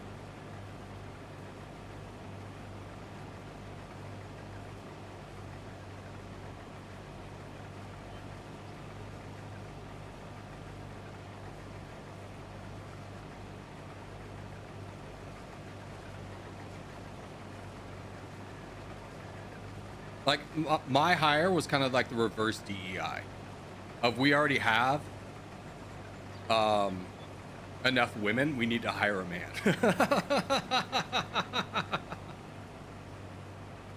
Doing good. How about you, man? Dude, I'm doing well. I'm just living my farming life. About to make so much effing money, dude. You wouldn't believe it. Been following for a while. Thanks for your streams and videos. They're very relaxing. Thank you. I super duper appreciate the kind words. Yeah. Like, as much as that might seem like a phoned-in response, it really does mean a lot when people come in and say nice things. Because, you know, you kind of talk to yourself all day and you kind of hope that, like, I hope people like it. And they're not just, like, following me out of a sense of responsibility. Or, like, routine. Yeah. Don't get it twisted. I'm not, like, keeping myself up at night being like, I hope people like me. I hope, do they like me? Do they really like me? Like a Disney princess. They like me. They really like me. Which is kind of an understandable mindset for a Disney princess to have when half of them, like, start the story off by talking to, like, a rat. A rat is their only friend.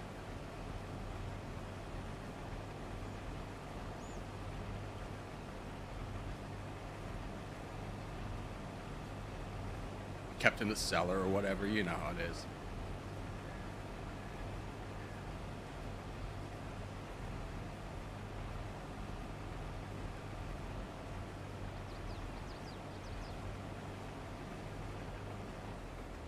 Okay, we got it. Let's go.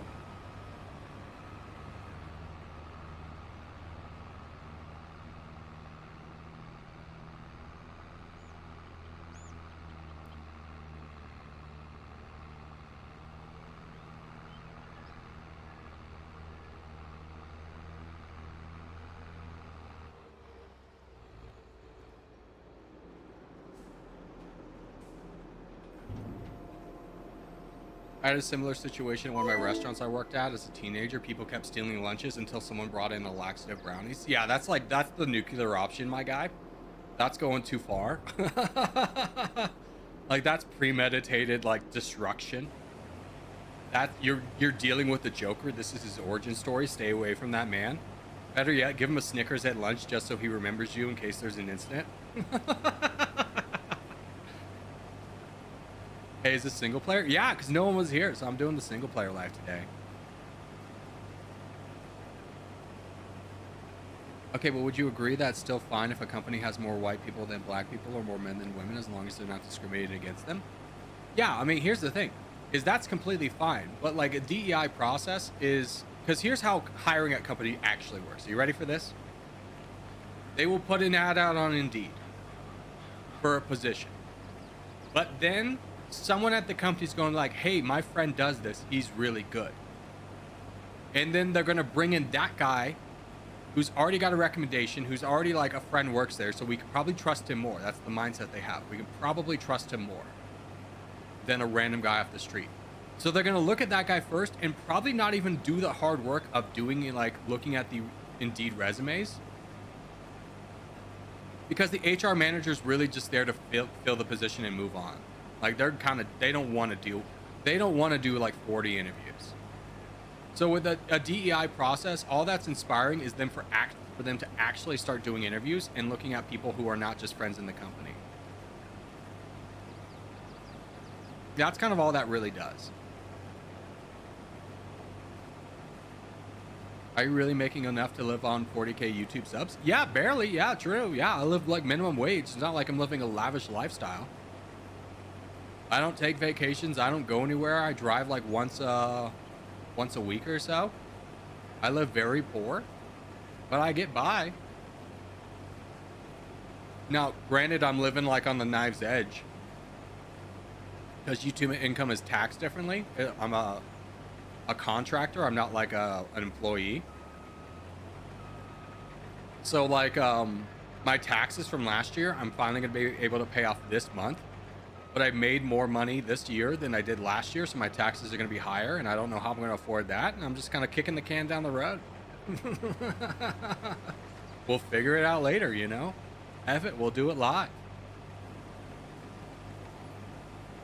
Alexi, thank you for subscribing, brother.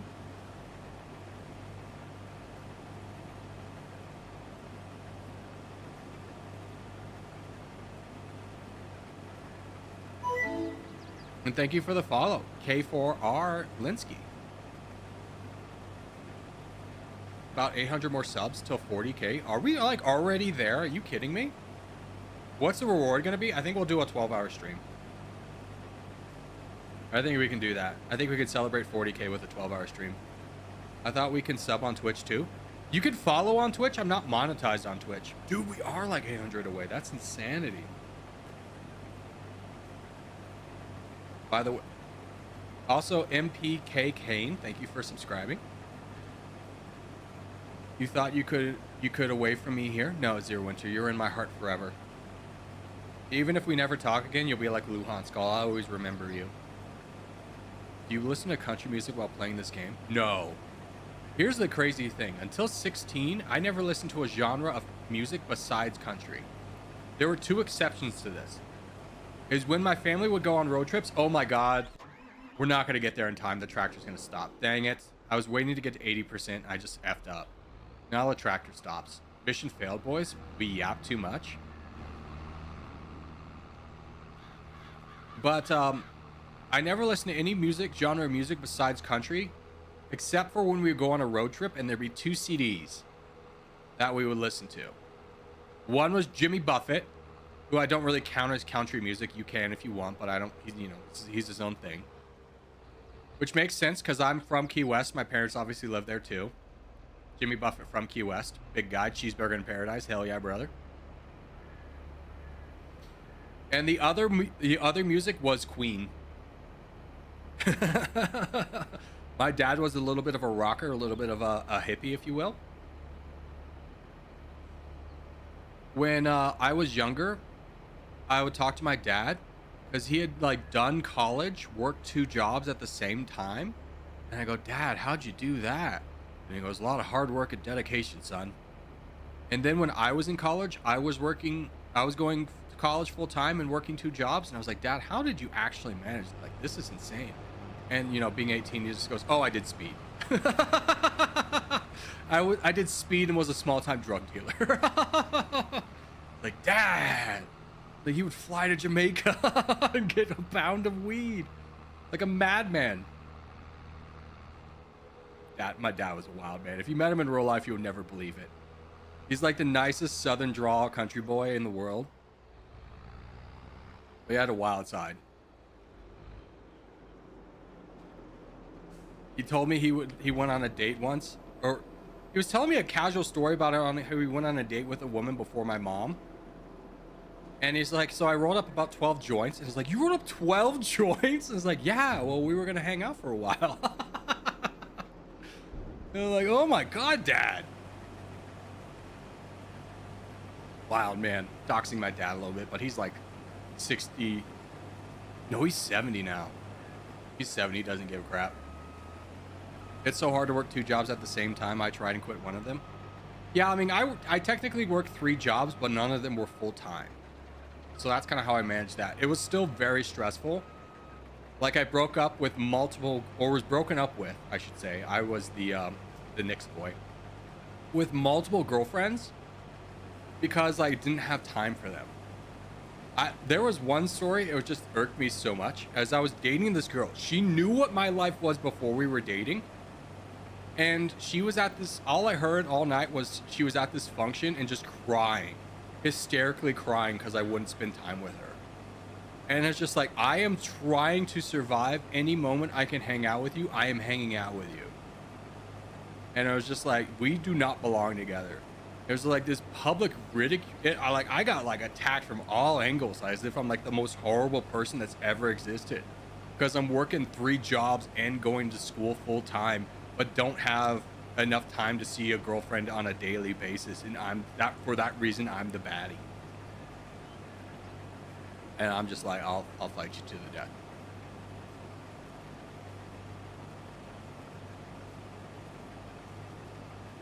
But anyways, country music. I listened to country music all growing up, loved country music. Around 2013, country music became very broad, very mainstream, and all the music started to sound the same. And I got really tired of hearing about painted on blue jeans and driving with my truck and how if I don't own land, I don't belong in this country type crap. Can't do that in a small town. And I was like, I'm out. But like, if you're to ask me who's my favorite artist of all time, it's probably Garth Brooks. I could grind out every song he's ever made real easy. Garth Brooks is one of my huge inspirations to like, and when I say that, like inspiration to take a risk in YouTube and such. Because if you don't know the story of Garth Brooks, he's the highest selling country artist of all time. I think Taylor Swift outpaced him, but at that point she wasn't really country. Garth Brooks stayed the entire way. And he's just like so good at everything he does. He's really like an awesome guy. He's very humble. And you hear the story about Garth Brooks. He's from like small town Oklahoma, and he was playing in like a little bar there, and people were like, "You're really good. You should go to Nashville." Nashville is where all the country artists like. If you're a country artist and you want to get signed by a label, you go to Nashville. So he raises money, he crowdfunds money to go to Nashville. And he goes to like one meeting to like get established there and just gets absolutely overwhelmed thinking I could never possibly do this. This is such a mistake. He drove home the next day. Have to go back to his hometown in pure embarrassment because everyone's like, weren't you going to Nashville? Eventually works up the courage to go back and becomes the highest selling country artist of all time. Like, let's get real. That's a real story of like the human condition, the human triumph of being so afraid of something but doing it anyways. And then like imagine if he just quit. He never was there.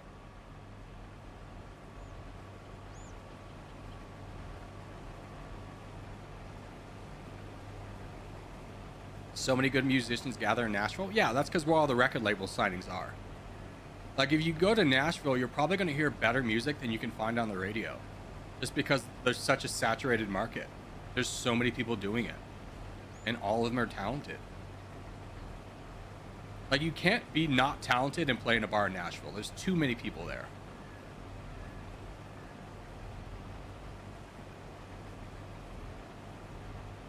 But I do think country music's lost its grit. Like, I don't think there's a lot of great country music artists out there. I would put like Maddie and Tay as like probably the best ones doing it right now. They're one of the best ones doing it. Their songs are so like emotional and raw and just relatable, and you go, hell yeah. Eric Church was like my go-to in college. There's some good ones out now. I just can't think of their names. Jelly Roll's obviously a good one.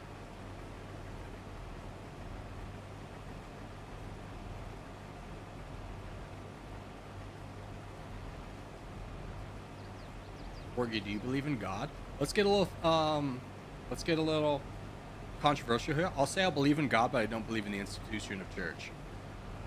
I think the institution of church has taken away what God offers.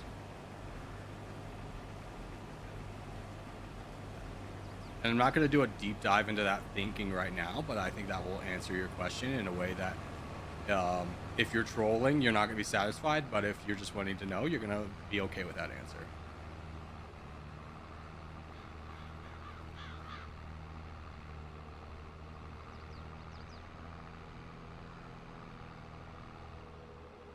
Oh, dude, I forgot these farms over here. I'm so dumb. We'll get them at the end. It's okay. Let's take a look at the bread. See how the bread production's going. The flour production.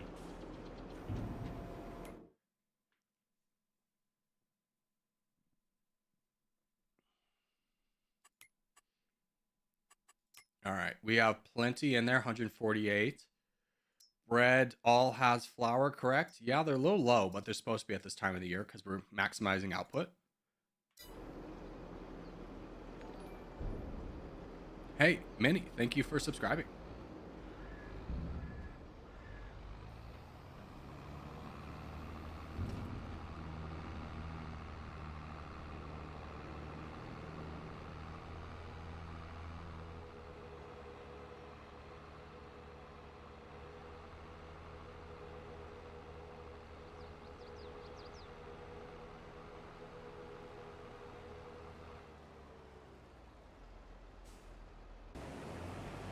I just found your channel with Territorial IO, and even though I don't understand everything, I love watching them so much.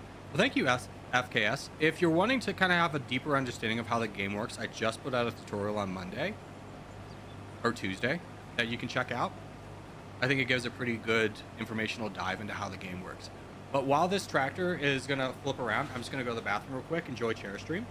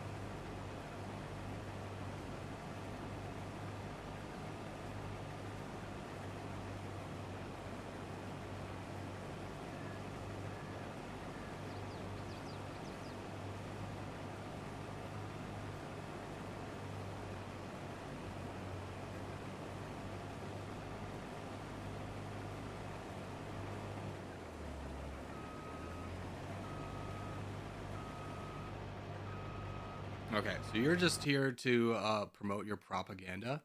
I'm not saying it's propaganda for purely Christian sake, but you're just kind of being unhinged right now, so I'm just gonna hide you on the channel. Yeah. Like, it's really crazy of you to, like, I'm not saying that it's wrong to spread the gospel, But I'm saying, like, when you come to a place where you're not invited to speak, and then you feel like this is the best place for me to spread the gospel, it's just really rude.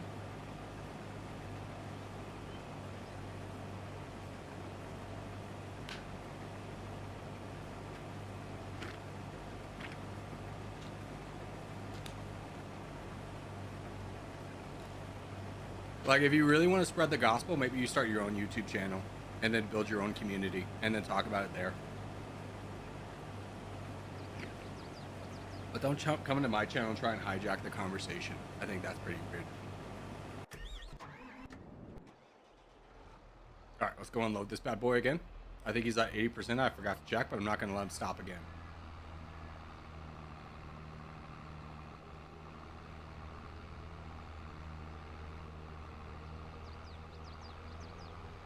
And that's kind of the thing I was talking about, where I like believe in God, but I hate the institution of church, is because the institution of church has really put it as, this is a numbers game. You're not a good Christian unless you convert people.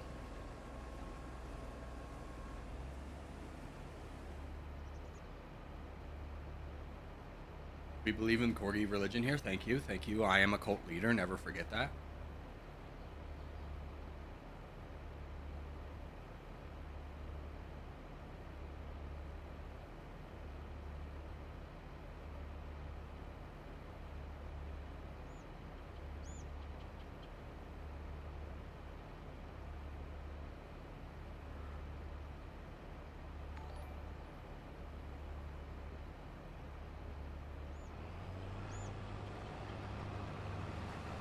And how I know that was like him playing a numbers game is like, you know, I'm first off, read the Bible multiple times, been in church decades.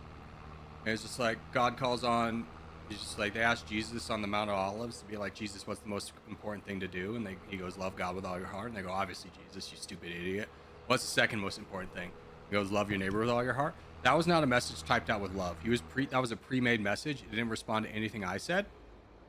And just goes, this is what I'm gonna type. And it's just like, so if you're not actively listening to me, are you actually working with love in your heart, or are you just trying to fulfill your number goal? Right, done with that one.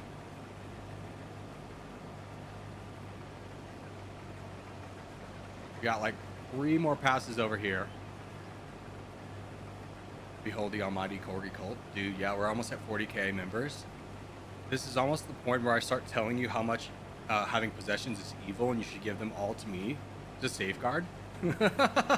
Liquidize your assets. Don't worry, bro. I'll hold on to the money. Big trust. We're gonna go buy a farm in Montana that we're all gonna live at. Just something crazy unhinged. Like, or better yet, maybe I'll just do the Hawk Tua girl thing and just convince you all to buy cryptocurrency. Which, man, what a wild time. It's like, how many more people are gonna fall for these crypto scams? And why doesn't the government step in more forcefully to stop them? Like, if they just made an example out of one person, nobody would ever do it again. Straight to a jail. That was good. That was really good. I like that.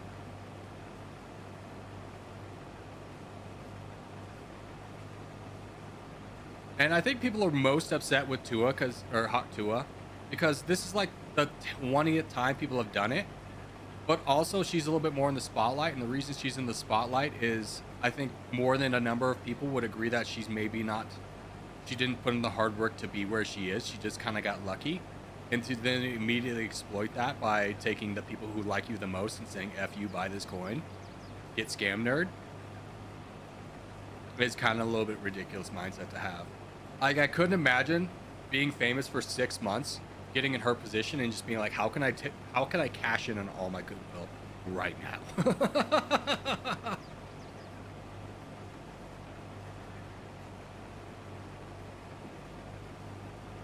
All right, about 3 more passes. So she did all the work. She practiced to know what men want.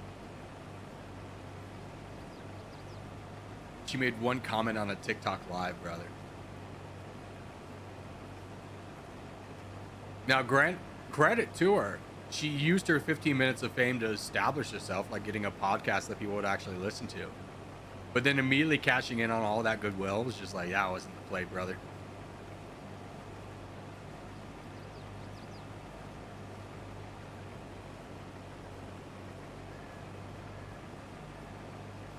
It's like, have you guys really, to anyone who bought into that coin, is like, have you never heard of CoffeeZilla? Like, he has an entire YouTube career out of a topic he really shouldn't have, because we as a collective society should have learned by now that meme coins are never going to pay out. You're never going to get rich. But he gets new content like every day because more people get scammed. And it's kind of hard to feel bad for him at this point.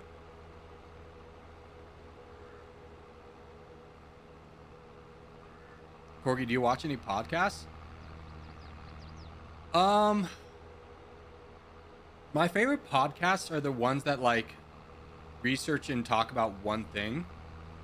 If I had to say my favorite podcast, it'd probably be Hardcore History with Dan Carlson. If you like history, that there is no better podcast than his. He takes the deepest dives. Like, to do one podcast episode or series, he'll read like 40 books on the subject. He'll be a subject matter expert. He's really good. Now, if we're talking like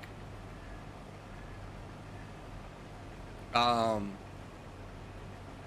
of fringe like, here's the thing, is like there's a lot of people on YouTube who do kind of like the same style of podcast, but it's like a YouTube channel. Like, I really like Warhammer 40k. I think the setting is awesome, and I love the lore, so I listen to a lot of Luton 09. He's kind of a podcaster if you think about it. But in terms of like legitimate podcasters, I'll sometimes listen to the Kelsey brothers on New Heights. But honestly, I'm not the biggest podcast guy. I'm more of a YouTube build boy. I like the visual.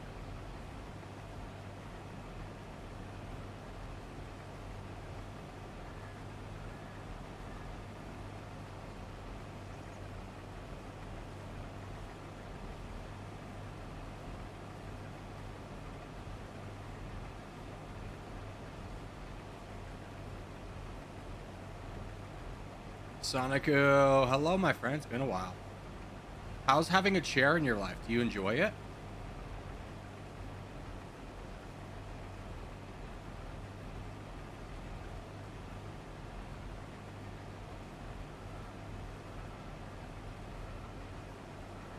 Are you a 40k games at 40k subs guy?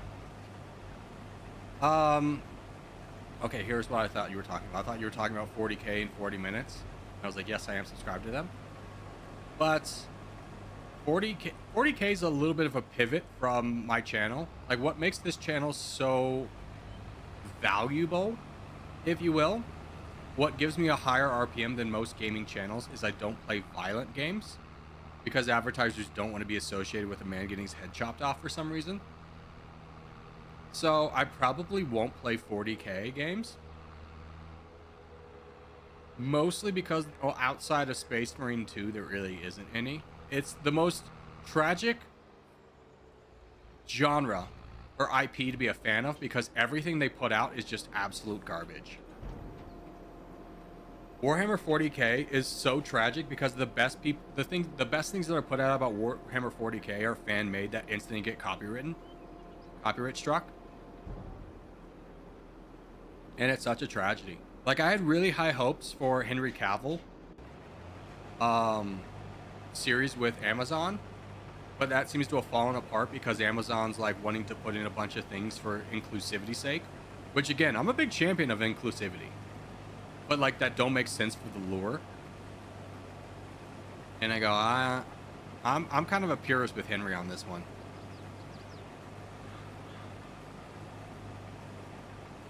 The chair is great. Unfortunately, my body feels awful due to having to wake up super early for my other job. What do you do for a job, Soniku? If you don't mind my asking. I mean, I understand the mentality.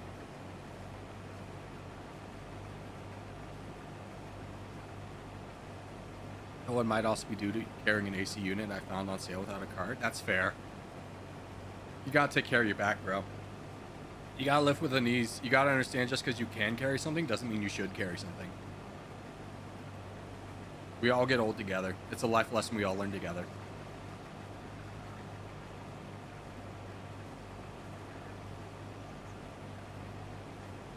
Dude, we are almost done with this section. We got 2 very small farms that will they'll go very quickly, and then we advance. We start making that bread, yo. Corey will always carry the team to victory. I don't know if you know about this, Brad, but I'm rarely ever the carry on our team in Territorial. Like, if I'm carrying, something went wrong. If I'm in a position where I'm on the front line, something's bad. Something didn't work out to plan.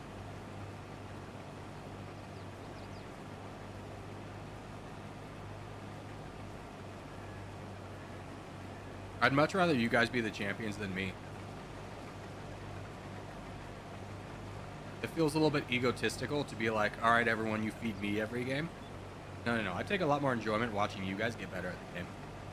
As for the job retail store, finally getting the hours I was looking for. Let's go!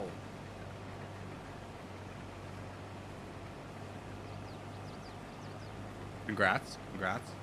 Dude, retail is like not a hard life, but it really effing sucks when you get crap hours. That's the worst.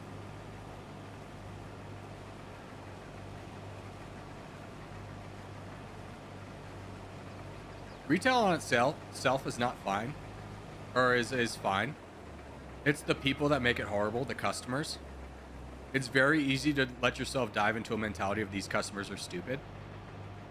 Like, I'll never forget working at Toys R Us for like a Christmas season, and half my job was people would come up to me and be like, where is this?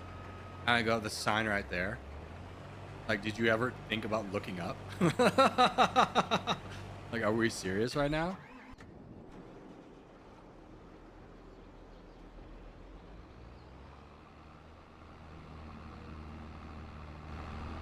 And what always infuriates me is I guarantee you, if you've worked in retail, you've heard the saying, the customer is right, which is frustrating a frustrating mindset to have on its own, but even more frustrating when you know that the rest of the sentence is the customer is always right in matter of taste. It's not just like a blanket statement that customers can abuse retail employees. I can tell you're not very good at customer support. No offense. I'm great at customer support. You think I would talk like this in a role of customer support? Every sales job you ever have is customer support, and I was fantastic at it. I'll deal with your problem right away. Will I think you're slightly stupid at the end of it? Maybe.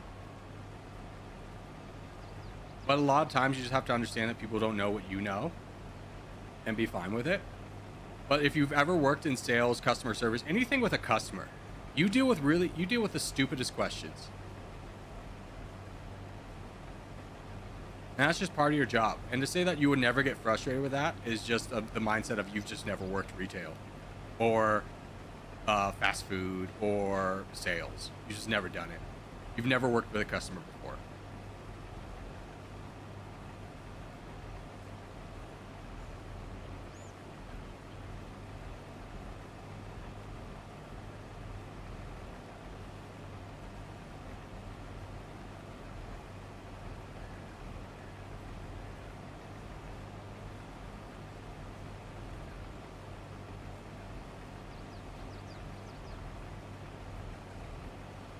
Once a customer didn't understand they couldn't go into a fitting room 2 minutes before closing, they made such a scene back in my day, blah, blah, blah.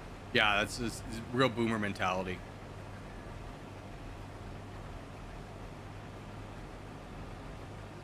It just shows such a lack of empathy for their common man. Being like, this is the most important thing for me in this moment, so therefore it's the most important thing for all of you. Because I'm about to spend $12. Like, there's never been such a laughable comment as I'm never shopping here again. Be like, man, this is Walmart. No one cares if you never shop here again. The company will survive without you, I promise.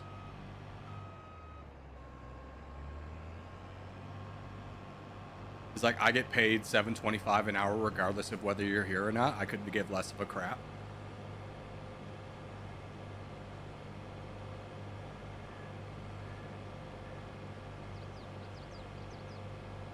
and nothing will get you in hotter water. Like, because customer service is all about de-escalating the situation, but sometimes you're just over it.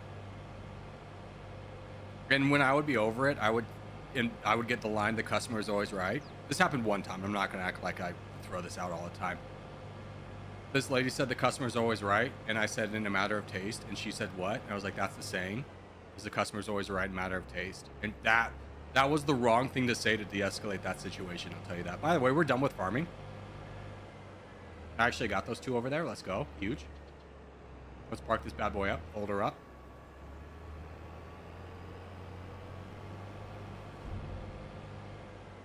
But it was a sick line to drop at the time.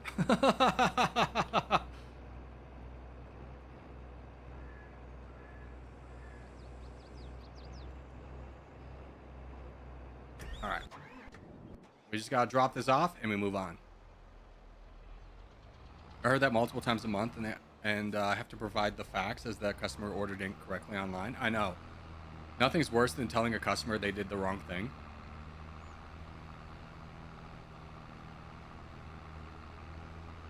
One time when I was working in hotel sales, I booked a conference, and they ordered catering on the wrong day. And this guy like berated me in the hallway for like 20 minutes. And I'm like, "What kind of effing idiot do you think I am? Who the F, like, whatever, order catering on the day they arrive?" And it's just like, brother, I do this every day for like, I've done this every day for like 10 years. Lots of people have. Like, what are you talking about? Like, I'm sorry you made a mistake, but this is not a cause for personal attack upon myself. Of course, we gave him the free catering and we moved on with our lives, but it was just annoying. Because he's like, you know, someone to attack your personal character because they screwed up royally and don't know how to manage their emotions. All right. We advance the day. We collect the bread. I did esurance as well in that shop. It's an outdoor brand. They let us close esurances, but not terminate them. It was such an easy way to get people frustrated. I don't know what esurance is. Is that like electronic insurance? Nothing on sale. Dang it. Wait, that was the tractor I wanted to be in. How are we doing? Is this guy filled up? He's filled up. All right, let's go dump it. So basically, if you don't pick up these breads, eventually they'll stop producing because they can only store so much. So I'm storing them over here until December. Then I'll sell them all. When the price is high. The price is right, baby. Let me remember how to back up.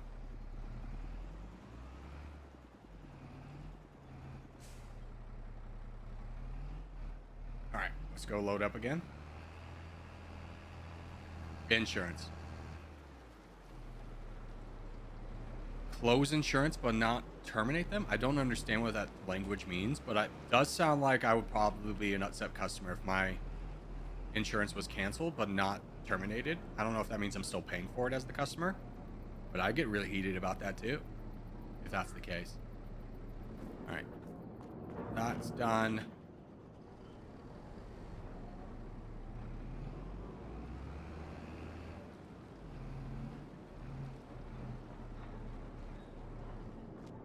Throw these bad boys into the collection dump for range. This one's done.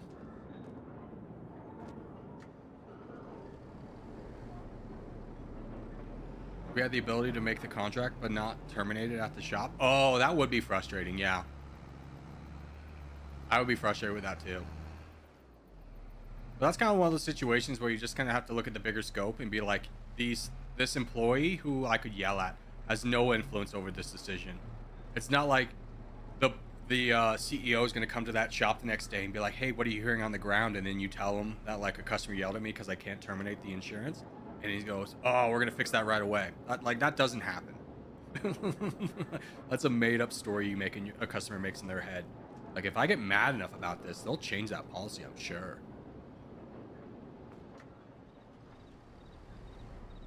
If I get super mad about it, he'll find a way. He'll find a way to cancel it. Those are the days when working retail are the worst. Is when you get a customer who goes, "If I'm mad enough about it, I'll get my way."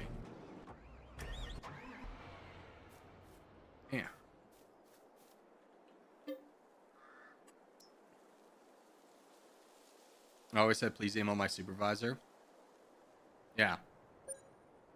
I don't know, man. That's not gonna work either. That's honestly just gonna put a target on your back from your supervisor. You're gonna get it from both fronts.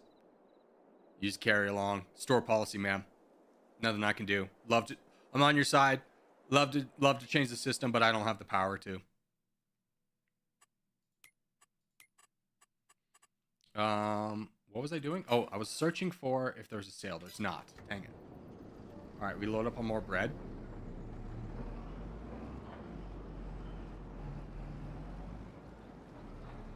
We're gonna be eating good today, boys. We're gonna have so much bread.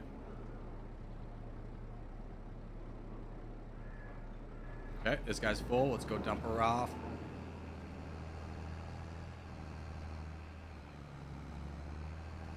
Yo, did you know Farming Simulator 25 came out? Yeah, but unfortunately, I'm one of the people that has this prevalent bug where the game with the NVIDIA drivers doesn't launch. It just straight up doesn't. And I'm sure it's going to be something they fix, but right now it's not something that is fixed, so I can't play it. I'm really bummed out about it. Otherwise, I definitely would be playing Farming Sim 25. Nothing's worse than having a problem, going to like Reddit and looking up the problem and seeing that a bunch of other people have the problem and no one's been able to fix it. You go, dang it. This is the worst. I'm the victim. I'm the customer yelling. The customer's always right in this moment.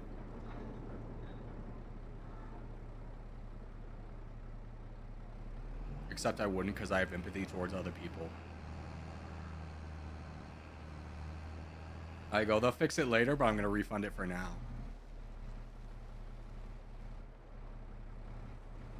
I wouldn't refund it if it was a small indie game, but it's like a big developer, so I'm not exactly rearing to be like, don't worry, guys, you can fix it. You've had 3 years to make this game, and you couldn't put it in a state that runs, even though all the mechanics and everything are the same. You just did some graphic updates, and you didn't test it. That's fine.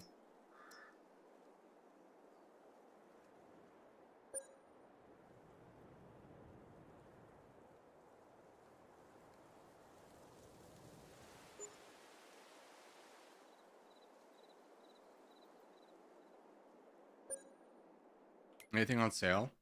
A harvester. But honestly, I need the new tractor. I don't know why I'm checking sales. I really need the new tractor. That's like that's the long-term plan. I don't need to be sale baiting right now. Because when you buy something on sale, it already has hours worked on the machine, which makes sense because it's on sale for that reason. You're buying a used piece of machinery, surprised it has hours on it. It's been used. But then, like, long term, you can't use it as long, so it's like I'll just save up for the new tractor. We're like 1 month away.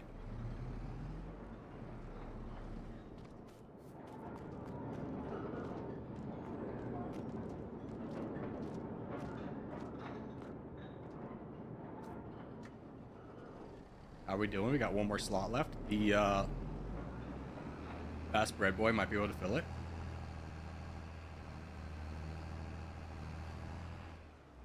Already did that. Okay, on to the next month. I'll just park it here so I'll load when we advance the month.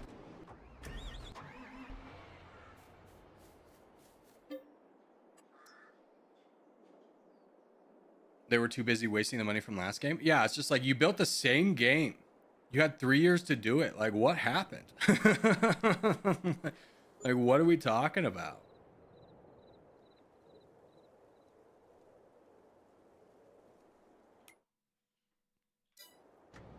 All right, now's the time. This guy did it not produce? Oh, it has. It's just I'm parked too close over it. Dang it. Advance! I'm parked too much on the fill, so it'll fill it here in a second. I'll throw it on there. Come on! Do it!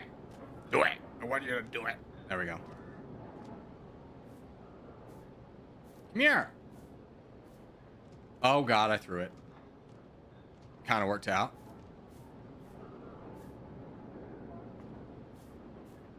Don't throw it again, though. Alright, I think that's full. Okay, let's check prices. How's the bread be doing? I think I passed it. Bread. We have a great price at the Red Marble Bowling Restaurant. That's a really good price. How much money do I have? Okay, here's what I'm thinking. I'm gonna lease out a truck, even though it's pretty expensive to do so, because the place I want to sell it at is kind of far away, and it would take probably about another 45 minutes to get it all sold in that location if I did it in the small trailer. So I'll spend the like $10,000 to lease out the big guy. I'm gonna go ahead and unload everything in a place that's easier for the big truck to load it. Oh, I overcorrected. Dang it. Whatever. Just unload it. I don't care.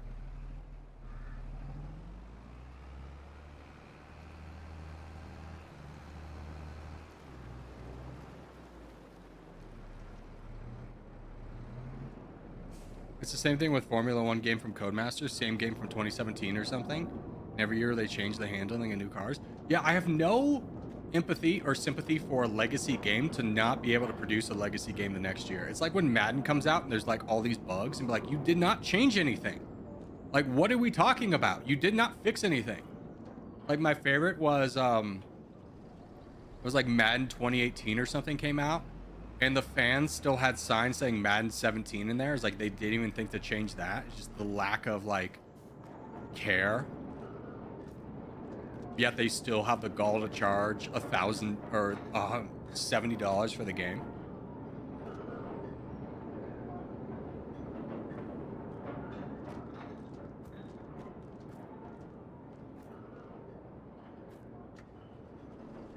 Like, if they turn around and they build the game on a new engine, which long-term will be better, and the first year is a little bit buggy, I'll be like, okay, that's fair.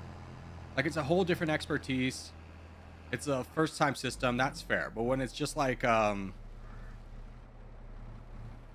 just laziness, like, oh, we didn't want to hire the people to do the actual changes, no, you're out for me. I'm out for these reasons. I'm out. I'm Shark Tank.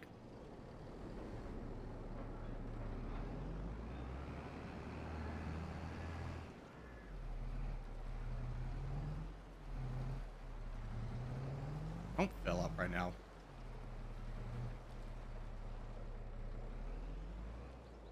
Hold on. I can fix this. I can fix her.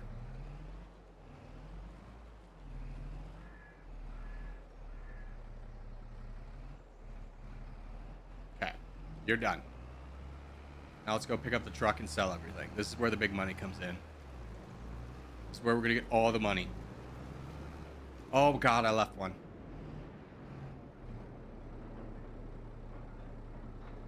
Every bread counts.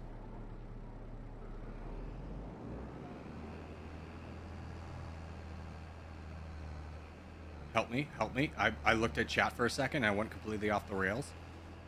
You know what? Here's what I'm going to do. You ready for this? This is going to be a sick move. Never mind. I botched it immediately. I was going to park it there and just unload, and it's okay. We'll just ignore the problem. Don't. Unload. F.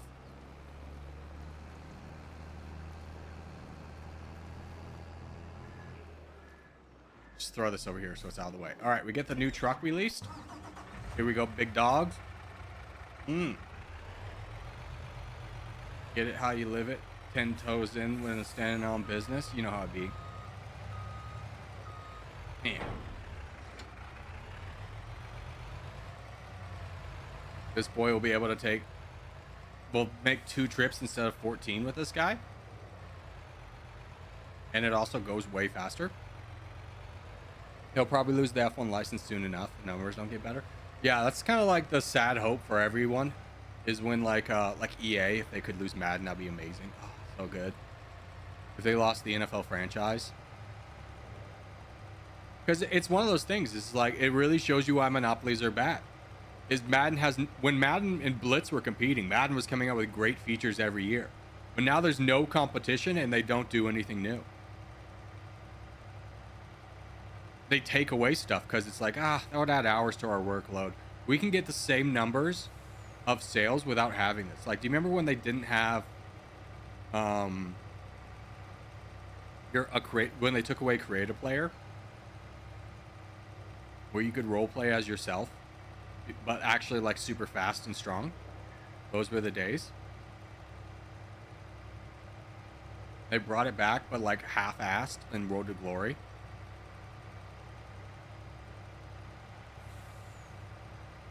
Like, brother, I just wanted to see a fancier apartment when I got drafted or when I got paid more as the background and have Terrell Davis tell me what a good job I'm doing. For you Gen... Oh my god, I got so scared of the train. I forgot I was going over a bridge and not just directly over the tracks.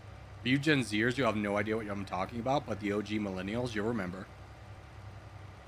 Terrell Davis being like, good job, bro. Maybe just me as a Broncos fan. I don't know. I was really stoked to have Terrell Davis in there. Oh, this is a disaster. The auto load got me. All right, we'll start loading full only first.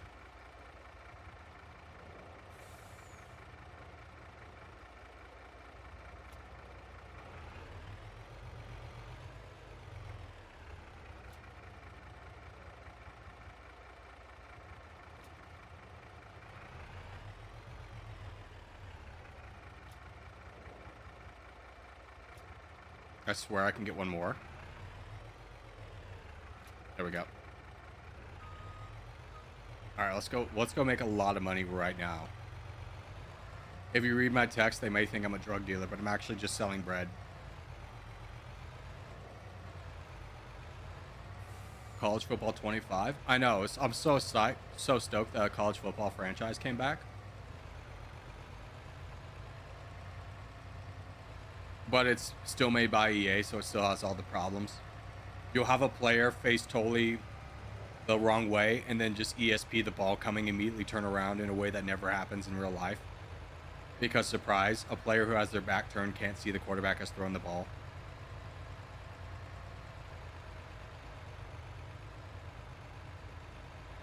They basically just took Madden and reskinned it as a college game. Zero effort there.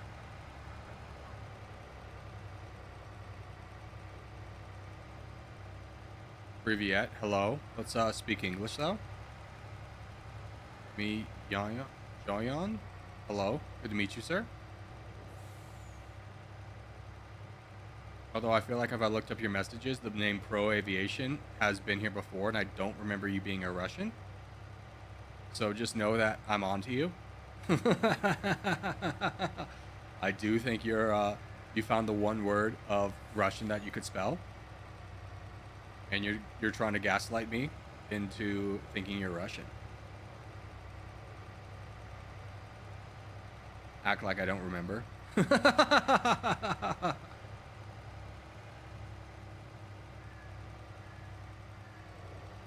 No, it's fake because there's no E in Privyet. Oh, God.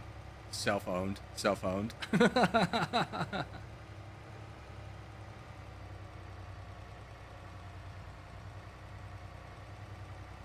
But I do believe I remember you, Pro Aviation, being able to speak full sentences in English the last time you were here. Act like I don't remember my the people in chat. I have an ironclad memory for this stuff. Now watch as I'm wrong, as I'm saying all this. I'm gassing myself up. I could be wrong. All right, everyone shut up. We're about to make so much money. Let that money flow. Look at the number in the top right. Go up, baby.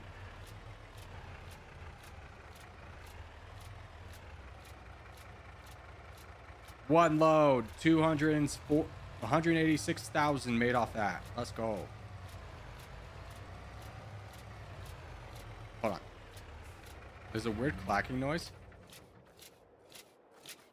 Can you stop? Nailed it.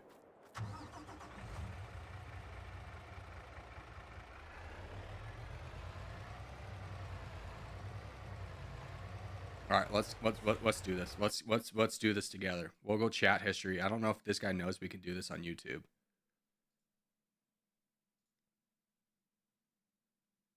Channel history. Yeah, dude, I called you out so hard. Look at this. Look at this. Speaking perfect English. Now he's like, "Oh, I'm Russian. I can only speak Russian." You've been called out. You've been audited. The IRS is on their way already. You sick boy. acting like I wouldn't remember you. You could just be anonymous. That's not me. This isn't this channel.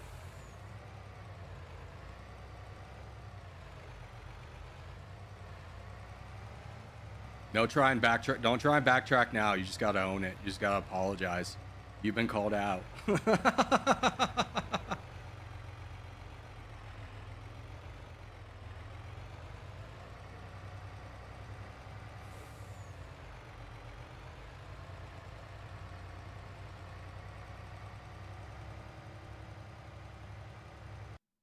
Hold on. Give me a second.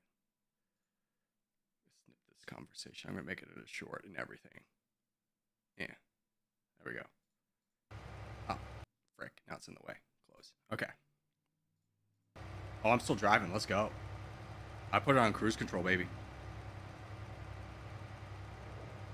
You're a cute cat? What does that mean, dude? Are you fetishizing me right now in a weird way? What about me to you screams cat? Because I've done those stupid employee icebreakers where they go, what does this person animal remind you of? And everyone always says lion. I go, okay.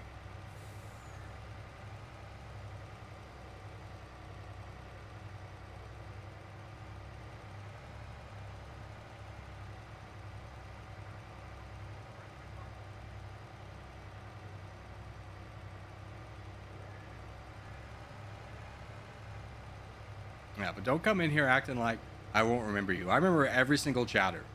There are very rare exceptions. You chat here more than once, I'll remember you forever. Now you change your name, I'll never connect the dots. You'll get me there. I'll be stumped forever.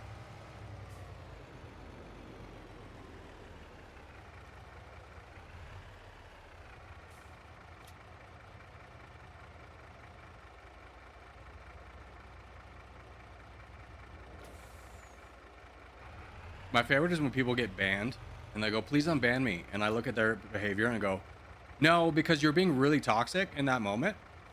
There's a very rare occasion where I'll be like, no, I was overreacting. I was like, no, you're being really toxic at a moment, so I'm not going to ban you. And they'll treat it like a war crime. Even though if they just went and changed their name behind the scenes and stopped making it like my problem, I would never know. I go, dude, I'm sorry. I changed my name to something incredibly racist. I thought I'd be funny. You're being really ridiculous right now, not unbanning me.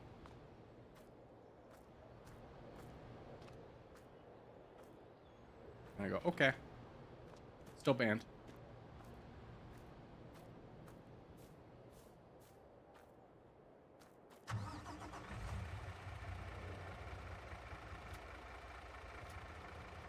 It will not get that? Why not? Is it not 100% full? Frick.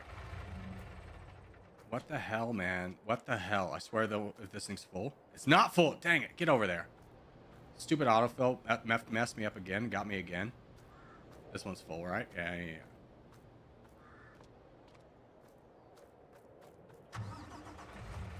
Let's go. Another full load. YouTube recommended your meta in-game video before. It was 40 minutes with 3 teams. You had a team with Army. It was so crazy. Sad the guy just left. Oh, God. I remember that game. But here's the kind of funny thing. I remember the video. I don't remember the game. Like, ironclad memory for anyone in chat. You tell me about a video I made last week. I got no idea what you're talking about, kid. It all blends together. I don't know why my brain works like that. You could tell me about a video that happened yesterday, and I would have no idea what you were talking about. I would have no recollection. Despite having watched that video back probably like 4 times. For editing's sake. No memory. The priority of my brain to remember my own games is 0.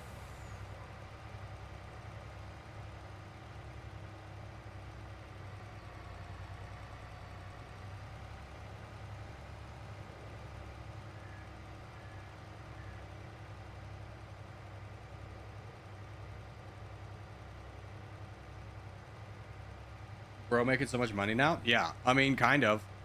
Like, we're making more money, but we're scaling up, and as we scale up, the things we are buying are more expensive. Like, with this money, I'm going to buy one tractor that I won't use for another year. But when I start to use it, you're going to be like, dang, that was a good investment. He yearns for the field. I don't know why that's really funny to me, but that really got me. He yearns for the field.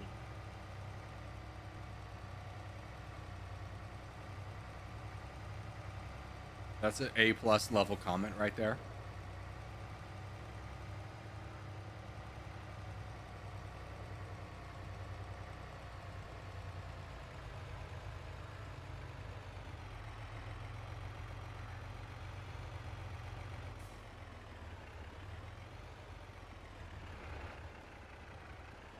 Get it out, get it out.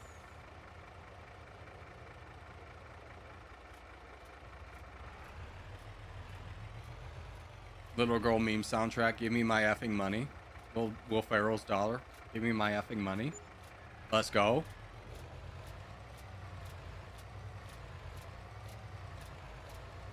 Ah, not the clicking again.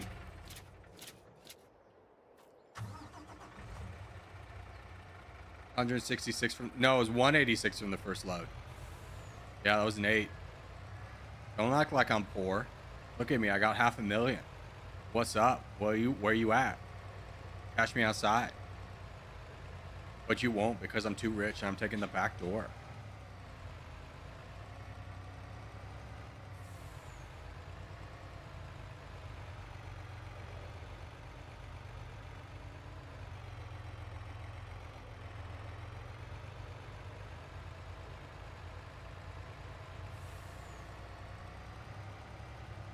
Those breads were exposed to the elements. I wouldn't buy that. Well, I'm sorry. You don't want to be a part of Flavor Town. What, you're telling me you don't want 12-month-old bread? That's ridiculous.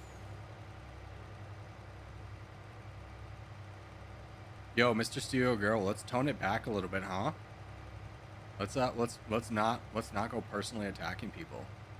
We all good here. And Pro Aviation, why don't you drop it as well? I don't know if either of you came into chat to be like, I'm gonna fight someone today, but like let's tone it down. We're playing Farming Simulator. This is a game about community and making money off bread. The production chains of capitalism is in full effect.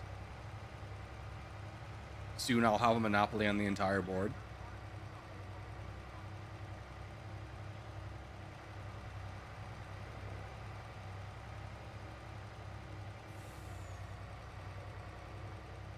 Nah, I've been here since Territorial and stayed for bread. Let's go. We got one. We got another one. You're a real OG if you're here for the bread. You're 10 toes in and you're standing on business. What can I say? All right. Here's what we do. We're gonna say full only. We're gonna say fill any. We're gonna drive up the middle. I'm Luke Skywalker. I'm going through the vent, baby. F. I screwed it up pretty royally. That didn't quite work out the way I wanted it to, but how sick would it have been if I fit in there?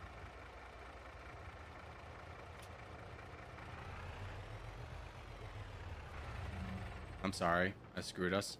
Over there.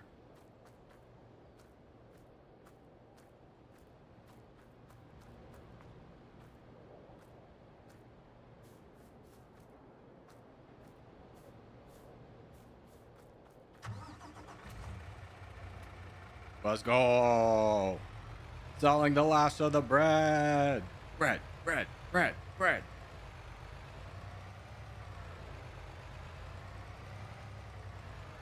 Bread run over by a truck. Now it's quality. Yeah, it's just Flavor Town. It's to add that extra little bit of softness that some people crave. That's what I only did with a few because not everyone craves their bread just absolutely smushed. But some people might. I don't know. Have you ever met a psychopath that dips their bread in water? Like, what are you, a 12th century nun? What the hell is even that?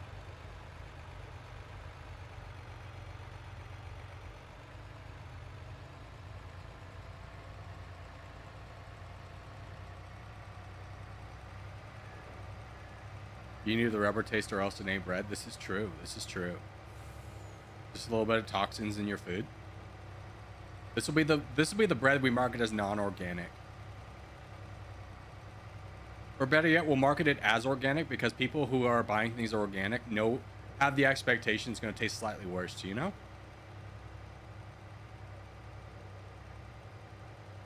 Are there any advertising Farm 25 sims with any new features? Like, why shouldn't we upgrade? Why should we upgrade? Basically, the new things in Farming Simulator 25 is they do Asia now. So they have an Asia map. You can do rice. There's a few new mechanics. I don't really feel like enough to justify the cost of a new game. This is a game where they go, we're not going to launch with a ton of new features because people are going to buy it because they like the last version. We'll upgrade some of the visuals, some of the AI, and then we'll just DLC everything else later.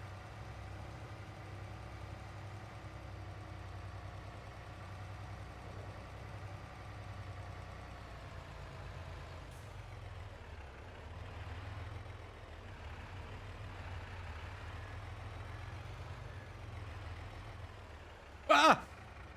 Oh my god. I saw that you had perfectly aligned all those cones. That is my bad. I'm gonna have to turn this into lease. This is a lease here. If we could not call the cops, that'd be super great. Honest mistake. Happens to everyone, I'm sure. All right, 40,000. Let's get this bad boy returned. 336 is a great price. We return that bad boy. Return that bad boy. We buy our god tier tractor. This boy. Yeah, 517 horsepower. Give it to me. Ooh, what can we do? Do we need anything? It might need a front loader. I hope it doesn't. But I'm going to leave it for now. We got 81,000 left. Perfect. Take a look at our new boy. Yeah! Hell yeah, so much horsepower! Can we drive it? Yeah, we'll drive it home. Oh, it's got good pickup too. Nice speed takeoff. Hell yeah. Alright, I hate to break it to you, but I'm actually going to leave it here. And the reason why I'm going to leave it here is because when I buy the cultivator next year, with the next year's harvest, we're buying this Mungo gigantic guy that requires 500 horsepower, which is why we got such a big tractor. When we get this guy, that's 12.8 tons. How big is my tractor, by the way? If I was just to take a glance at it, do I need 21 tons? No, we're fine. But to pull this thing back home, we're going to need it. So we'll keep this here. So next year we're buying this, and we're buying this, and this is going to change our lives. The world is our oyster. You think this would be a good city car? I mean, probably. I mean, unless you're looking for a tractor that like can drive the speed limit or be street legal. Like if you're cool with it not being those things, then it probably is a great deal. All right. To sleep I go. Wake me up when December ends. It'd be such a shame if you put steel plates all over it. Yeah, just like, you know, tractor. I don't know if you Europeans know about this, but there was an incident in Colorado where a man was unhinged with the community in general, had a tractor, spent like 6 months in isolation armoring it, and then drove it through the town. Had like peepholes so he could shoot out with his guns. Absolutely crazy. Wait. I had the tractor I wanted. There we go. Pick up more bread. The bread must flow.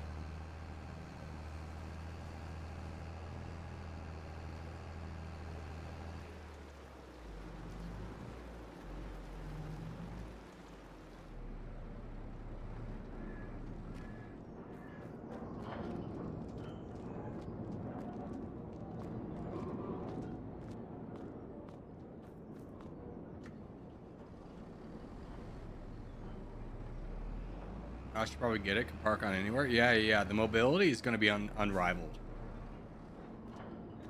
Get out of the... Oh, you thought the Cybertruck was cool? Watch until I have a literal tractor. Same price. More expensive than a Lamborghini. Rolling through town. Also, I can more efficiently harvest bread.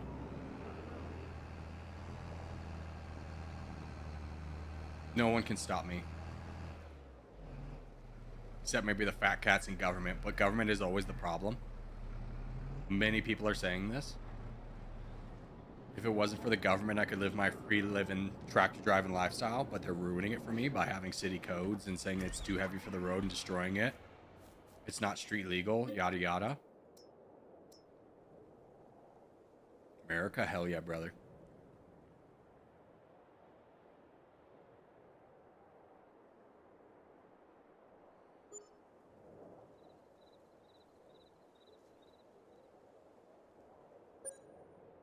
Welcome to February. Anything on sale? No. Disgusting. All right, let's advance to March. We could skip one round of bread. The the bakeries have enough to store like a month of production.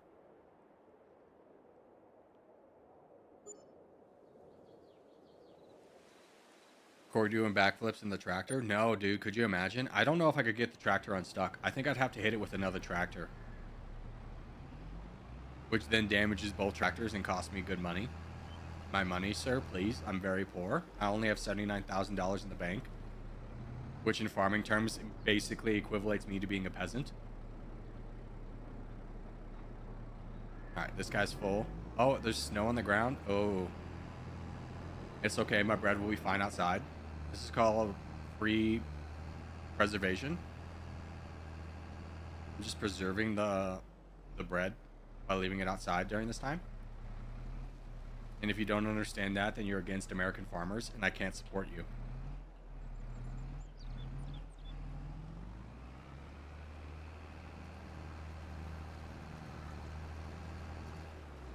You're the villain. Let's park it right here. Hit these guys. Yeah, get them all. This one's not being got. Get over there. Get over there. Oh, frick. No! Still load?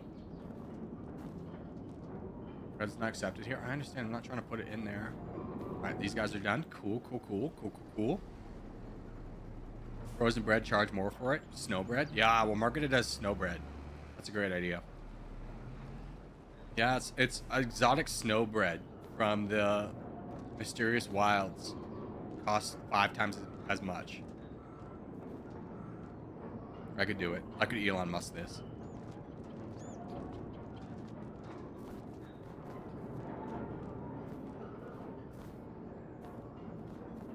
Did I already get the bread over here? Yeah. Okay, cool. We can advance the month. Give me to April. It's planting season, baby. Gotta stay organic. This is true. This is organic stuff. I do not put herbicide on any of my products. And you may be thinking, wow, that's a bold choice. No, I just turned off herbicide because it's an extra step that I didn't want to do. Because ultimately, this is a game. It doesn't have to be uber realistic. I don't need to be picking rocks every freaking year, you know? What the hell? See, this is like one that like I could buy, but it already has 12 months on it, or 10 hours on it. It's a shame. I understand. I could have bought a more powerful device for slightly cheaper, but also the hours.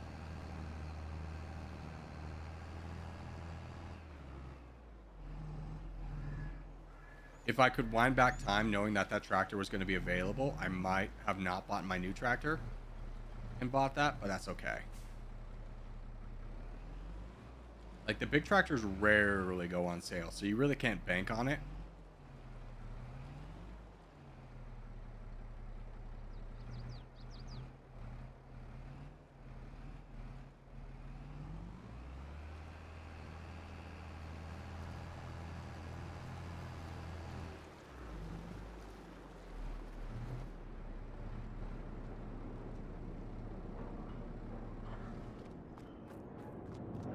Over there.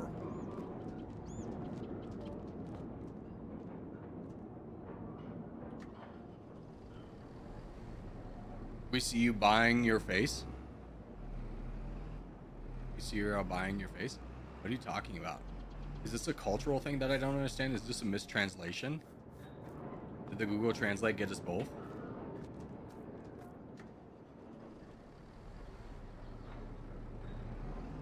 Do you think if I had the option to buy a face, I would have picked one with rosacea? AKA adult acne forever. F. Mission failed, boys. We'll get him next time. Hopefully in my next respawn I get a better option. Okay. Deattach this boy. Let's go seeding. Let's go planting. In the store, the webcam's in the way. Ah, I see. I see. Now I understand the hilarity of your joke. Just trust me, there's a big tractor there for sale. We didn't need it, though. That's the one with 0. This is going to be the one that with all my seeds in it.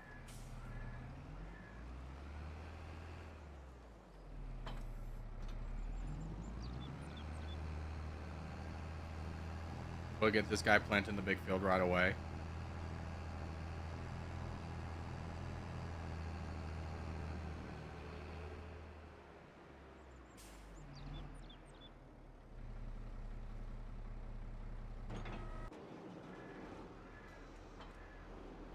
We'll get this tractor, which is on its last effing limbs, dude.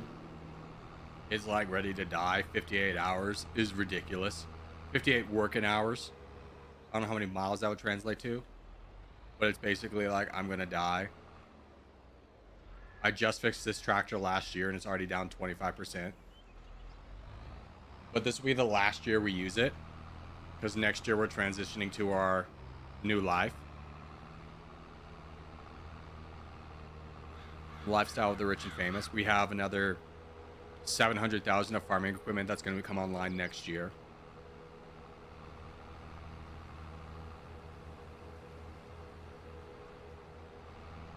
But for now, we buy seeds.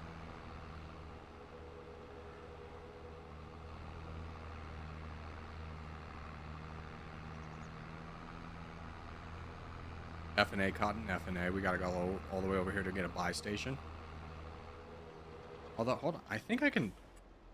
Wasn't there something I could do? Tools. Wasn't there a buy station?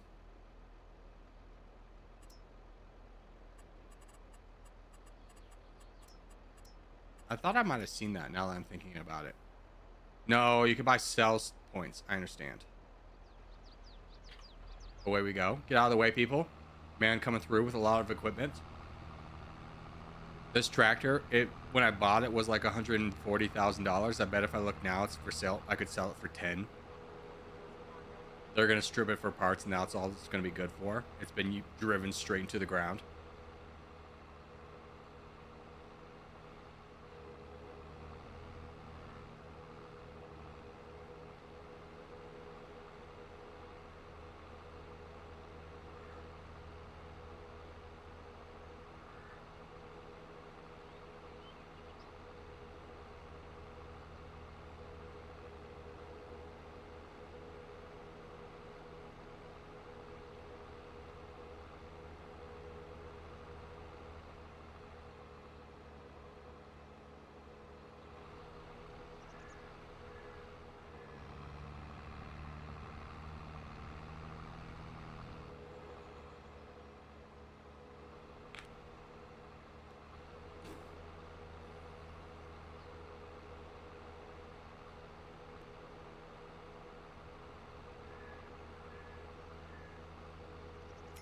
While we're driving, let's buy the 3 seeds we need. A little bit of money down the drain.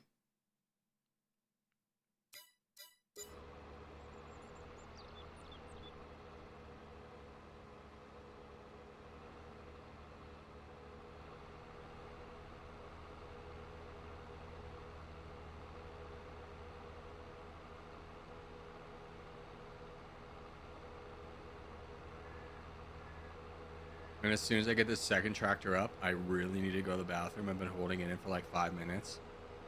But I know the time cost it takes to get everything planted is going to be extravagant. So I do want to get it going before I take any breaks. I'm a real farmer. Although if I was a real farmer, I'd probably have a jug right here that I would pee into. Those guys literally don't stop. Time is money. You don't back up because it costs extra diesel. You know the thing. Oh, frick, I can't pick that up. This is a disaster. No one has life harder than me right now. I'm the victim.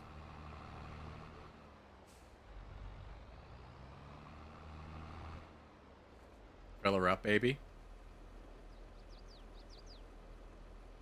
96%, perfect, exactly where we want it. Why not just open the door and pee in the field? I don't know if you've ever driven a tractor, but you can't drive a tractor half outside the tractor. Not to mention, if you slip a little bit, you're going under the tractor, which is in cruise control, and you're going straight under the tires. And you're not going to live past that. Because you know what's right behind the tractor wheel? The 6-ton tractor wheel is a cultivator that's designed to rip up anything that it comes in contact with. You're going straight dead. I'd pee in the jug too. I've driven a small one. Yeah, my family was actual farmers. My granddad was a farmer. He was a cotton farmer. Had a gigantic Robert Massey tractor with the 4 wheels instead of like 2 wheels on the back and 2 wheels on the front, 4 wheels on the back, 4 wheels on the front. It was a hell of a thing.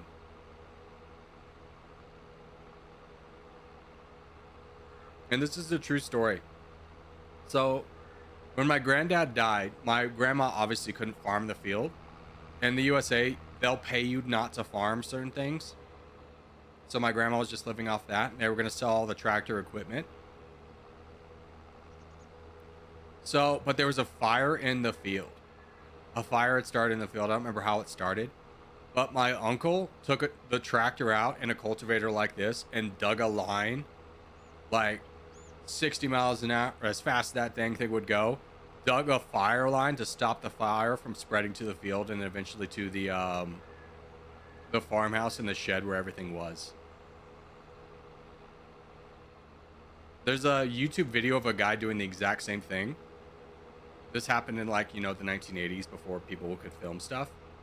But it was just like, yeah, he literally risked his life to stop everything from burning down.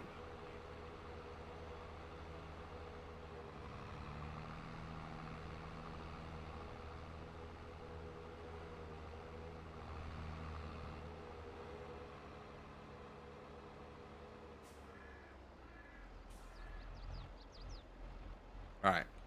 H that. Hire the worker. BRB. Did half the cab melt off? The tires were effed. Like, the tires were effed, which is a shame because the tires on the tractor are hundreds of thousands of dollars. So they got melted. But it saved the farm, it saved the shed, and it ultimately saved all the farm equipment, which was, you know, $1 million worth of stuff. All right, BRB.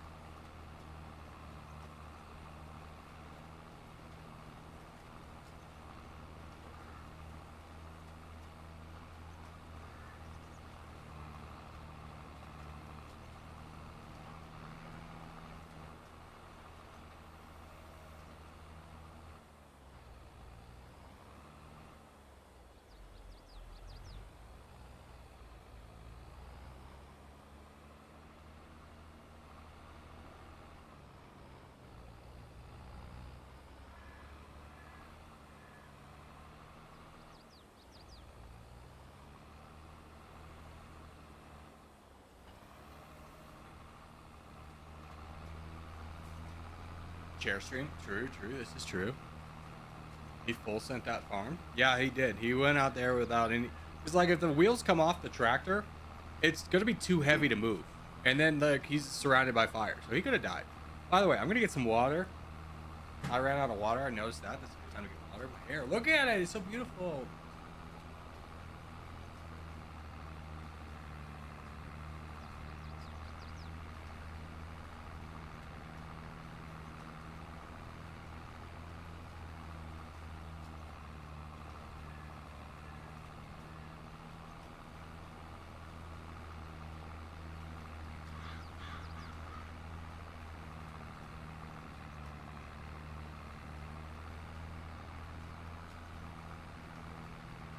be watching a tractor play the farming game by itself for like a second.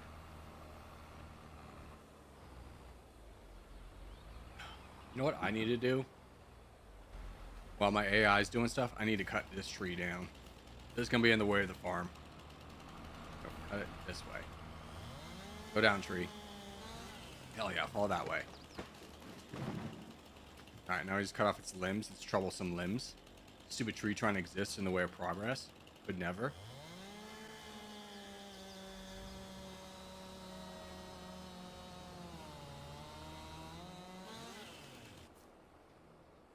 And throw it in, like, the back. I could sell this, but it's a whole process to sell it. To be able to load all this stuff. And, like, no, that's not going to be me. This is, like, $1,000 worth of things I could buy. Or product I could sell. I'd just rather get rid of it. Deforestation stream? Yeah, damn nature getting away my sick farmland. Has no recollection of being in the way of my... How dare that tree spend 50 years growing where I'm obviously going to plant sorghum so I can make bread. Super rude.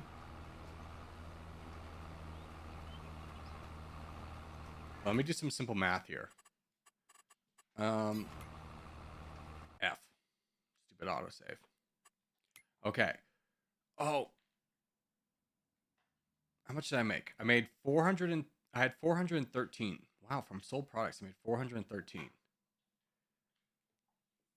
If I could make a sliver of that, then next year I can buy the cultivator is 120. The seeder is 206. That's 300. And I think I could buy a truck for loading. And then how much would I need for the trailer? 55. So if I sold,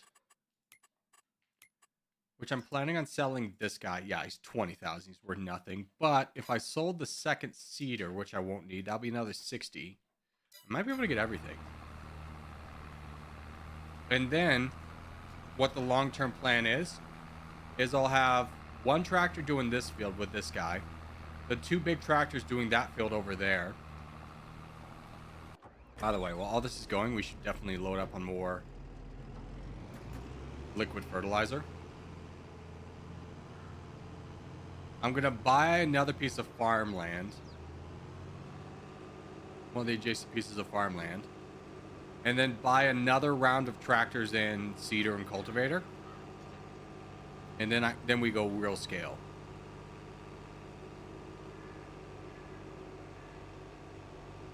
Like we could buy 69, which at the bottom of the left, the mini map, we could buy that one, buy 58.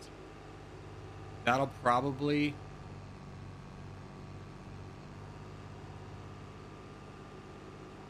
Then we might have to buy a second grain mill. I don't know. I don't know if we'll turn that all into more bread, or if we'll start like buying the ingredients, start making the ingredients to make cake, which sells for a lot more but requires like 12 things.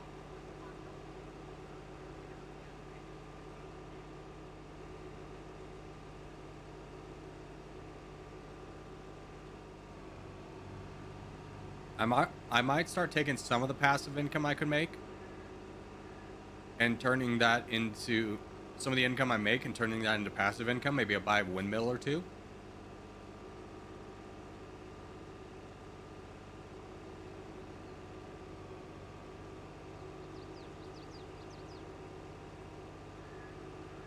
But next year, if I buy the truck, I'll never have to take the farm equipment up to the store to refill it. I can just drive the truck over there.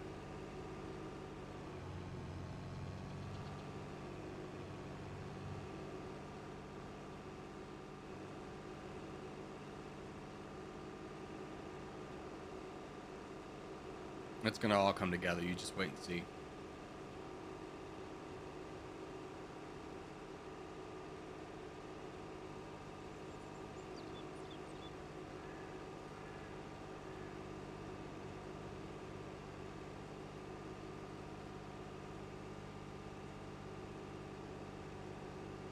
In fact, I don't remember how many liquid fertilizers this bad boy is going to need. I know it was more than one. I think it was 3 or 4. We'll start with 3. I have a feeling it was 4. This is a big tank.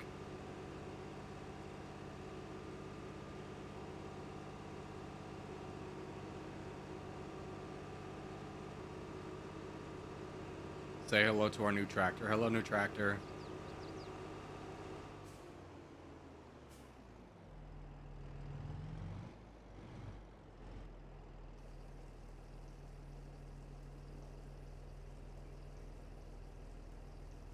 Bye, people. Adios, Mr. Steelio. Go.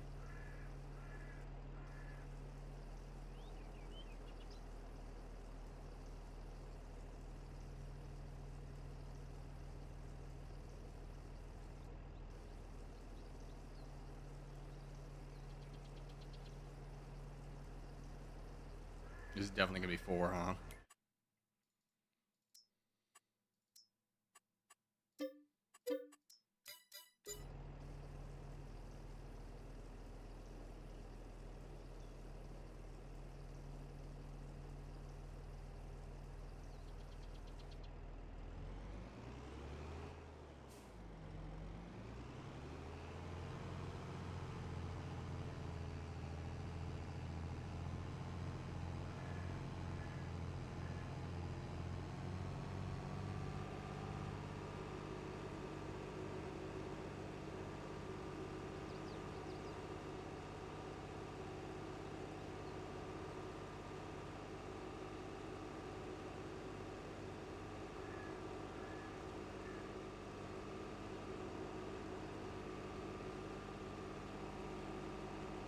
I think we'll take the secret way back. Go under the bridge. Ooh, a bridge. Wow. I think that'll be the way. I don't know.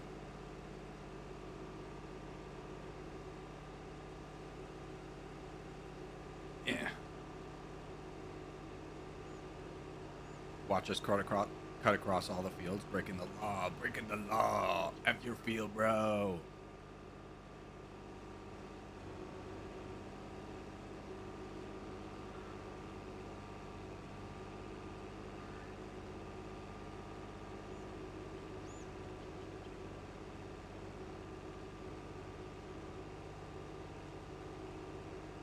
I did a playthrough on my own where I did hard difficulty and I started on this field and I just remember everything was rough.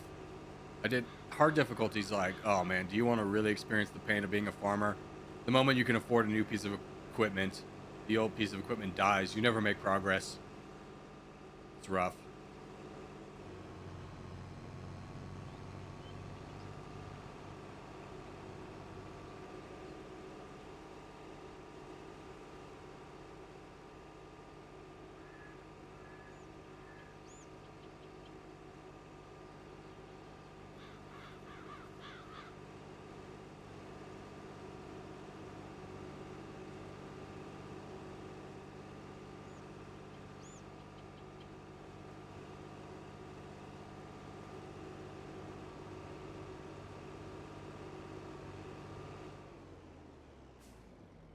Throw in the leftovers from last year.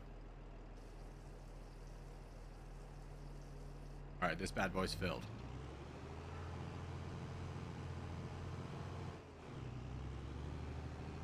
So we'll just throw it here for now. Don't hit the wall. Oh my god, this thing's got so much weight to it. It's hard to stop it. All right, you are going to be a while. How are you doing? You're also going to be a while.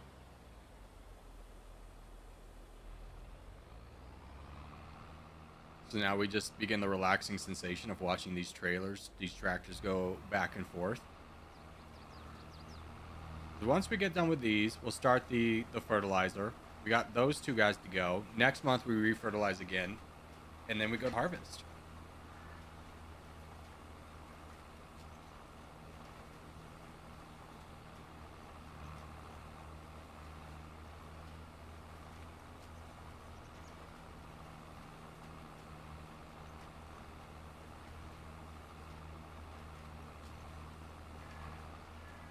And if I wanted, like, something to store liquid fertilizer, there was a thing that did that.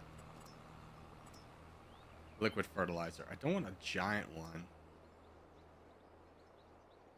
A fertilizer tank for 23. That would work. That way I'm not having to do so many runs. 60,000 liters. Gosh.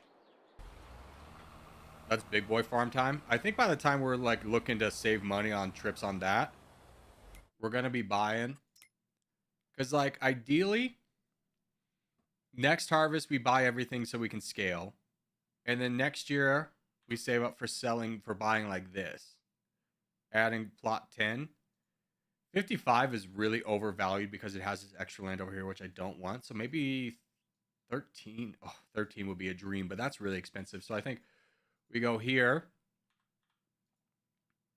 Then we buy new tractors. Then here. Maybe here. And then here. And maybe here. How much is this guy worth? 680. It does have this land over here. That's a lake. It has this land over here. I don't know what I'd do with any of this.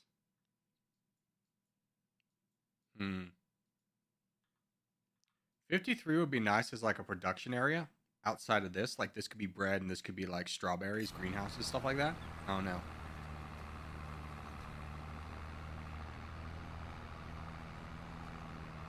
No. Next year's passive income. That's right. So if we start doing production, we could do a couple of these bad boys. Give us 1,300 a month. That would be like $100,000 a year off one of them. So $200,000 a year. We can park them like right here. Throw them here. I think that'd be a pretty sick investment. They take 2 years to fully pay for themselves.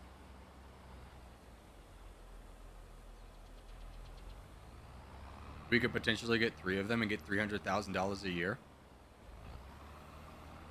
That's pretty good money. Basically doubling the income we have off our farm with all these farmlands with 3 generators. LOL.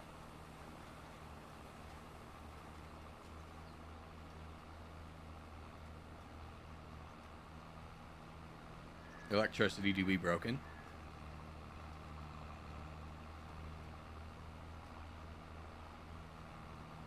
Alright, so this field is like almost halfway. Next pass will be halfway.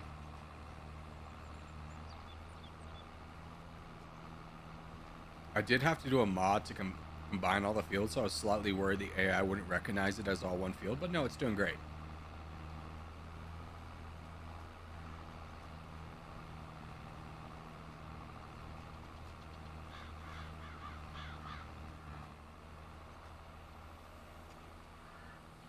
And I'm not combining these 2 fields, the smaller fields, 66, 67, 64, and 65. Because eventually I'm going to move into sugarcane. Because if I wanted to start making bread, or not bread, but cake. Cake requires flour, which we got. We're good on the flour. By the way, how's this mill doing? It's fine. We need sugar from sugarcane. Milk and butter, we're going to need cows. Eggs we're gonna get from chickens, and strawberries we're gonna get from greenhouses. So it'd be a big investment. It'd be a real big investment to do any kind of cake on scale. And I think cake is the same thing for bread. Yeah, same flour requirement, but all this stuff would be a nightmare to get. But that's like a decade down the road.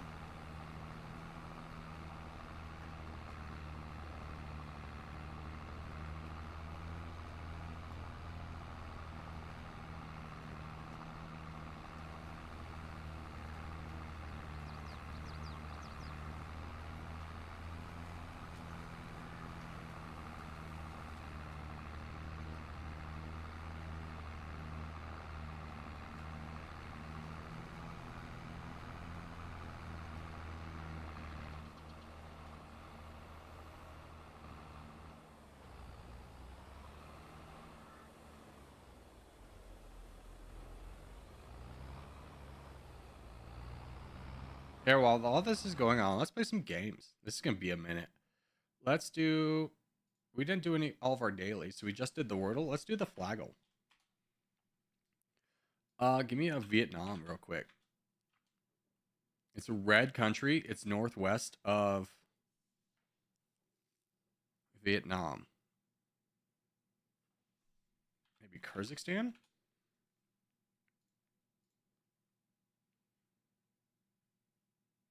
Even farther northwest of Kyrgyzstan by 4,000 kilometers.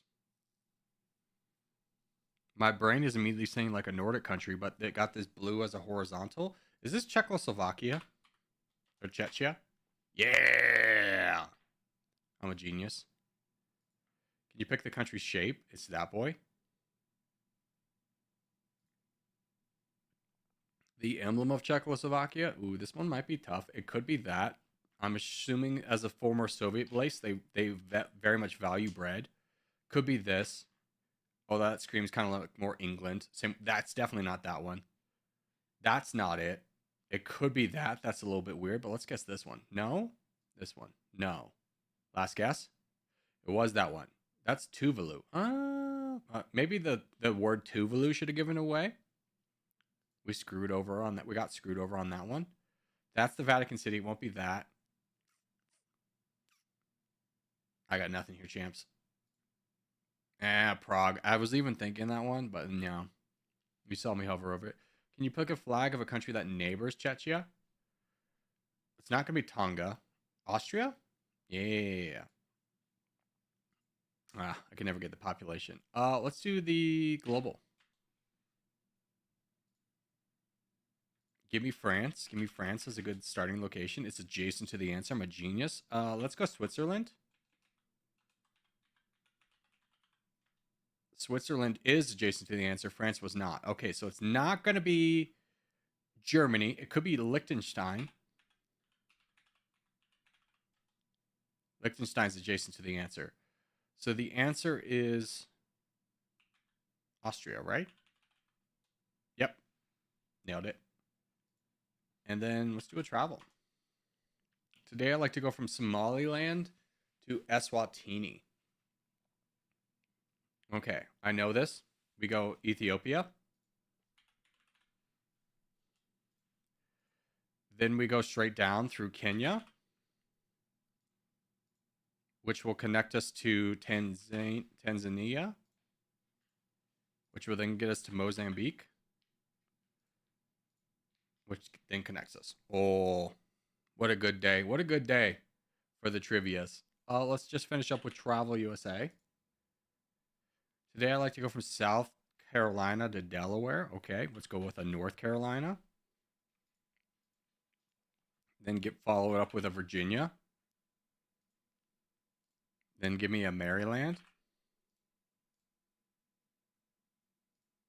Excuse me. Yay, we got it.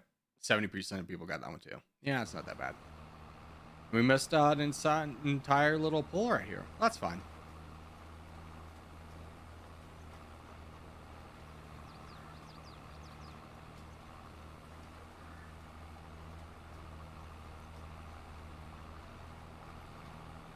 So while we finish up here, I'm going to eat. If you don't mind. I'll be here. You'll be there. We'll all be together. I got a little hash brown today. Ooh, exotic, right? Different choice of McDonald's. I'm the guy who eats McDonald's every day, and Peloton's twice as hard just so I can eat McDonald's every day.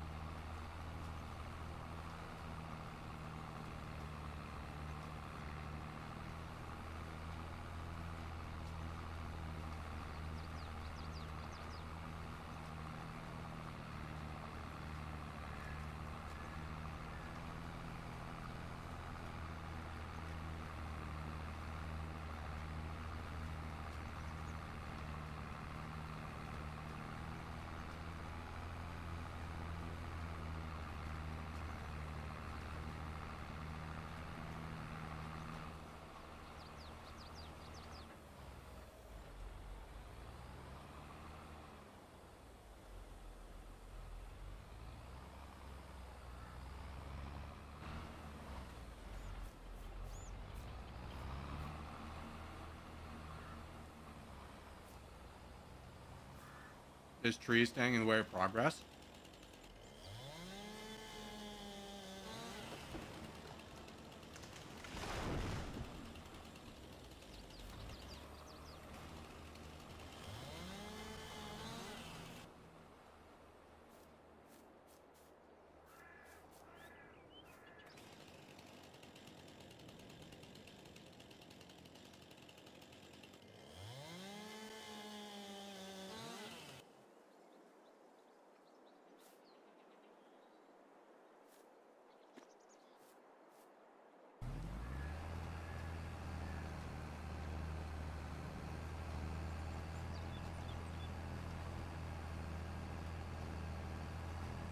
The nourishment, we have achieved it.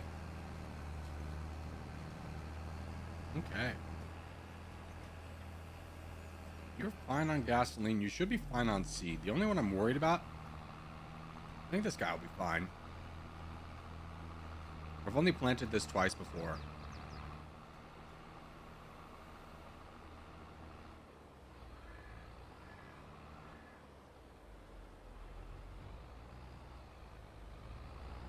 Uh-oh. Is that in the way? Yeah, you're gonna hate that, huh? Can I pick this up? Is it light enough? No, damn it. Damn it! Alright, hold on. Foolproof plan. We get another tractor, we push it out of the way. What an excellent use of tractors, Corgi. Yes, I agree. Thank you so much. I know I'm saving this tractor for the new farming equipment, but I'll just use it for like a 0.0 hour to move this out of the way of the AI. Why not just unpause this guy? Shut up. There you go. You're good, bro. A little bit of lime in the way. Hey, Tom, thanks for subscribing. Welcome to the Corkers.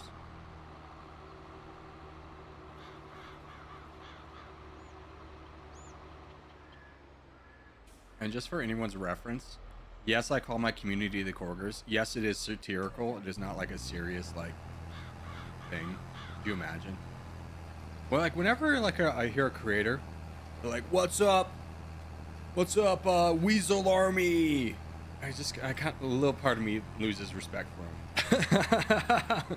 What's up, Weasel Army? It's your boy Weasel268 back at it again with another sick video. This time we're taking a look at Celebrities Falling compilation. Like, that's the vibe I get. Like, oh, you made an entire YouTube channel based off like a slightly embarrassing moment for a celebrity. I'm sure you're just really popular at parties. Here I am though, making a YouTube channel based off a mapping game, looking down upon the people making celebrity compilation videos, even though they're probably twice as successful as me. Monetization wise, but I never have to look at my aunt in the eye and tell her that I make videos of other people falling, and then the shame I'm sure she would dispel upon me.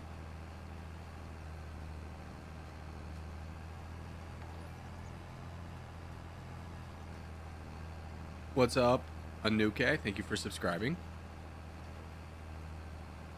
I had a chocolate waffle at 3 a.m. while watching B-Days. Baby's Day Out. It was amazing. Am I the only one here that doesn't know what Baby's Day Out is? Is that, I'm assuming it's a movie and that you're not just watching a baby like have a day out. Baby's Day Out. It's a 1994 movie. Holy cow. It stars a gorilla. Oh my goodness. Dude, this is a 24% on Rotten Tomatoes. What is wrong with you? Posing at, hold on, we're going to read the whole description. Let's get into it. Oh, I thought that was Woody Harrelson there. Yeah, give me the whole description. Posing as a child photographer, three crooks, Adam, Robert Wharton, Joe Mantinega, Lara Flynn Boyle, schemed their way into a mansion to kidnap an infant. Oh my God. Their hostage proves quite resourceful, however, escaping their hideout and making its way into downtown Chicago. No, not downtown Chicago. The mischief he'll get up to. Now the Common have to find their abductee, who believe in order to return home, he must reenact scenes from his favorite storybook, including trips to the zoo and a construction site. You're telling me 3 adults believe that a toddler is playing out stories from his book. Man, I'm going to be honest with you. I bet the writer really phoned this one in. This is not his passion project. This is how he gets a paycheck. It's a younger version of Home Alone. It's the opposite of Home Alone in every way, shape, and form. He's out and about. He's not staying at home. He's leaving. He's going wild with it, dude. Critic reviews. John Hughes' subjects have become increasingly apparel, so alas, have his movies. Nailed it. Oh, buddy. We got him there. We got him there. Patrick Reed Johnson. What else have you made, my guy? You have made 52577. I've never heard of it. English. I've never heard of it. Dragonheart. I watched it. It was awful. Space Invaders. Never seen it. When good ghouls go bad. Oh, buddy, you make an entire film off. You made an entire career off making garbage films. This isn't who you were. I'm sure you had higher dreams. When you were being born in Wadsworth, Illinois, you dreamed of a better life. I'm sure. What's the highest film he's ever made? 52777, which came out 2 years ago. I have never heard of this film. I don't feel like anyone's watched it because it only has 14 critical reviews. Young, nerdy, and alienated, Pat Johnson starts to make his movie in his backyard after watching 2001: A Space Odyssey in 1968. His passion for filmmaking grows even more when he becomes one of the first people to see Star Wars in 1977. This feels like an autobiographical thing. But honestly, anyone who's seen 2001: A Space Odyssey and enjoyed even the slightest bit of it is either a huge film nerd who appreciates the angles that Space Odyssey took, or just really dumb. There's no in between. This is kind of a wild, like 2001: Space Odyssey is a film they teach in film school to be like, look at how creative you can get with film angles, but the movie itself is garbage. The plot is garbage. It is widely known.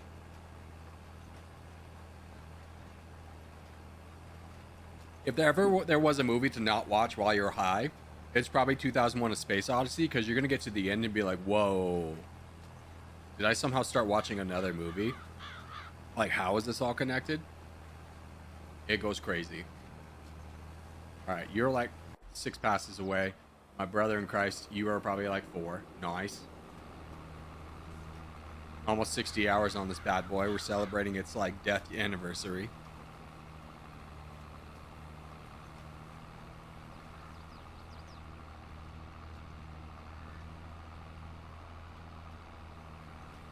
But once our farm life is done, once we get these done, we got 2 small boys, and then the fertilizing goes quickly.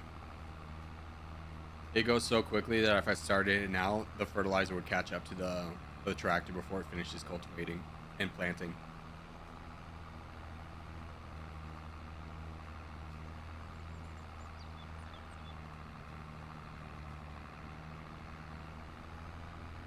What is farm life though? We yearn for the field. I don't know what to tell you. Heavy Metal isn't a movie to watch while high. Heavy Metal, that one sounds familiar. What was Heavy Metal?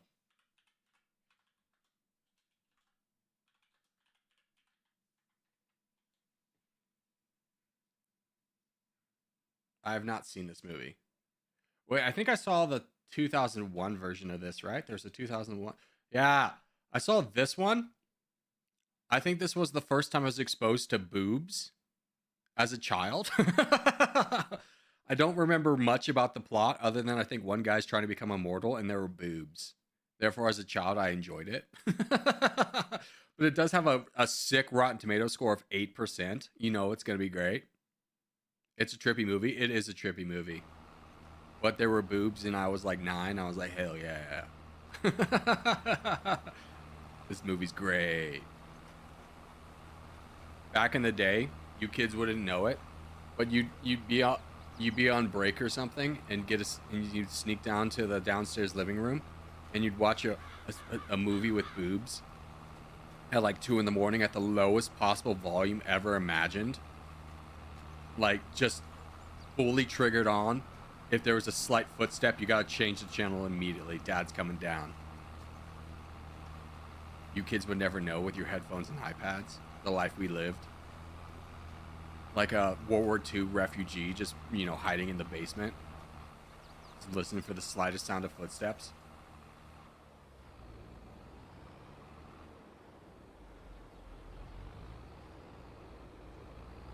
Don't make noise, they'll hear us. It's a quiet place. Circa 1999.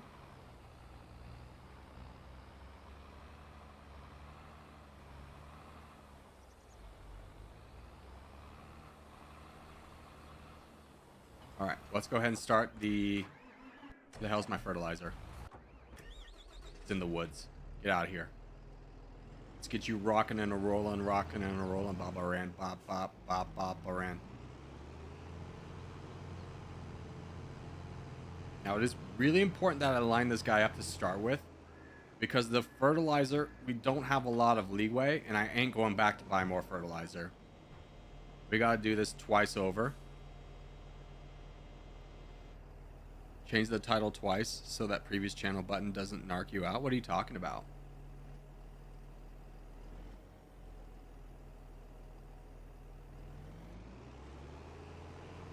Are you giving me a rundown of what it's like to watch heavy metal in the sense it would make, but in IRL? Yeah, that's pretty good. I think that'll cover everything. Back it up a little bit. Hell yeah, we got it.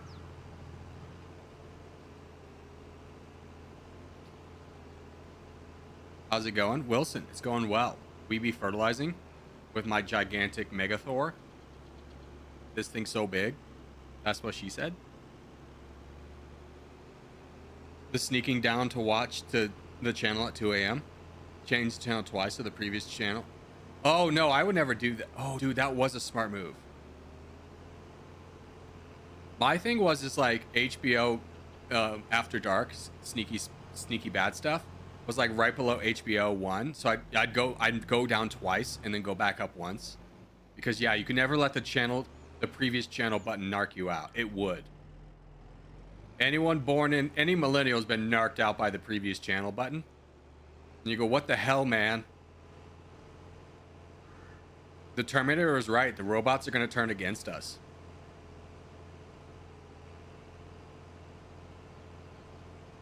Corgi, you should play Lines of Battle.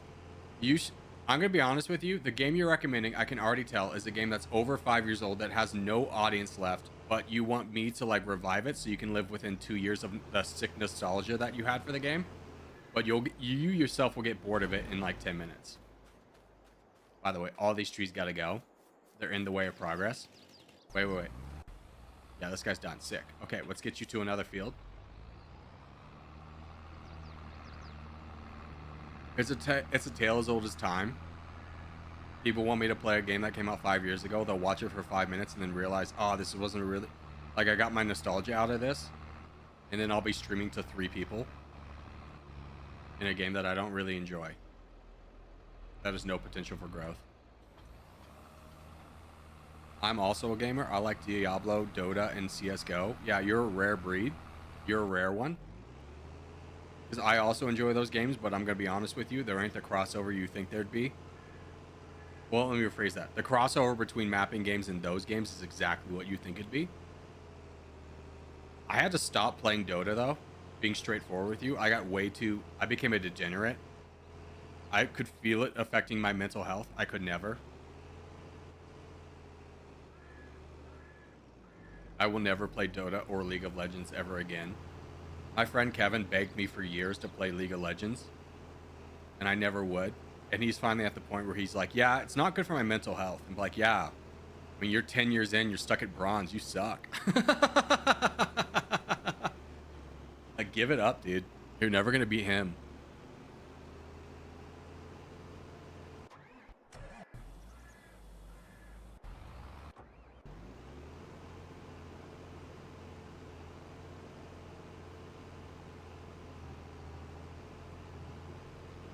Do you regularly stream? Yeah, every day, starting around 10 a.m. Not exactly 10 a.m. because I ain't built like that. Minus Sunday. I do take Sundays off, not for like the Lord or anything, but just because I need a day off. The mental acumen of having no days off is not possible to sustain long term.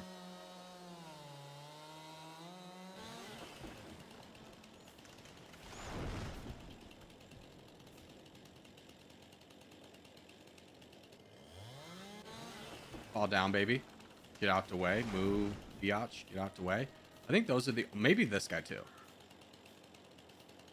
Dude, you can't run with a chainsaw? What is this game? What is this, a safety first thing? Is OSHA involved? This game 0 out of 10 can't run with a chainsaw. Steam review that. I'm gonna get over there. You're in the way.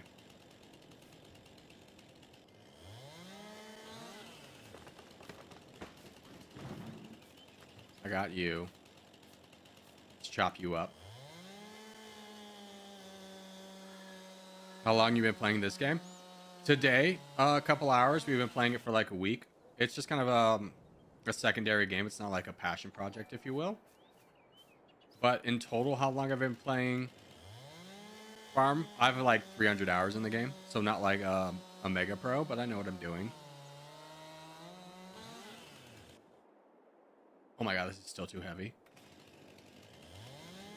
Big logs do be heavy sometimes, I suppose. It seems like an interesting game. I mean, it's a lot of fun. Like, if you're looking for like a chill out game, yeah, I don't think you can beat Farming Sim. Get out of here. Get out of here.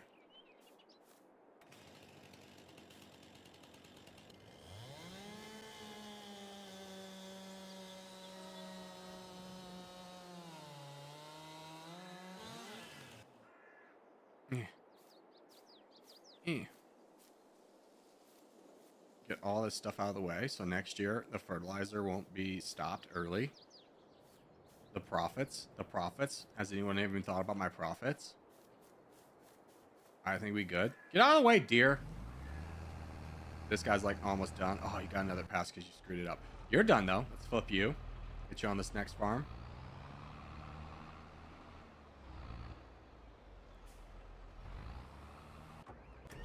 You're done. Yeah, we ain't gonna worry about that extra sliver. Hold this thing up so we can actually move it. Get out of the way.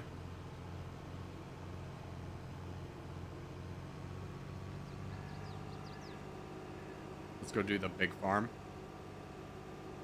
No! It's okay. Just pretend you didn't see it. I'm excited to play this game. You should. I mean, if you haven't given it a go, it's definitely a good one. I mean, Farming Simulator 25's out, and if you have a decent computer, you could probably run it, and not in a video gaming card, graphics card.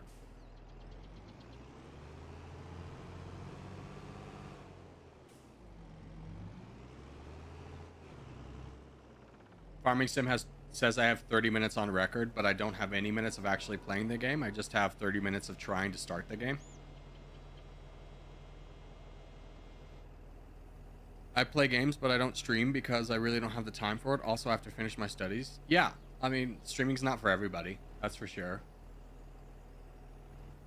Like, it ain't as much as like people have gotten rich quick.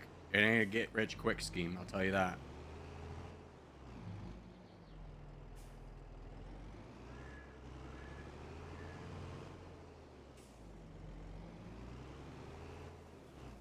All right, this should be lined up.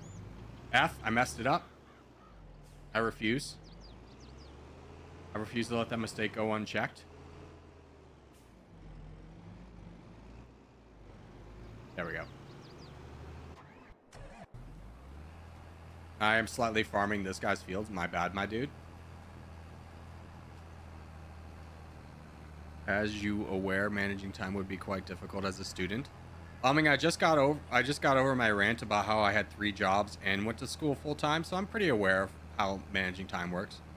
I'm gonna be honest with you. If it was a real passion of yours, you could make time. You would find the time. But no diss against you if it's not a passion of yours. Yeah. excuse me, freaking Matilda, get out of the damn driver's seat. All right.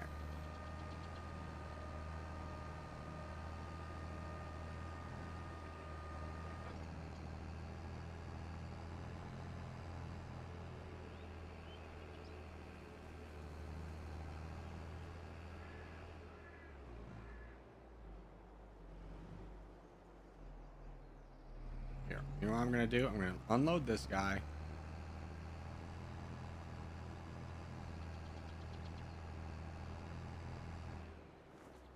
Drop this off in the middle, because there is a point where the fertilizer, my big guy, it'll waste a lot of material by doing another pass where this guy can get it done.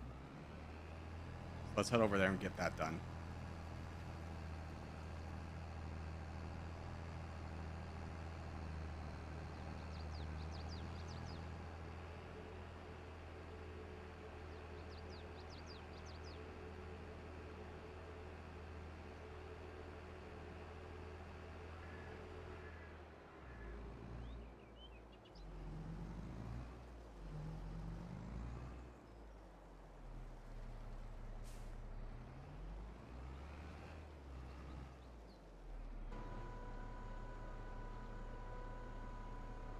No, the game was only a couple months old. Besides, what are you gonna do? Just play Territorial and Domination forever? Yes. How'd you suss me out so quickly? No, but I'll look into it. Can you put it in the Discord so I can actually remember it? Don't trust a man with ADHD to remember something you tell him on stream. I hope I can help by bringing you some followers and views. I have a large community that I work with, and I've asked them to follow you. They usually would. Yeah, I mean, it's one of those things. Is like, if they're interested, sure. I'm trying to get this game ASAP because it's an interesting one. I mean, sure, it's an interesting game. There are some things where playing this game, you're gonna be doing the thing of like, what do I need to buy? How much do I need to buy it? What do you mean this piece of farm equipment is not compatible with this piece of farm equipment?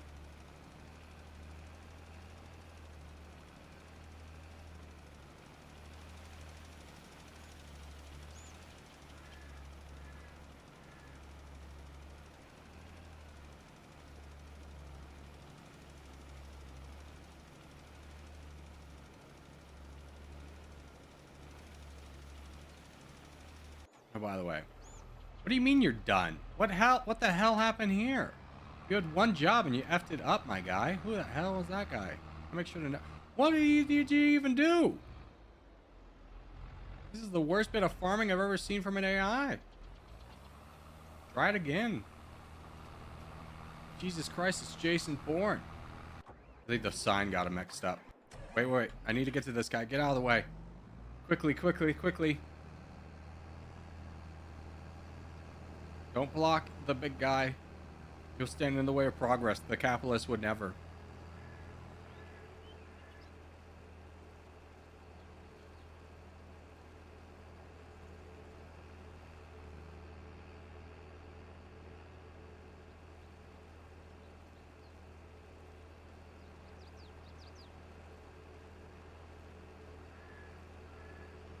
I just noticed your channel profile looks simple. I mean, that's kind of the joke. If you don't get it, that's fine. But the joke is that's literally PowerPoint stuff scuffed together. I mean, I'm gonna be straightforward with you. Artwork is never gonna carry you, especially like if you start doing complicated AI work, because then you're not being honest about what the game is. You might get more views, but those people aren't gonna be like people who are gonna return. They're just gonna be clickbait guy. He uses clickbait AI art. Looks nothing like the game.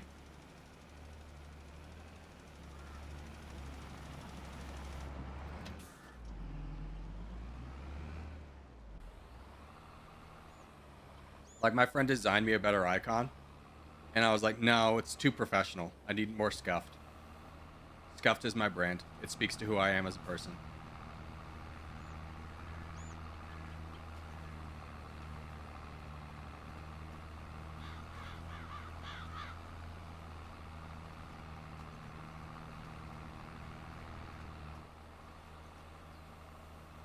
Good job. You did it. Hold this bad boy up.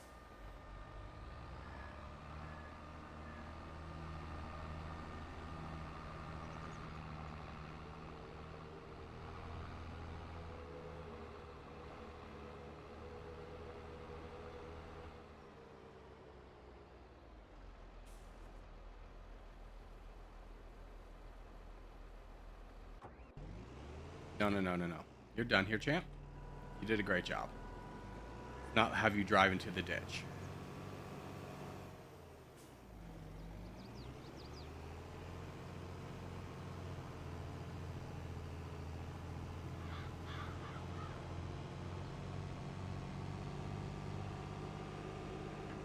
We'll just park you here. That guy's done. Sick.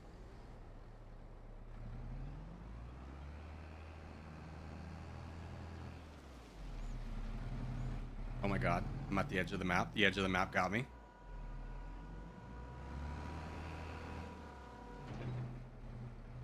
Why they made the edge of the map right there instead of where the hedges are, I'll never know.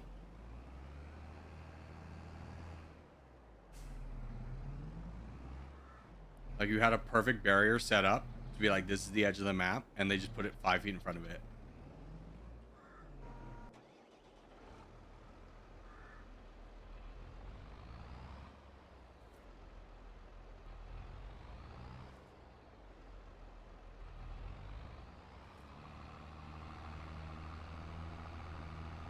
Okay, somehow combining the fields actually gave me more seed.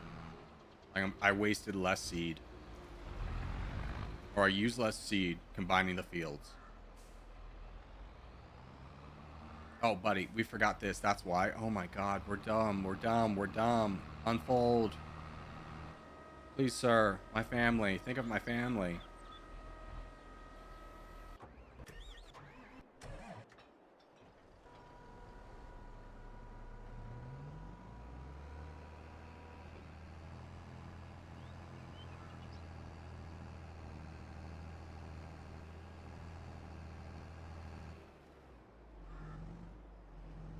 Try not to topple everything by going over the cliffs.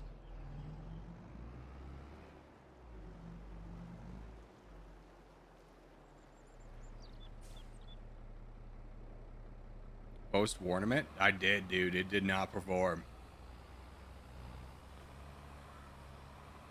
Like, I think you're wanting me to post-warnament because you see Drew doing it and you go, oh, it's an interesting game. Find me another YouTuber that does anything with warnament. It's not an interesting game. He's just an interesting person.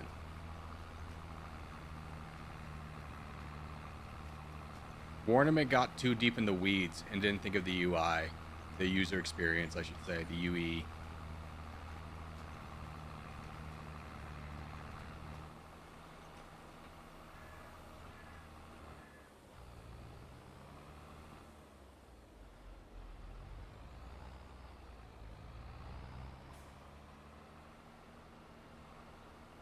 Dude, my field management was so off. I could have had this all done at the same time. I just got screwed. Next year, though. Next year's going to be a different story. It's going to look completely different.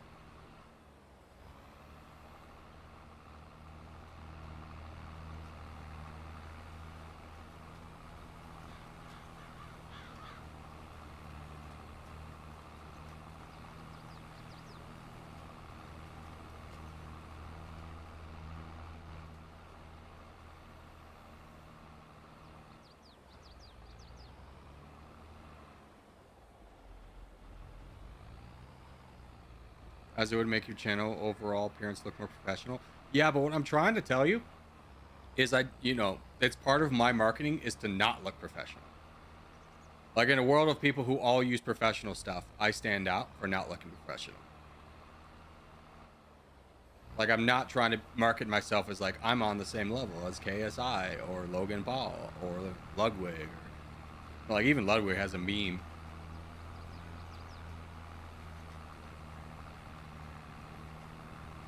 I'm gonna be straightforward with you. The thumbnail matters very little in the overall appeal, or like the channel like icon matters very little. And you may be thinking, how do you know this? What would inspire you to make such bold statements? I did work in marketing for like 10 years, sales and marketing, so I do have a good pedigree. My best friend was also a director of a marketing firm, and he 100% agrees with me. So I do have some validity to what I'm saying.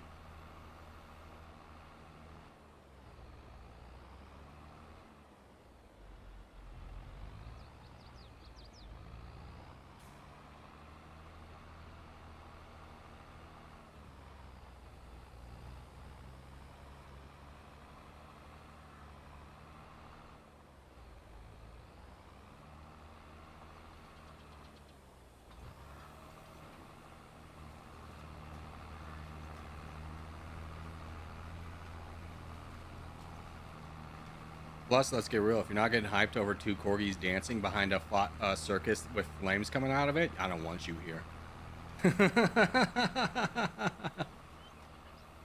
How did you miss, dude? How did you miss that? Oh, well. Let's get this guy set up. I have so many tractors now. I gotta get rid of some of these tractors. Next year. Next year, I'm gonna get rid of one. Maybe. I don't know. I kind of want it. I'm hoarding my tractors. I understand this.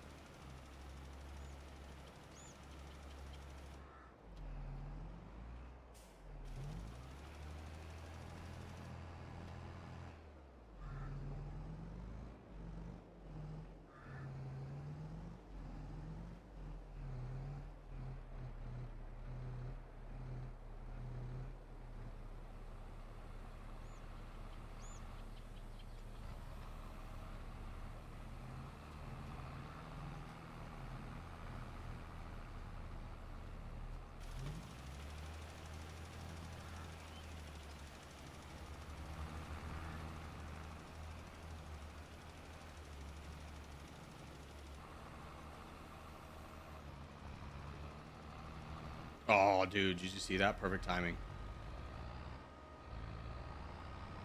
All right, now let's put everything away.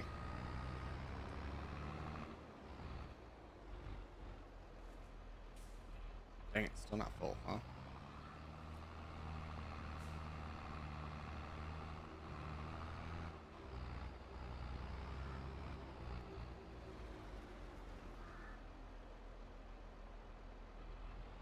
Can you add me on Discord so I can share some designs with you? Just post it in my Discord.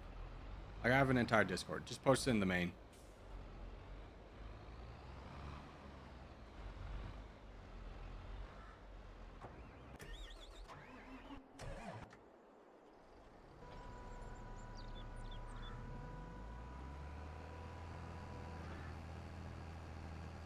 Yeah, I'm not one to take too many conversations offline into DMs unless I know the person. Well, I just never do it. Like, from the community, there's probably like 6 people I talk to offline. The only time I'll really ever like take a random message from someone is if they're like, "Hey, I'm starting a channel. Would you take a look at it?" I'm like, "Yeah, dude, of course."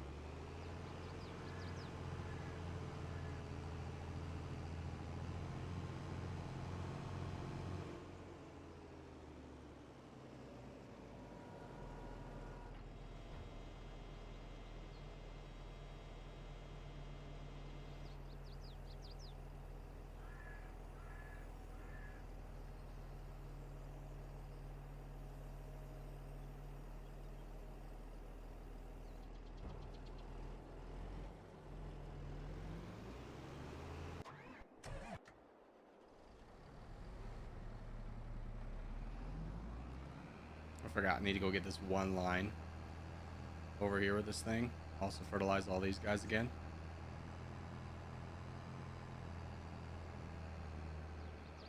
Which means at some point I'm going to need to buy more solid fertilizer, and I might buy it in bulk so I don't have to do it very often. But we'll figure that one out later.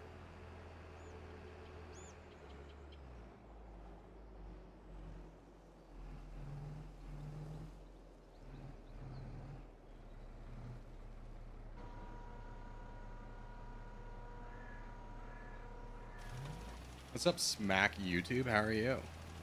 What you laughing about? All right, I'm gonna go to the bathroom real quick. I got time. I got time.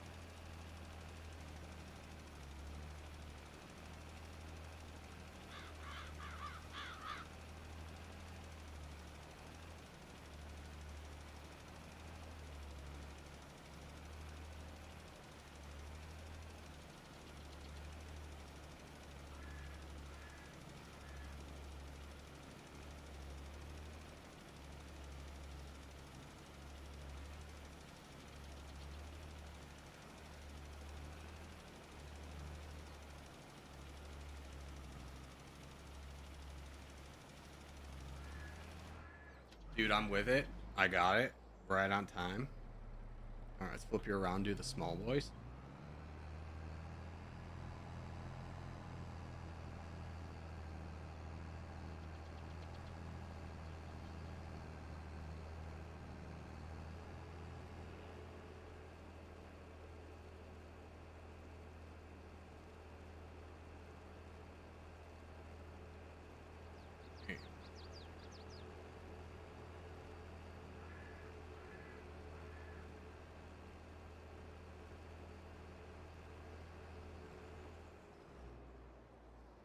Oh, I also need to collect the bread. No, not the bread. Do I need to this month, though? Do I have... Oh, God. How's the production? Do we have storage? Yeah, we have plenty of storage. Okay. How's the flour doing? How are we doing on flour? We're all low on flour, but we all still... We're having enough. That's good. I have a freaking minefield over here I created for myself because I'm an idiot. Fix that. We'll fix it in post.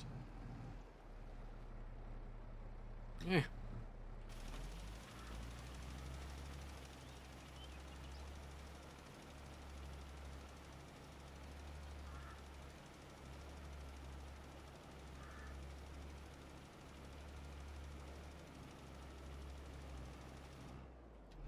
Let's go.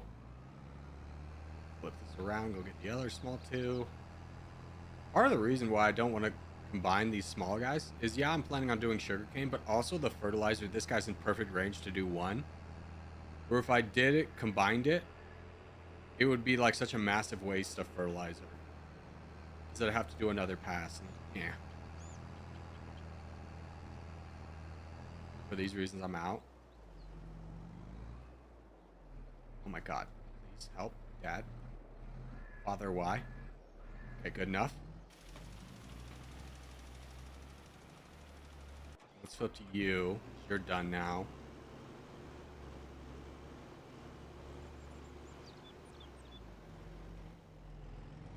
You wouldn't do that to me.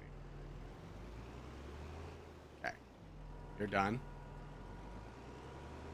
Let's get you rotated over the big farm. Farms, they're fields.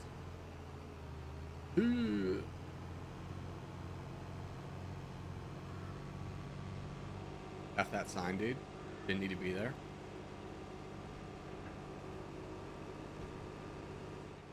I'm so happy with this purchase. Because, like, I've never showed you this before. You guys weren't here for it when I was playing offline by myself. But this would take me 40 minutes to fertilize. Like, no exaggeration. Now it's like, what are we at? 10 minutes, maybe? We'll be done with 10 in 10 minutes? Insanity, the difference in speed.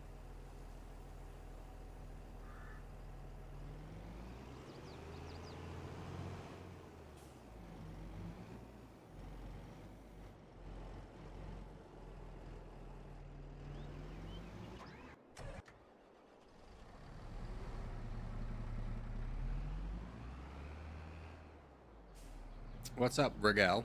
Dang. Are you saying dang because you wanted to play Territorial, but then you read the title and said, oh no, there's farming afterwards? This will be my chance. This guy never streams Territorial at this hour, but he might this time. But no, it was just farming.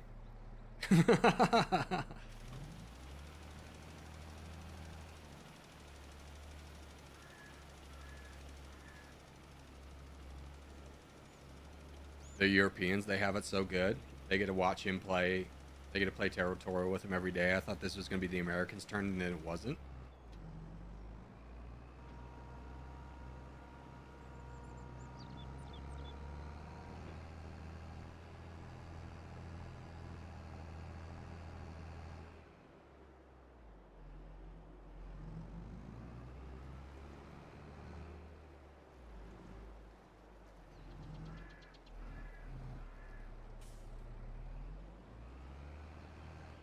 Oh, thought the turning would be faster. Please turn better. Oh god, now I've just really screwed myself. Try this again. Just no one talk about this, okay?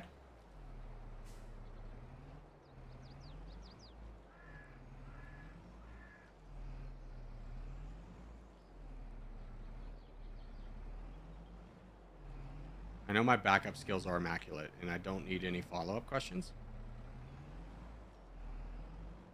Nailed it. Now we collect bread.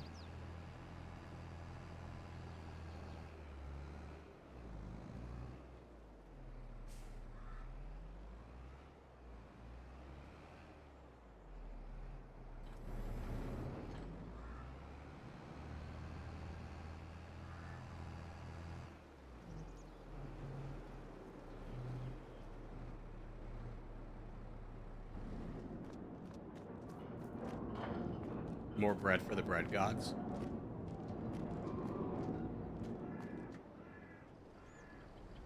Skulls for the skull throne and bread for the bread gods. As we do.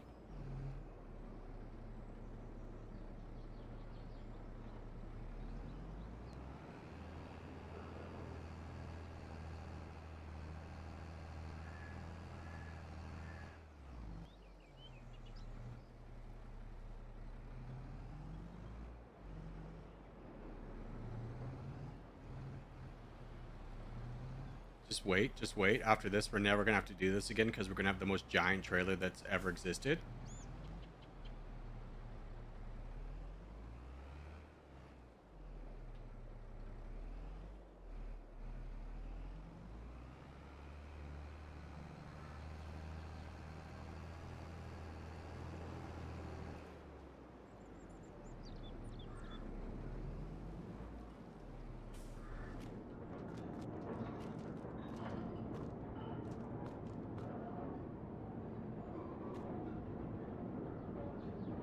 Come on, you got another one. There we go. What's it? 9:30, almost there. Okay. Now we got like one more pass with this guy, and then we're done. We can advance. Let's go. Let's go. Big dubs. Big dubs. We're gonna be so rich. We're gonna buy all the farm equipment next now in December. It's gonna be a big day.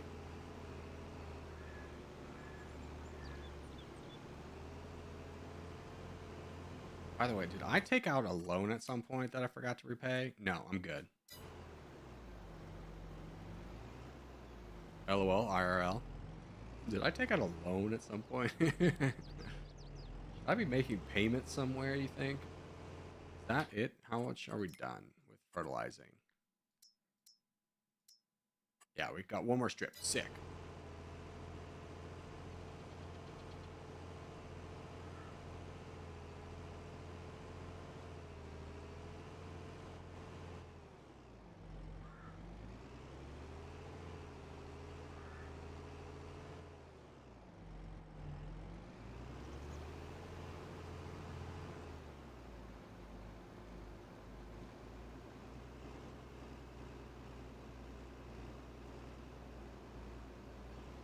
Hello, Zero Winter. Welcome back. Welcome back to the land of the farm that works. AKA not my multiplayer farm.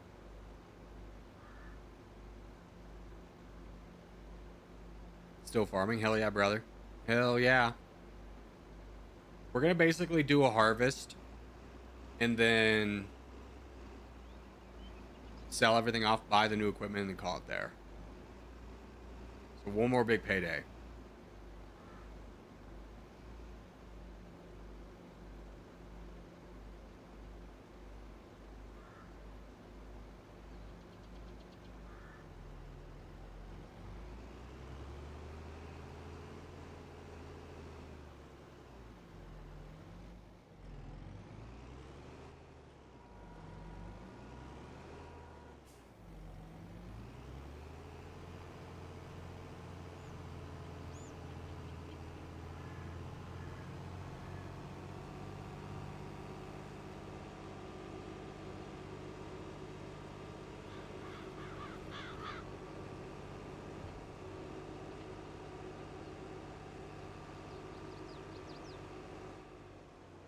I can't remember if these were herbicides. Yep, that's the fertilizer.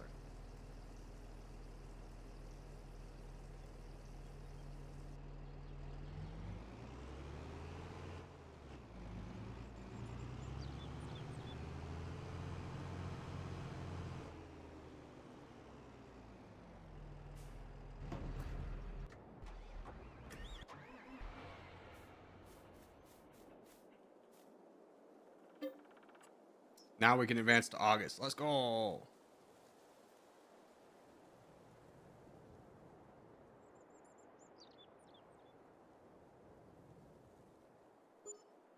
Which I shouldn't have to do any like repairs on the harvester because I think I did that last year. Just check sales if anything's like of real interest, which there's not. We just did bread, so we can go another month without emptying those.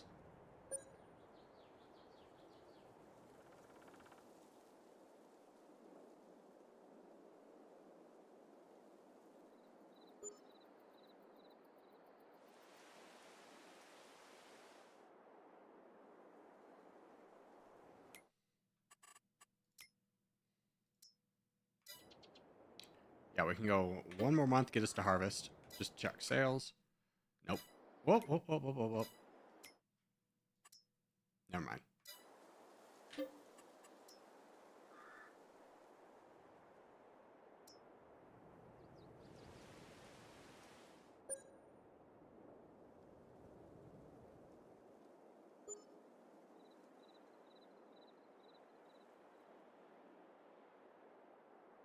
Okay, welcome to August.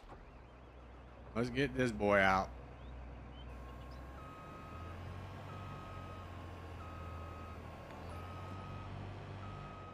Mario, thank you. Andreas Escobar Gonzalez, thank you for subscribing.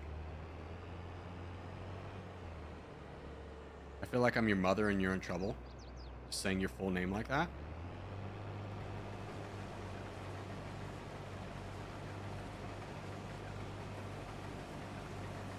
J-Man, hello as well. Oh, buddy. Never mind.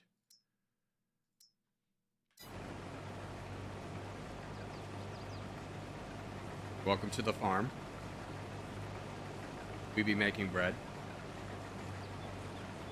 Both literally and figuratively.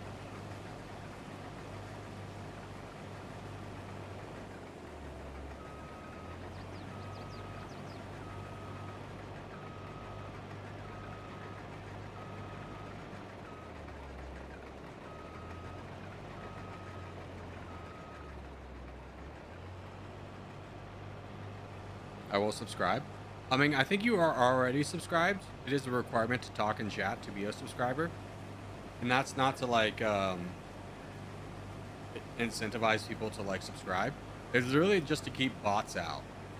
Like, it's amazing if you kept it off for 2 seconds and you didn't filter the word girls or sexy from being like auto blocked. It is truly amazing how many bots you're gonna get for like scam dating websites.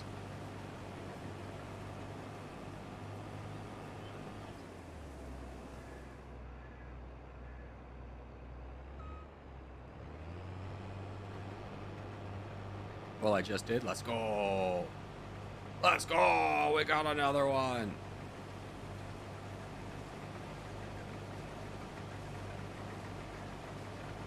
Big W's.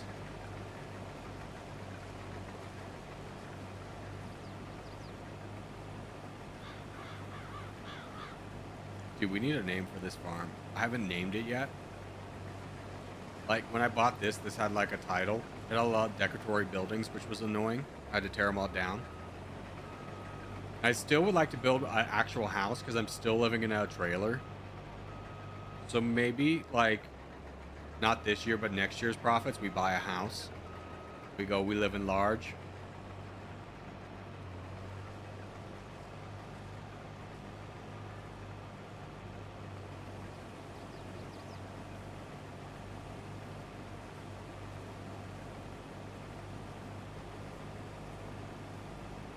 So I can show my wealth to my friends. I mean, what's the most expensive house I can get? I think it is this one, which is kind of boring and dumb. But it is the biggest house. We might need to look at a mod to get a cooler house. Because here I am leading a bread empire, living in a trailer. Like, real old bread money's going to smell me out immediately. They're going to be like, you're new bread money. We hate you. Like, no. The social acceptance I crave.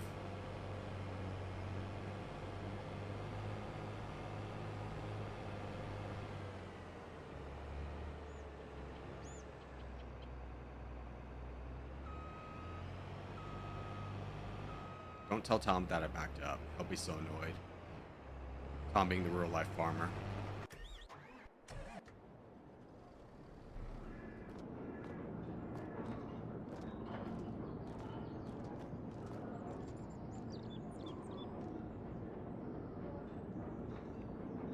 Oh, the other Tom.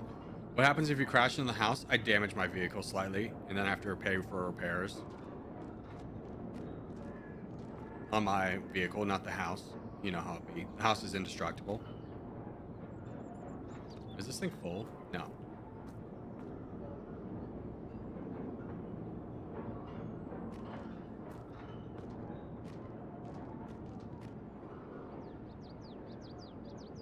Okay, now it's full. Let's get ready to move this guy. The bread must flow.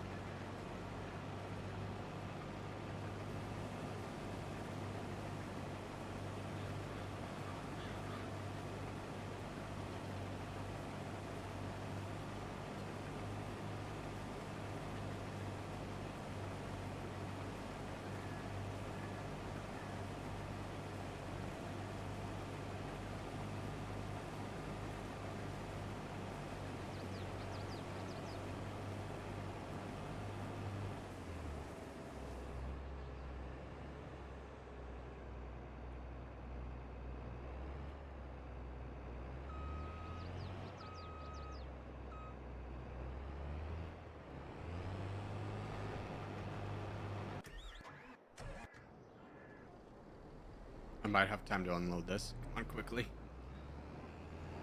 Come on, little Robert Massey. Which is so weird because I did know a real guy named Robert Massey, and it always breaks my brain. Because at the time when I knew him, I didn't know about the tractor company Robert Massey. And you may be thinking, didn't you just tell a story about how your family owned a Robert Massey tractor? And I go, yeah, but I was a child.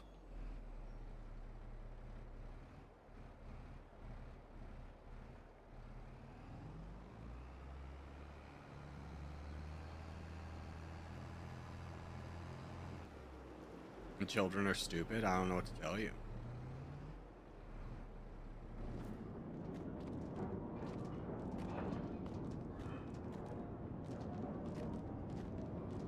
Okay, those are all going to auto-load. Grain tank's like full.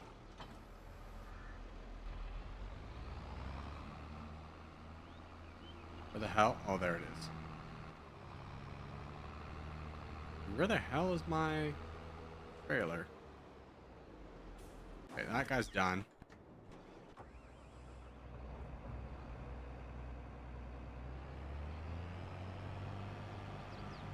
Just put the fries in the bag. Oh my god. See, I was reading chat and just, you know, driving while distracted. Just put the fries in the bag, little bro. Dude, you call me little bro? I'm 6'4".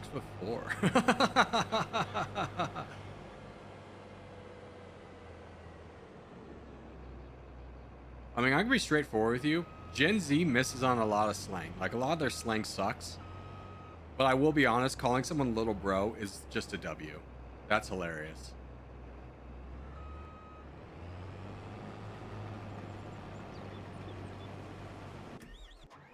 Like, where are some obvious places they missed? The Riz and Rizzler. Skibbity was like the Skibbity. You're gonna look back as the failure of your generation. It's gonna be the embarrassing thing your generation really liked.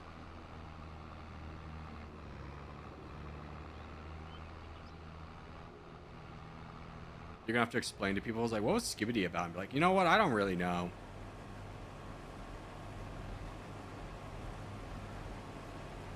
Ah, frick, it had to stop. Fortnite Chapter 6 is out after like 10,000 years. Yeah, I saw Tim the Tatman playing and I was like, oh man, we're back here, huh? We've gone full circle.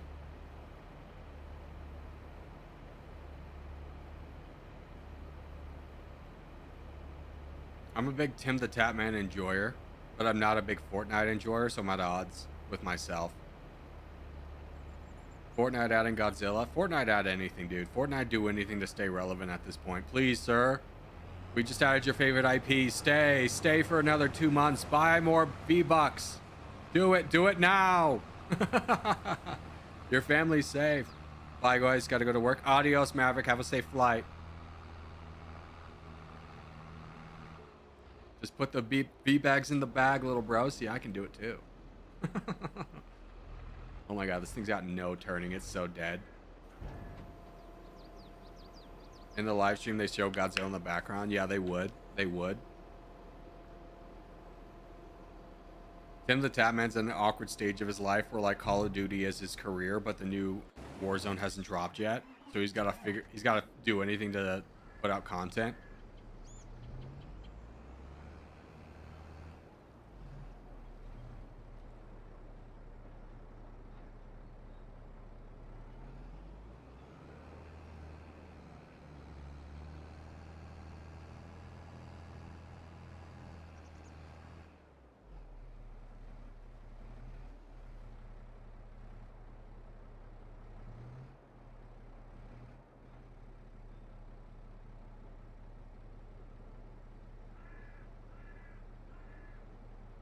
I can sing Rismus if you want to play one match of Territorial.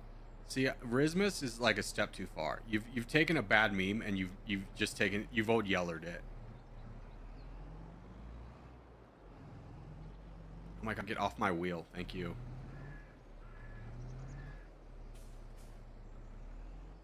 But really, don't put the fries in the bag. You cool? Thank you. I appreciate it. Me, millennials and Gen Xers are going like, you're talking about fries, you must be talking about Keenan and Kel. And you go, who the hell is Keenan and Kel? And go, have you ever seen Saturday Night Live? Well, that's Keenan. Wait till you meet Kel. He loves orange juice. Or excuse me, he loves orange soda. You'll never know about the Good Burger. Home with a Good Burger. Can I take your order? It's not you. You're not him. F, will you please go in the truck? There we go.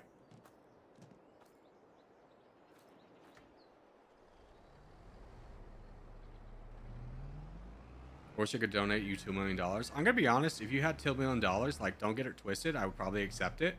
But I would definitely be like financial advising you, be like, you can probably get a better investment, return off your dollar, if you will. Is the only thing you're eating bread? Dude, bread pays for everything. Bread is life. You ever watch Ted Lasso? Football is life? No, bread is life.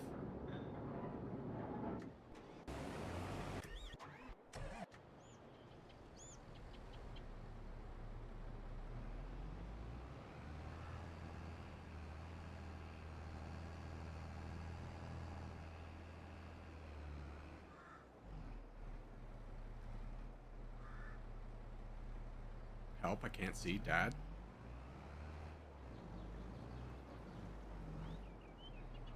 I'm legally blind.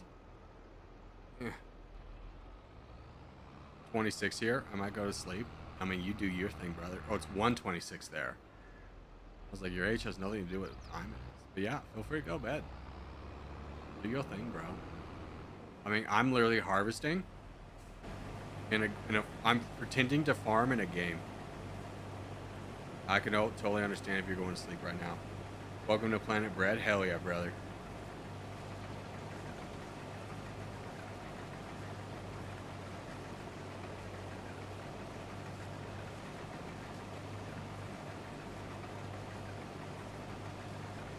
All right, it's 80% full. Let's go take him out.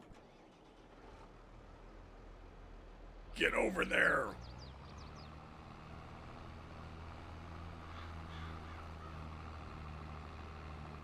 I love to say the get over here was a millennial meme, but it was really Gen X. I couldn't stand that stolen valor being on my conscience. The Gen Xers, they finally came up with a meme of their own. That wasn't just someone skateboarding. They got out of the skate park long enough to make one meme.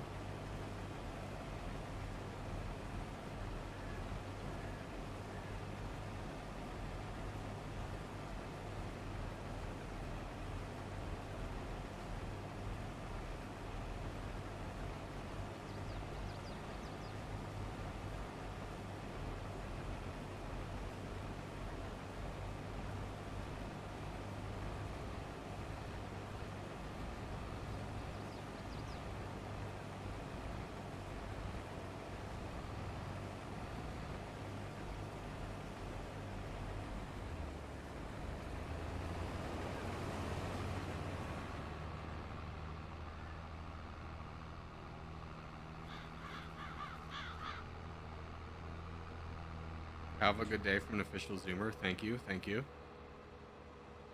Remember me in the Water Wars. That's all I ask. I'll be old and frail at that point. It's really what the long-term goal of YouTube is just to make enough friends with Zoomers so that when the Water Wars come, they'll protect me.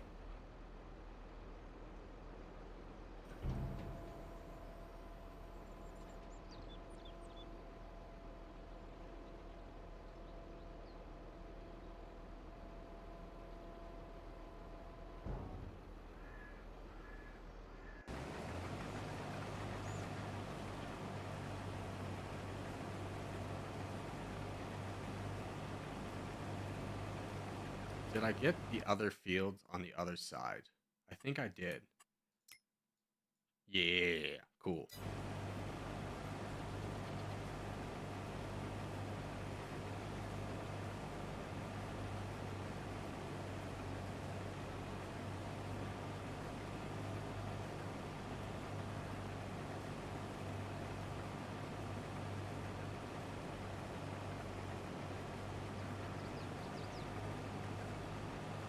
Like, I feel like the Lord is speaking to me to get another harvester in this moment, but no. We're going to increase the speed of which we plant. It's going to be truly amazing.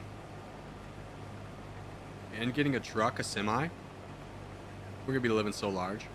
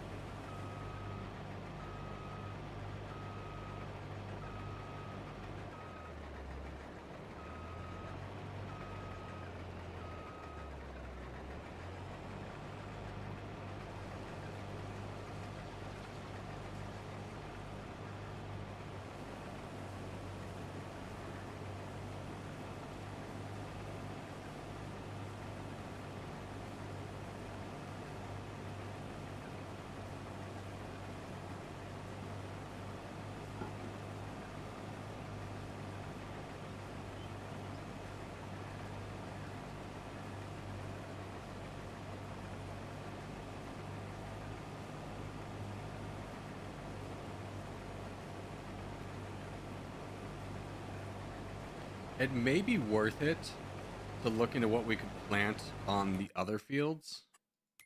Maybe we don't do all sorghum because we've kind of reached our peak. The only thing we could plant canola right now. So we're going to be having our planters going while we're harvesting. Canola is a weird one though. Look at this. It's overlap with the plant and harvest. The other thing we could do is poplar, but I ain't doing that. Grass. We could always do grass, but that's a little bit much. I think we could probably do canola oil.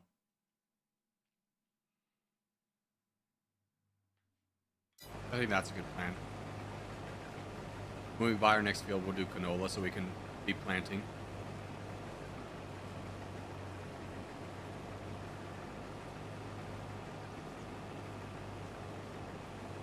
I just don't. Oh, wait, hold on. Does would my future seeder be able to do canola?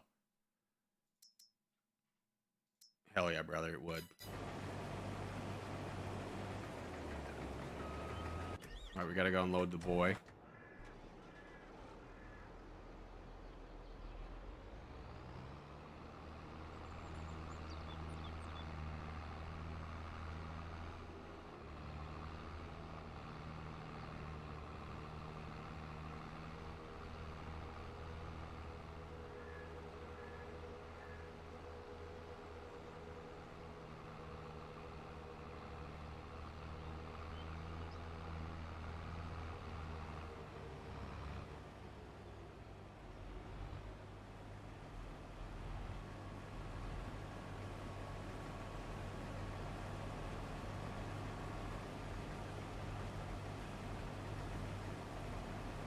Hell yeah. Dude, has anyone been watching anything on like Netflix or Hulu? Anyone got a good series recommendation? I tried to watch the new Dune. I'm gonna be straightforward with you. I watched one episode and I was like, I'm out of this. Like, I don't know if it gets any better, but I was so like bored.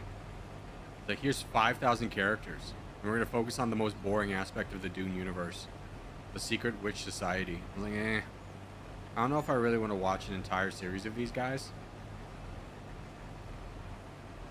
Like, here we are having like all these houses with the politics and stuff we're gonna focus on, and it's just like, oh, that's Game of Thrones, right? Hell yeah, I love the Game of Thrones politics games. What we're gonna focus on? The witches. Okay. They're kind of boring.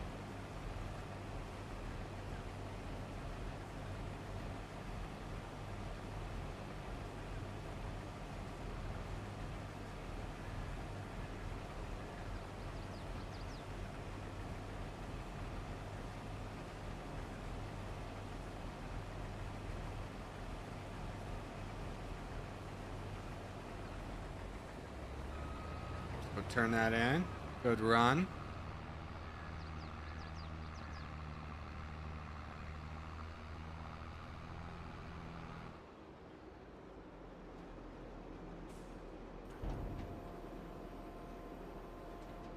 Give me 1 second. I want to check something really quickly. Cool.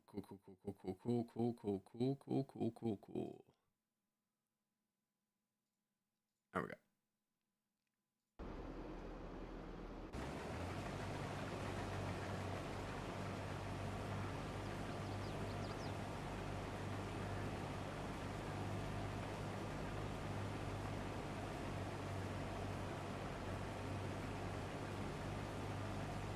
What did I need for cake? Is there anything I could start like making right now? No, next. So this year, farm equipment. Next year is we're buying windmills. I remember.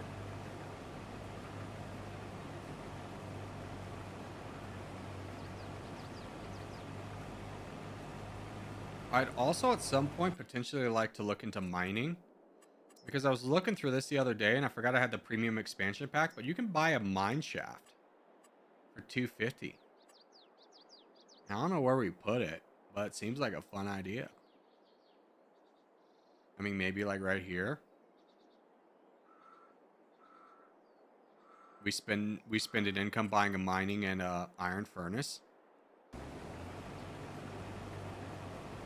That'd probably be a slightly better investment than windmills. Like, what does the smelted iron go down to? What does that cost? If I start smelting some iron? Metal. No selling point available. The hell?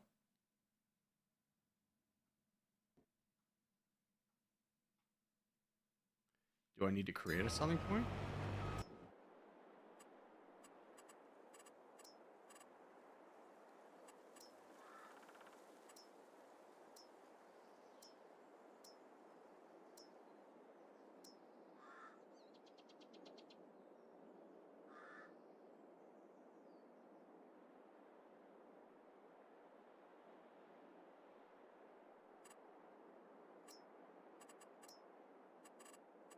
Maybe I don't do mining. I don't know.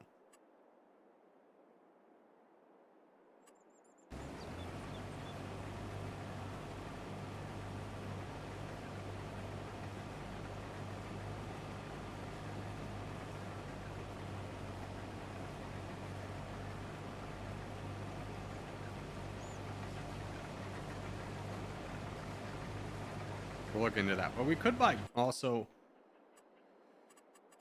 like, we're definitely, no matter what, buying a couple of these. We could potentially get 3. That's worth it. I'll even loan out to get the 3rd if necessary. But I would like to start doing greenhouses and start making some strawberries. I think we could throw those like right here.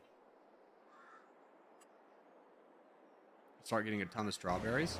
Just some more passive income.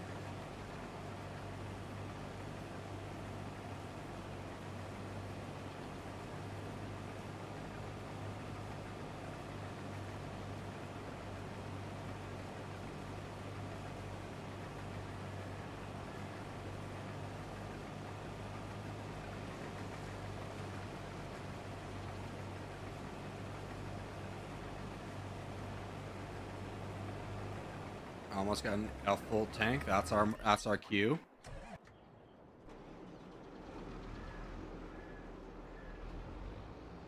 Pack it up, pack it in. Let me begin. We're gonna be unloading a tractor for a harvester full of grain. Let me begin.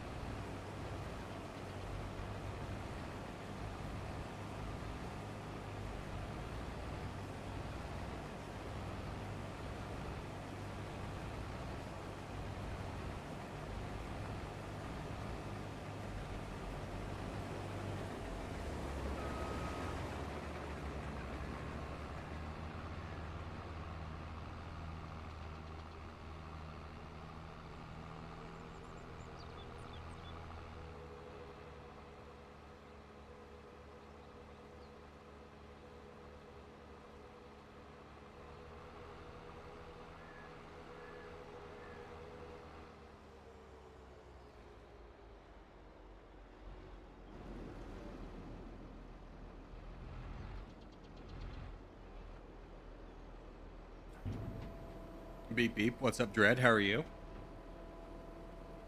How we be looking in our production? Pretty good.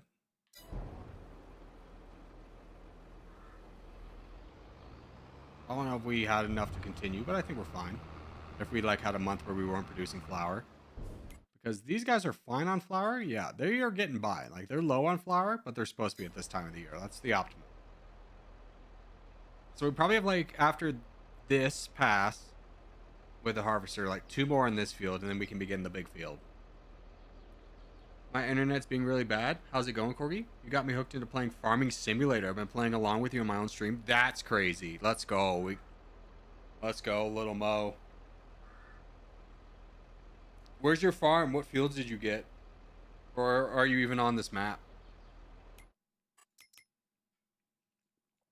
Did you start in my corner, the power corner?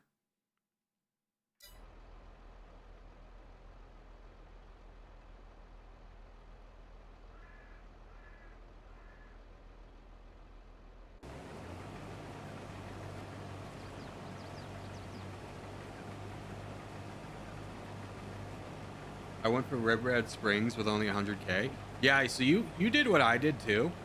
Is you start off in the hard life, and brother, your life's gonna be hard. Then you're gonna be like, what if I just played on normal because, you know, I actually want to make some progress in this game. You're gonna be about 50, 60 hours into the game before you realize that. Like, what if I just played a little bit on the easier side so I could actually make progress?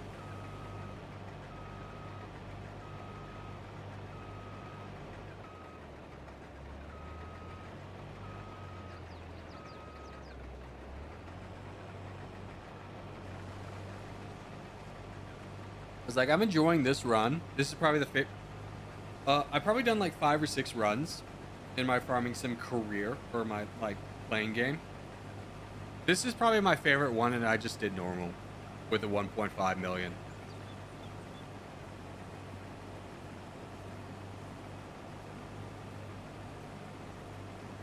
Yeah, it's fun hard. I've played older FS games. Oh, well, if you have that experience, probably so. Are you playing the Farming Sim 25 though? Is the real question. Are you playing 22? Because I was excited for the 25. I was really excited to do rice farming. And I'm sure I will at some point, but not until the game works for me. Yeah, I'm on 25. Just got it. Nice. Congratulations. Live out my dream.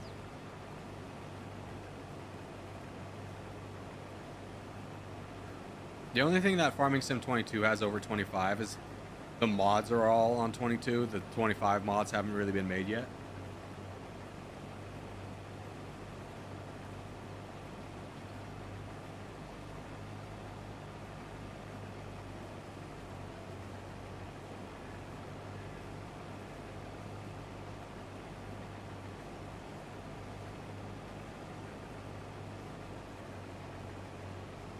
I'm eating some apple pie and cream, enjoying the Territorial content. My god, that tutorial helped shame me. I saw the video to watch, got obliterated for 3 hours, then watched it. I can't tell if you're telling me the tutorial helped you or you watched and it didn't help you. You got me confuzzled. Ah. No! My fingers were on the wrong slots.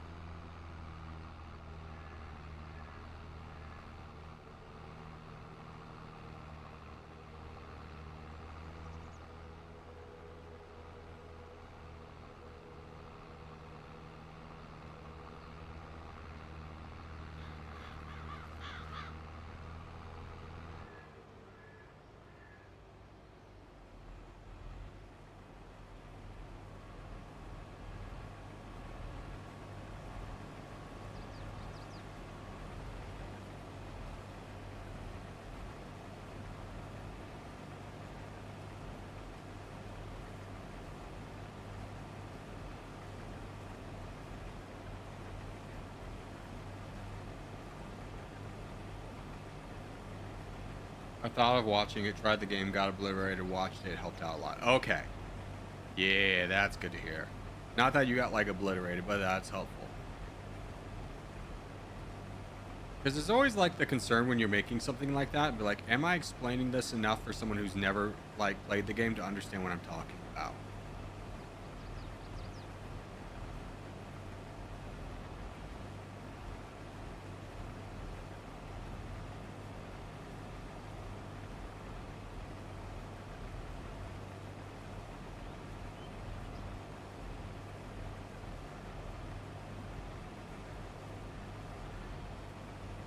Because I put off making the tutorial for like years because the game gets really convoluted as to like, what do you do in this situation? What do you do in this situation? There is no like answer. Like I didn't even talk about multiplayer at all because like that's like another thing.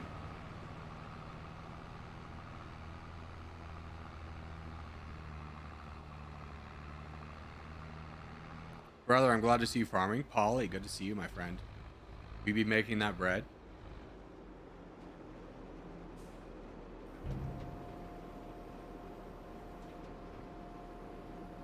The tutorial is really good for me not being on TT for too long. I still haven't figured out the display numbers above settings for my own. Yeah, I mean, there is really nothing. There's no way to like know what anything in the game means unless you play it.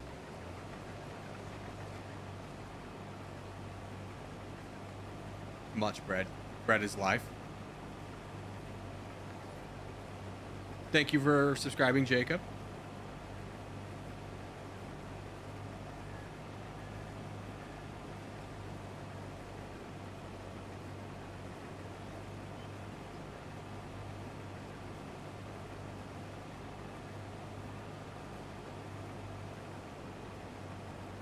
Oh wow, that wasn't for multiplayer. No wonder I was struggling getting more comfortable. Dang FFA stuff. I mean, here's the thing. If you can do FFA, you can do multiplayer. Because the difference between the two is like if you screw up in an FFA, it's you alone. But if you make a mistake in multiplayer, there's always a chance a teammate can save you or cover for your mistake. So if you're kind of learning to constantly be playing for like that others will cover your mistakes if you make them, you're not really developing as a player. Like you're not getting better at the game at the scale you would if you just did it free for alls.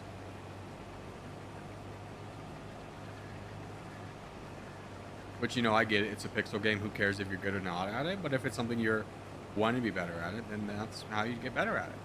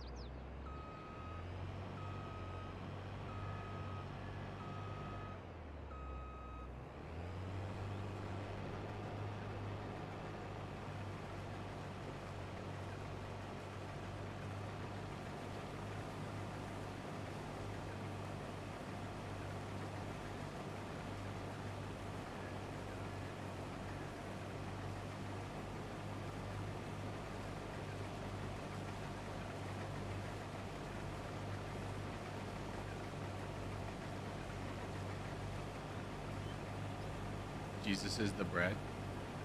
Yeah, I mean, it's kind of a crazy thing to think about. It's just like if you are a Christian, to be a Christian, you need to fully believe that you are eating this man's body. That is part of the requirement. Not to get too religious, but Jesus is bread.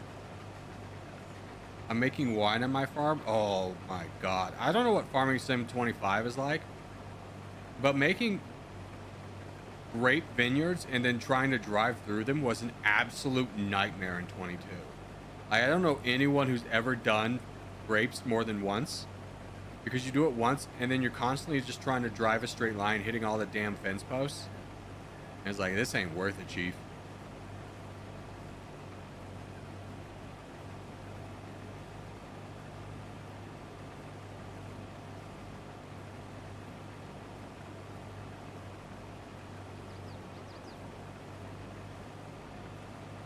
I just want a free-for-all victory at this point. Nearly had one. I started the stalemate vote because I thought it was good. Ah, nah. I mean, it's a thing, though, where it's just like, it's good, the game is challenging. Like, if you got a free-for-all win the first time you ever played it, would you ever play it again? Probably not.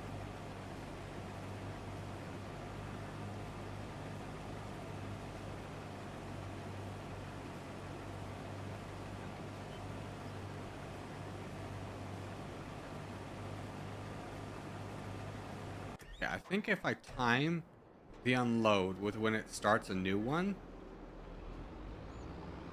that would be for the best. If I can start it when it starts a new line, I think it'll have enough capacity to do so. I just need to be like Johnny on the spot about it. And if I'm wrong, the harvester stops for a second. It's not the end of the world.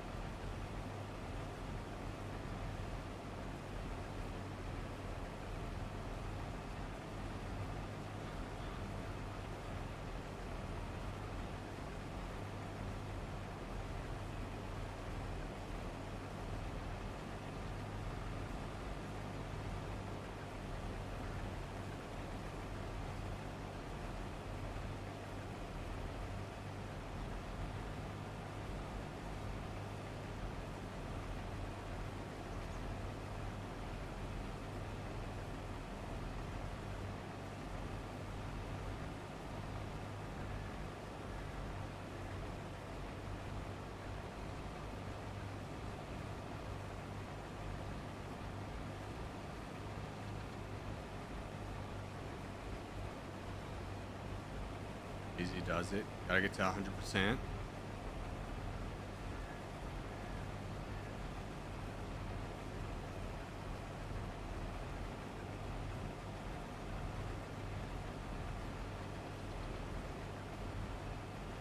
Let's go. Never played Farming Simulator, so what we up to? So we're harvesting the grain from the sorghum, which is a type of wheat.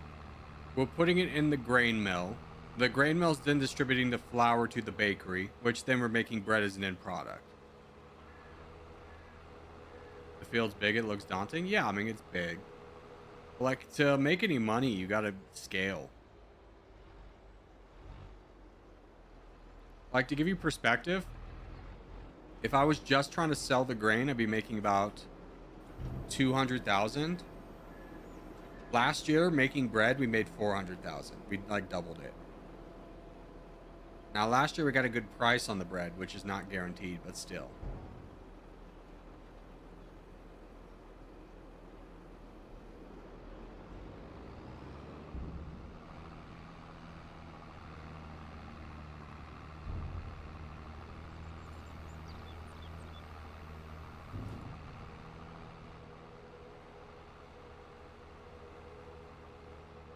Like, I'm sure a real life farmer would look at this pitiful amount of land and be like, ha ha ha, how embarrassing.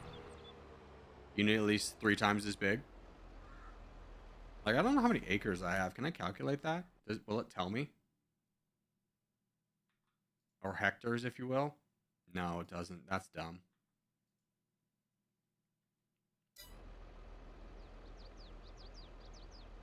Bet on red, I mean bread. Always bet on bread, baby.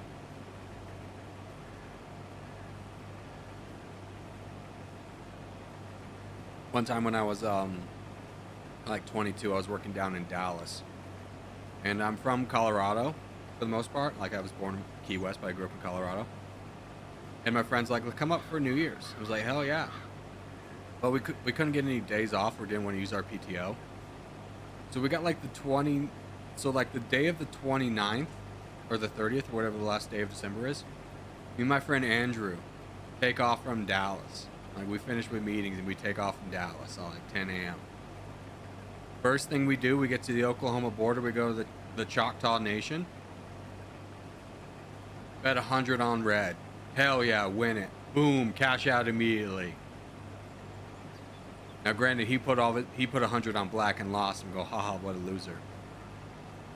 Second thing we do, we stop off at a thrift store. We buy something incredibly large but cheap to give to my friend Obi as an inconvenient present. Hell yeah.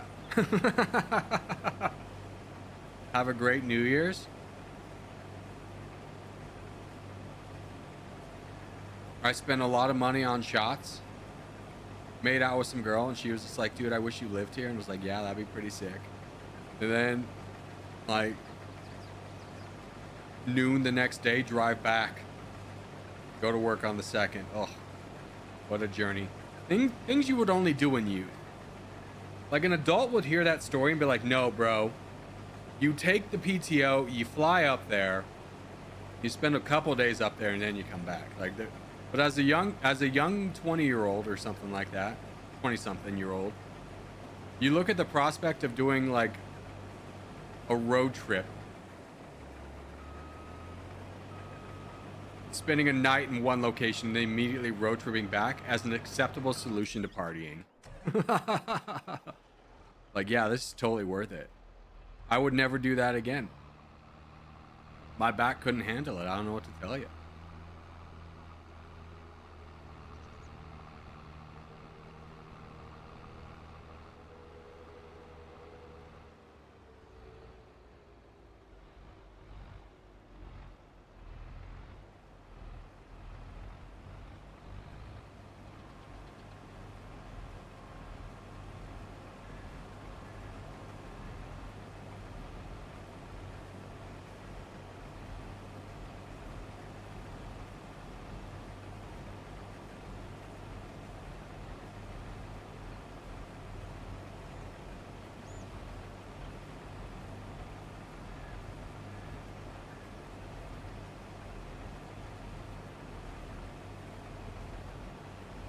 No hotel room, no nothing. We slept in the car. It was dumb night.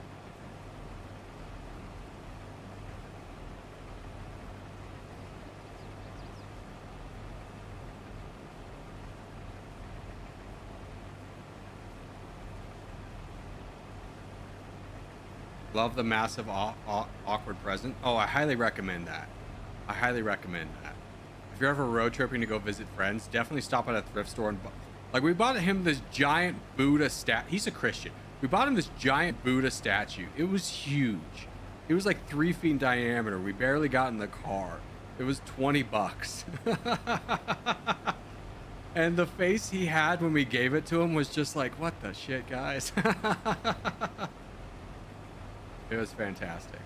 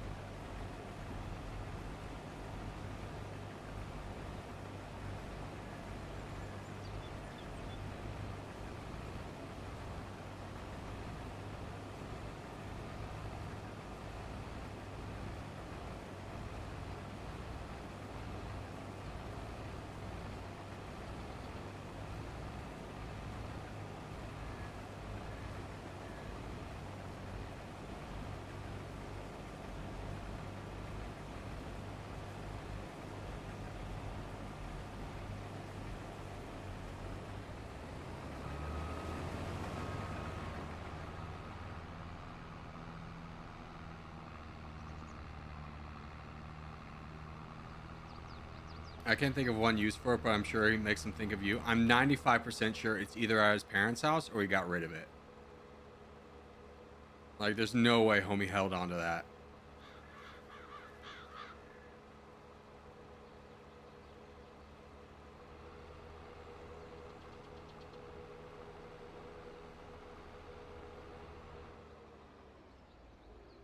But thrift stores are like clutch for like meme gifts.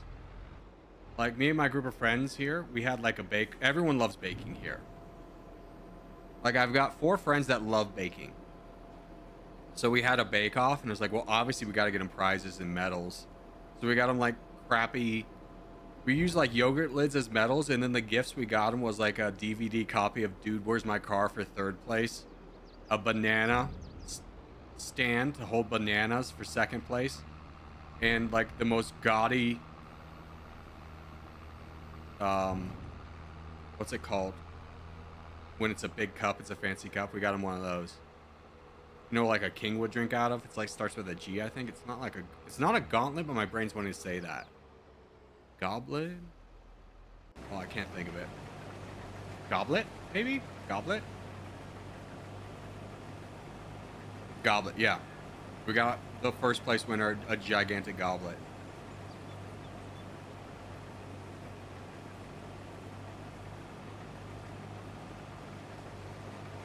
I think all those prizes together gave it rounded up to $6.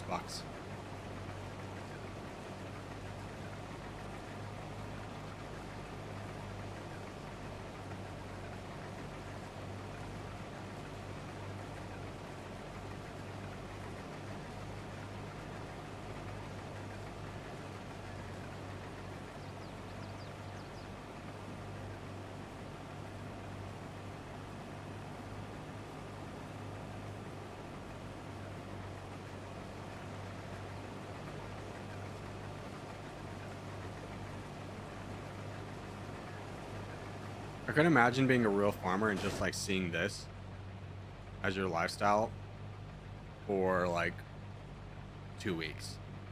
I'm sure you don't want to see the inside of a combine for weeks after this.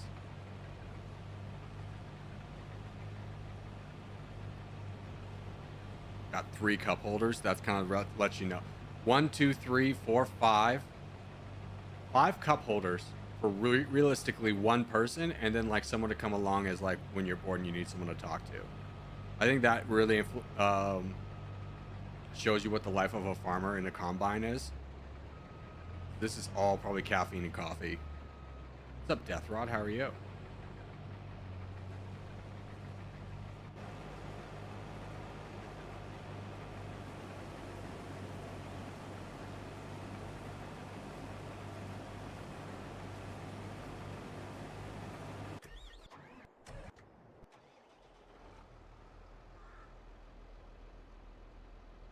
As soon as its beacon goes off, we'll start unloading.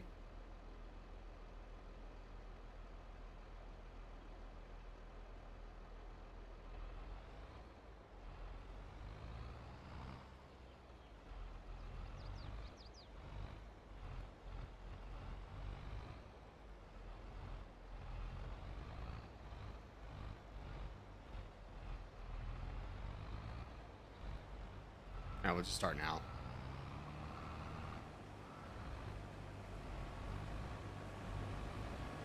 There it goes. Now its beacon's off.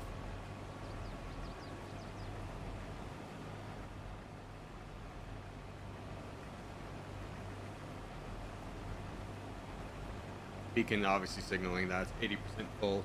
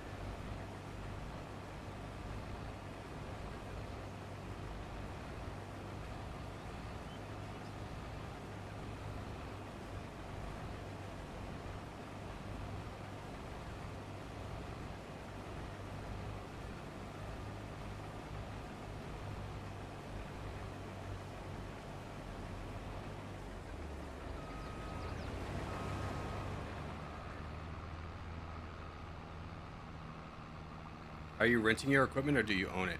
Yes, I do own everything that I have here. I lease nothing at this point. What do you think about making the kids work the fields? A kid would never drive a combine. Like, I don't know if you know this, but not every farmer has a combine. It's a very specific set of skills. Like, typically in a community, there'll be like only a few people that have combines, and those guys like rent out their services for a premium.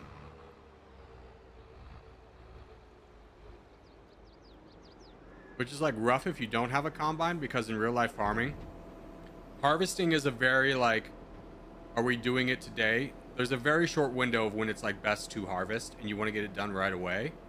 But if that window falls in the same time as the guy you want to rent out harvesting's farm, he's going to do his farm first, obviously.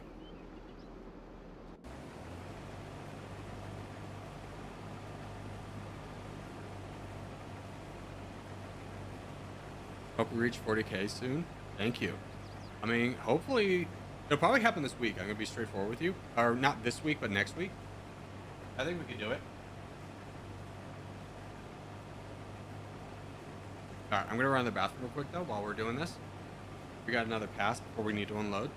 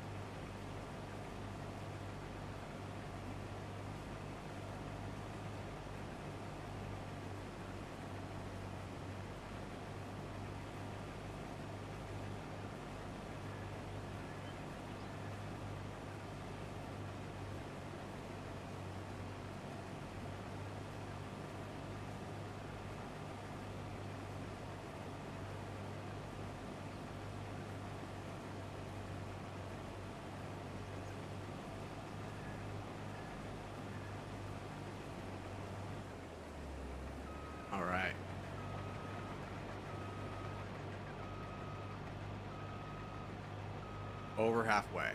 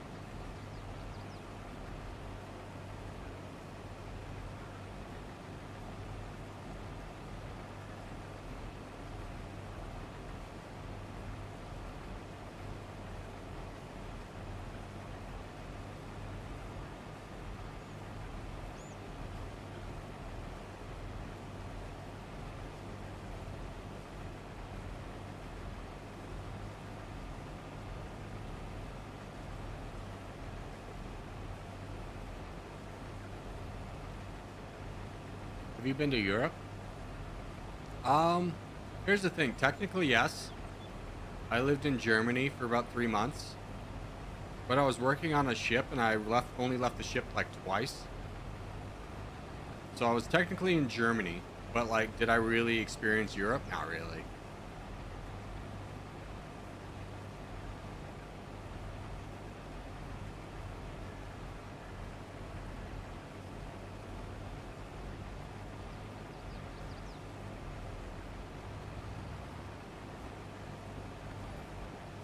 Hey, Wad, and thank you for subscribing.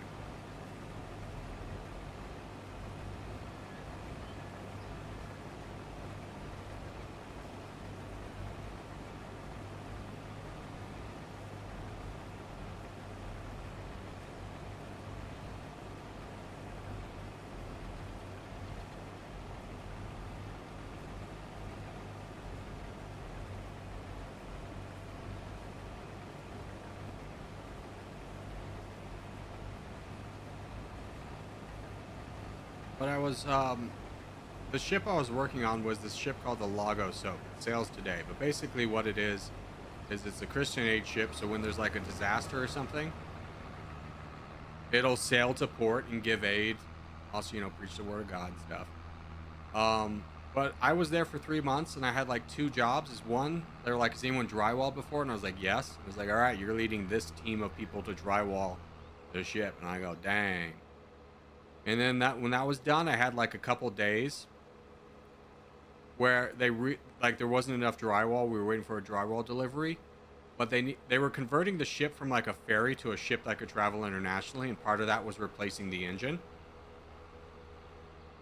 But to replace the engine on a ship, the first thing you got to do, or one of the things you got to do before you can like bring the new engine in, because the new engine requires welding, and a ship's engine sits right above where it stores all the oil and gas.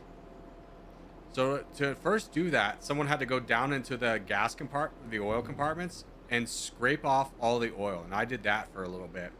And that was terrifying. Because you're in this cramped confinements where like the width of it's all these tiny little compartments. And the width of it is just slightly bigger than my shoulders. And it's completely pitch black. And the engine's running above you while I was doing this. So I had like, they gave me a bucket, a piece of scrap metal, and I was just scraping down there. And one day, my light went out, the battery died, and it's complete black. No one can hear me because the engine's above me. And I was a little bit panicked because it's like, I don't remember how to get out of here. I don't know which way. I mean, it's not that big. I'll eventually find it. But I was like, I gotta get out of here. It was a little bit scary. Didn't love the experience. Which is why I only did it for a couple days, because after that happened, I was like, you know what, guys? Could you give me something else to do on the ship? I'll do anything else.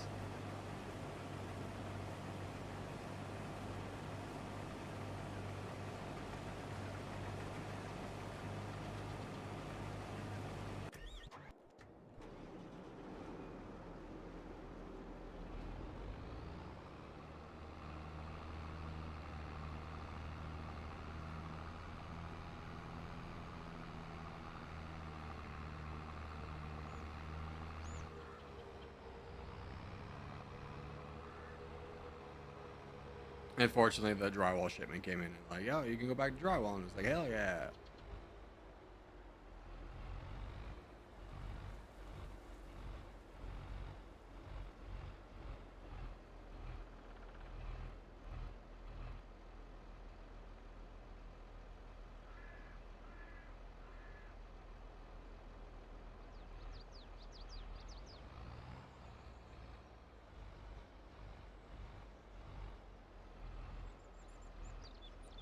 You should try Rise of Kingdoms. That sounds like a game that's over 5 years old. Tell me I'm right. Tell me I'm right, Marza. Tell me I'm right. Tell me how old that game is.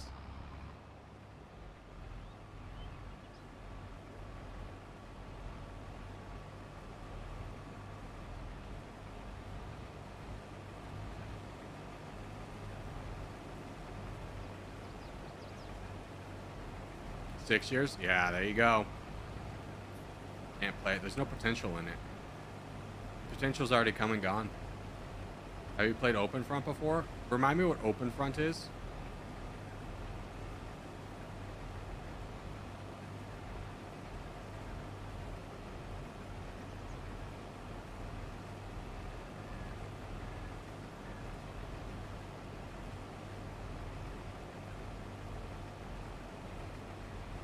What did you see in Europe? Well, a dark ship cabin in Germany. Yeah, I lived in the cabin with 3 other dudes. I went offshore twice. Once we went and got drunk at a bar, because hell yeah, why not? And then 2, we went to a German U-boat museum, and that was pretty sick. I got to go in a U-boat, which then you know, as much as I didn't really fit on a ship, I really would never fit on a U-boat. I'm too tall for that shit. Banged my head at least 4 times. Like, dang. Bunch of short kings running these U-boats, huh? The 6'4" alpha has no place amongst ye.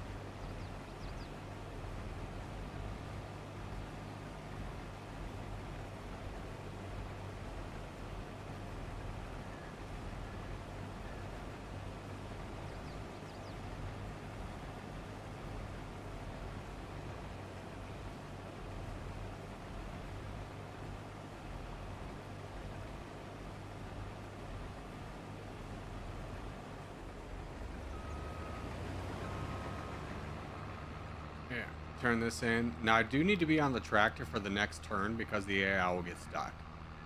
There's a little ditch by that bridge over yonder, and the AI will just go right into it and get itself stuck.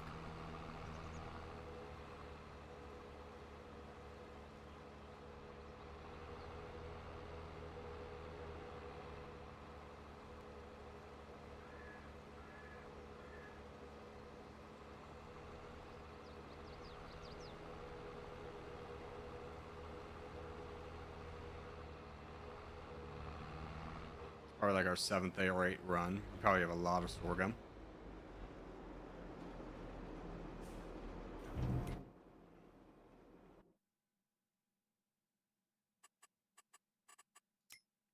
We have 189, not counting the stuff we're putting in. I met some guys from America and Portugal working on a big ship. One of them was so happy to finally find someone who spoke French. He was kind of sick of all the others. You found an American who spoke French.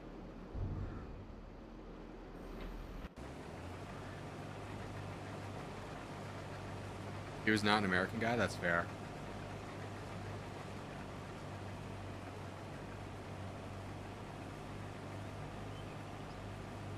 Yeah, I mean, it's kind of crazy, like the social bonds you'll form with people when you have a commonality against them. Like, in America, it's just like, you speak English, cool, we all do.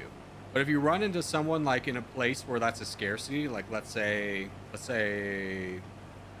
Poland, give me a Poland in there, you're statistically more likely to befriend that person than if you were to meet them in America, just because you speak the same language. There's also a concept in psychology called the familiar stranger, where let's say you take the train every day to go to work, you come home, you take the same train, you're going to run into the same group of people who you don't know, but you kind of know. They're called a familiar stranger. And if you meet them in an environment that's not that train, like let's say you see the same woman every day at the train, and then you run into that woman, let's say at a bar at a different location, you should talk to that person, because you have a bond you don't know about, especially if you're attracted to them. You have like an incredible bond you don't know about with that person, and they will be excited to talk to you because you'll be their familiar stranger too. Little dating advice for y'all.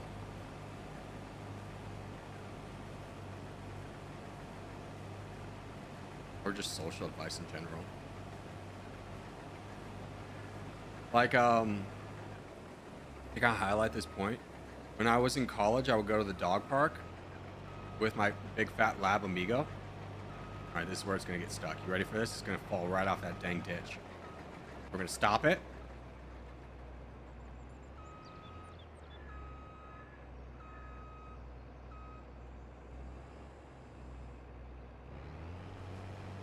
I would go to the dog park with my big fat lab amigo. And I was at a bar one night, and like this girl I'd seen there a couple times was like, "Oh my God, I see you literally everywhere." And I was like, "What are you talking about?" I was like, "You go to the dog park, right?" "Yeah." I was like, "You drive a motorcycle, right?" And I go, "Yeah." It's like, "I literally see you everywhere, but I've never spoken to you in my entire life." We're in, baby.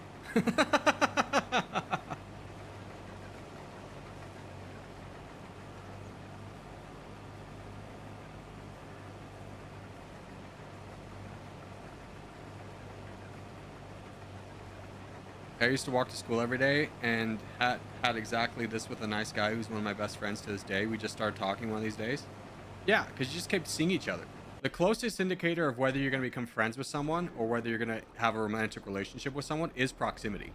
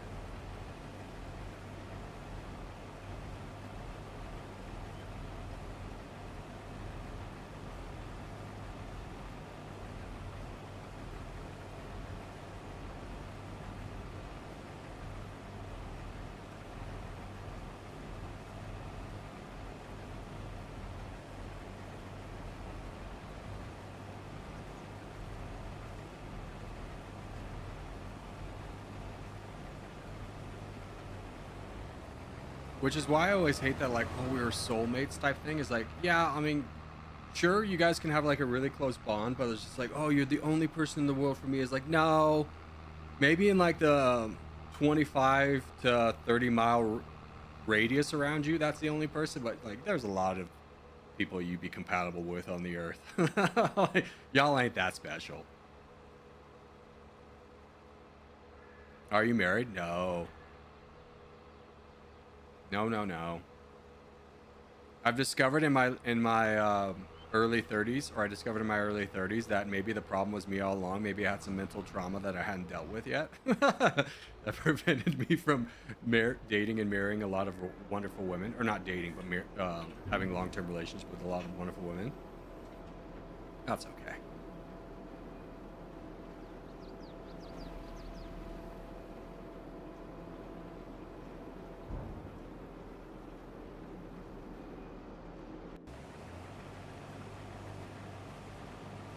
All right, almost done with the harvest. Let's go. Huge. Let's park this guy.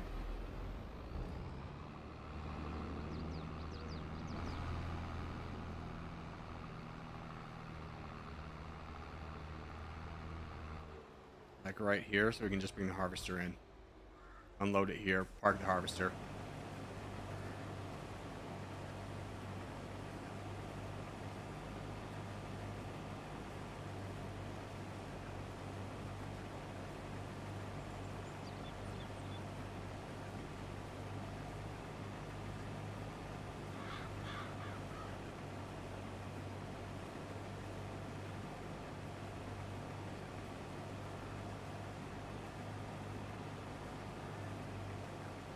We played this perfectly. It's almost like I've done this before. Let's go.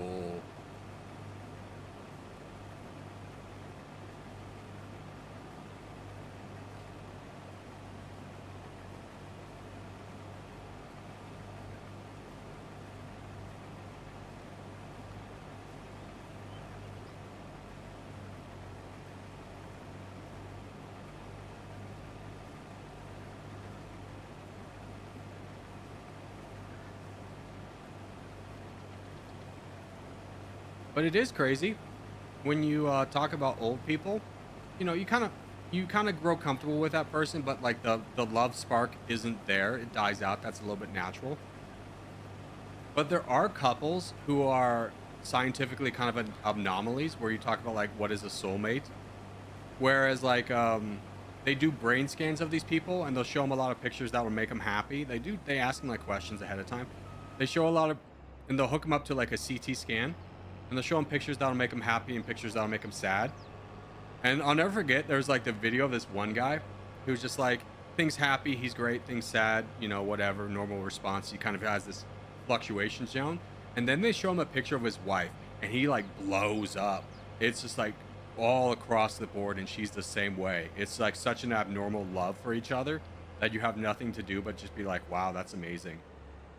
And they're like 72.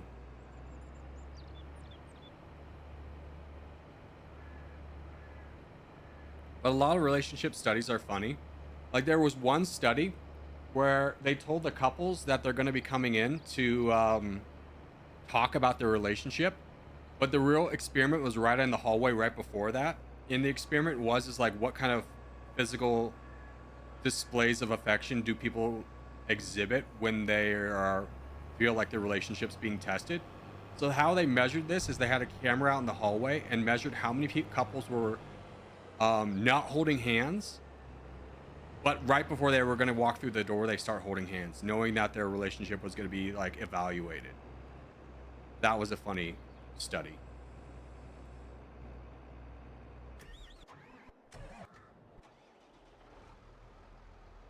And sure enough, you see all these couples like bickering right before they get in and be like, all right, let's put on a good front. Grab the hand, walk in.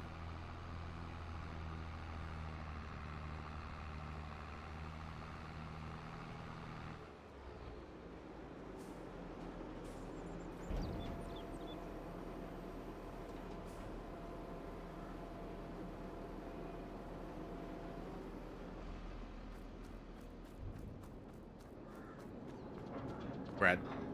Bread for the bread god.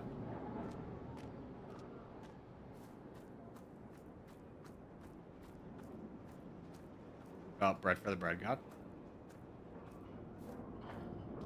Fill her up, baby. Oh, that fails. Nice. All right. We start advancing.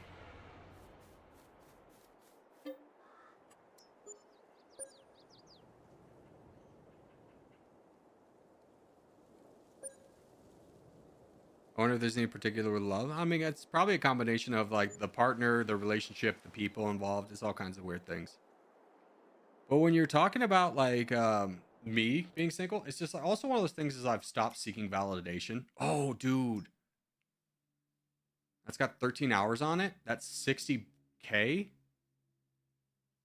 500 horsepower. What's this max superliner? We were just in the market for a truck, and if I could get a cheaper one, that's 110K. That's a lot more powerful than what I was gonna be thinking. I think I'm gonna buy this.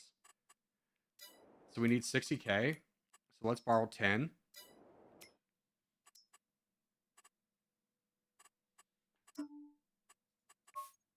That looks dumb. Oh my god, we can get an American Eagle on it. Honestly, that looks hella clean.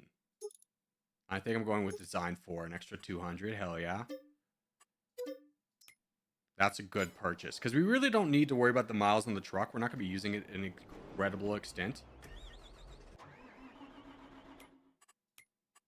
And bread's fine. Yeah, bread's fine. Wait, not that bread. That's bad bread. No, they're all fine. Did we run out of flour or something? Might have hit a small low with the flour.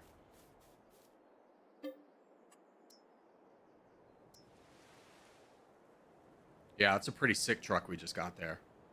That's exactly what we needed. There's cake. Yeah, cake's really hard to make. It's like 7 ingredients. So you got to have chickens, cows, sugarcane, which is the hardest thing to make in this entire thing, and strawberries. It's a lot.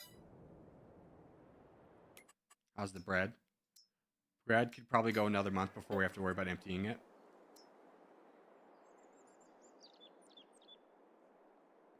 But it does sell for like 3 times the amount bread sells for, so it's kind of worth it, but it's like, it's a lot of setup.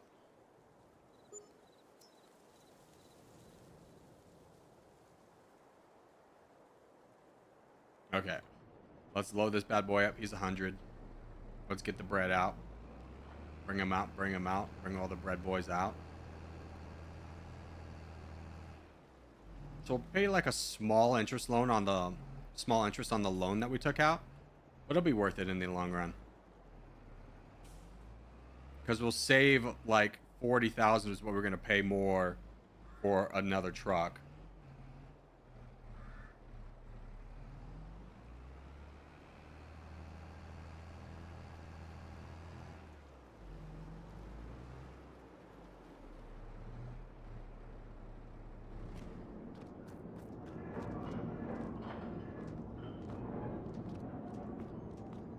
Okay, that one's empty.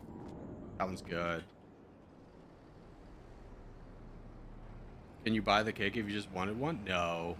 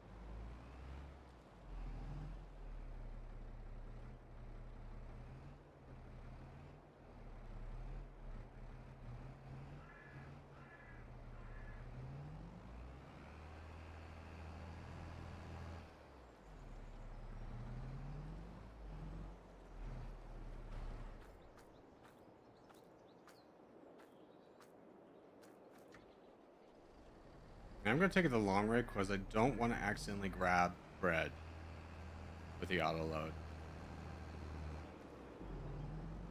from not the bakery, just kind of the stockpile we have. We'll take a nice little loop.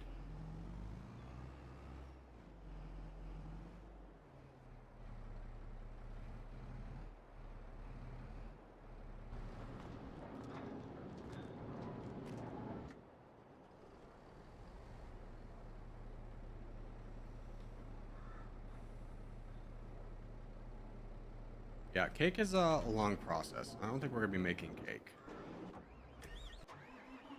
All right, to December, to sale.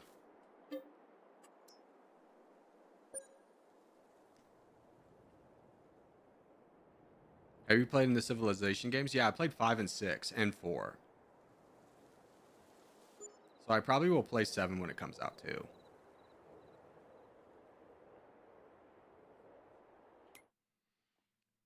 No trailer on sale. This thing's kind of useless. You think it's like, oh, so it's the biggest trailer in the game, tractors in the game. Surely it's great. Like nothing attaches to it. All right. Well, we need to take out a loan. How much do we need? We need 55, so we need another $50,000.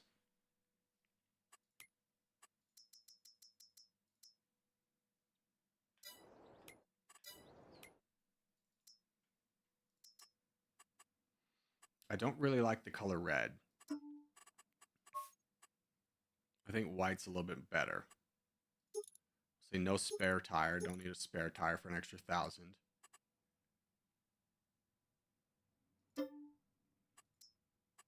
Main color costs an extra 2,000.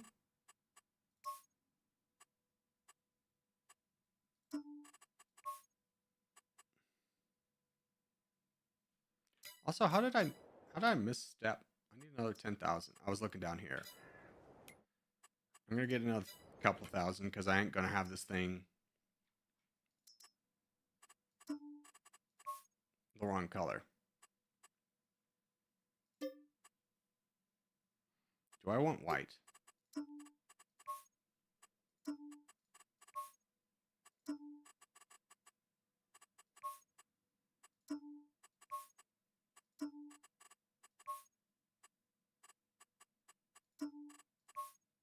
I mean, my tractor, the truck is red.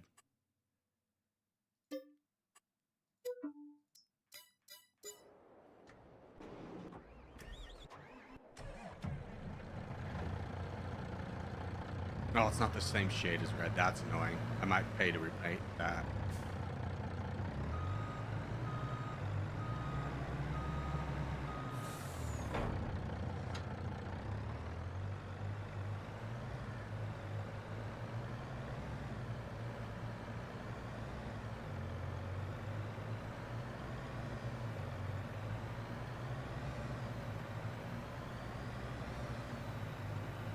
I was fine with it was red, but now that I realize it's a different shade of red, my heart aches a little bit. He hates this.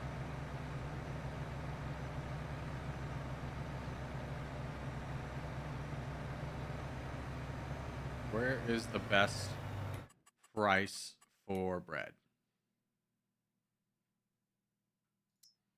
Bread is currently going up, so we might advance time a little bit just to get the extra money because we do really need the extra farm equipment. And I was really banking, probably wrongfully so. I think we'll probably still be carrying a small loan to get the other stuff. Like buying the truck might have been a little bit premature.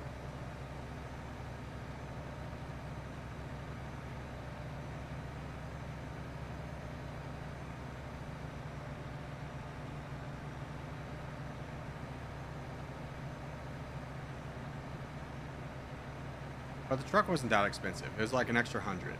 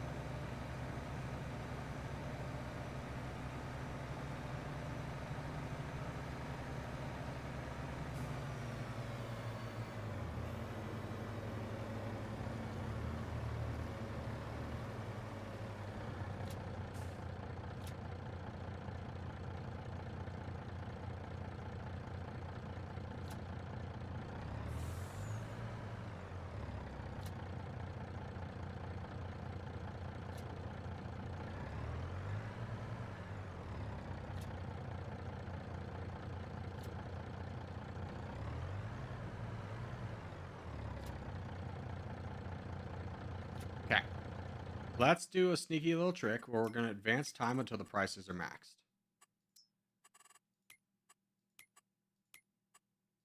So until these green arrows over here start to go down, price will go up.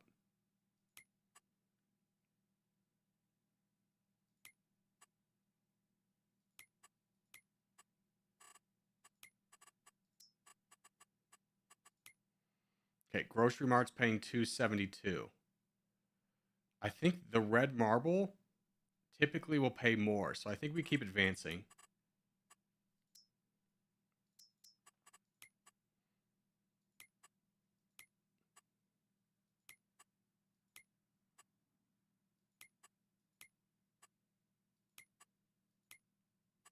If it gives above 330, I think we'll sell. See, it says it's not going up, but it is. I've been lied to. Alright, I think that's good enough. 303? Hell yeah, brother. Okay, so where's that? The Grocery Mart. Nice.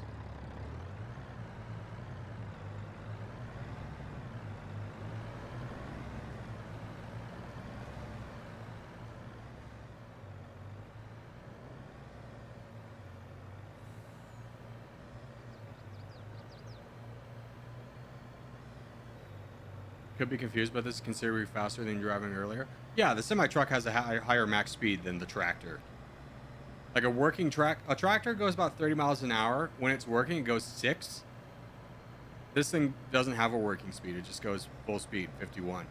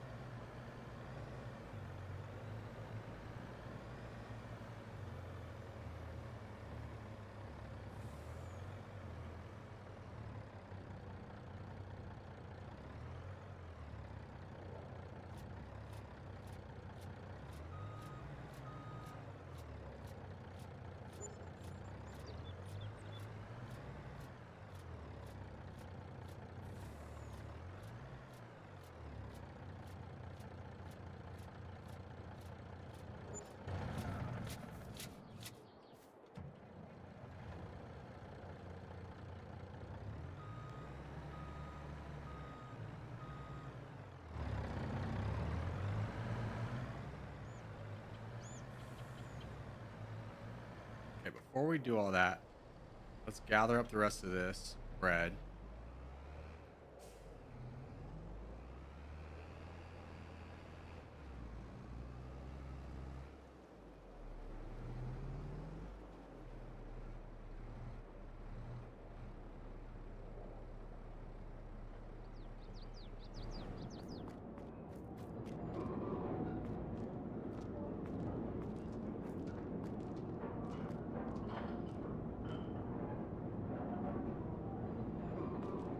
Yeah.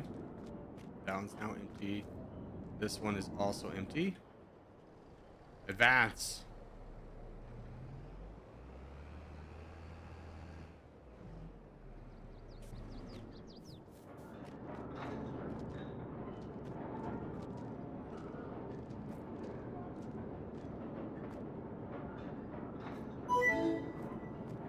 Hey, Diane, thank you for the follow. All right. Let's go unload this bread. We'll come back for the rest of this. Bring the semi truck over. Sell the rest of this. Buy our new farm equipment and be ready to rock and or roll. So slow. Life is about to change on this farm for the better. And I honestly am probably going to sell a cedar, which will give us a little bit of money, which will make up the difference between where we need to be for like buying seeds and stuff and fertilizer. and where we kind of left off from, you know, having the buying the giant semi truck.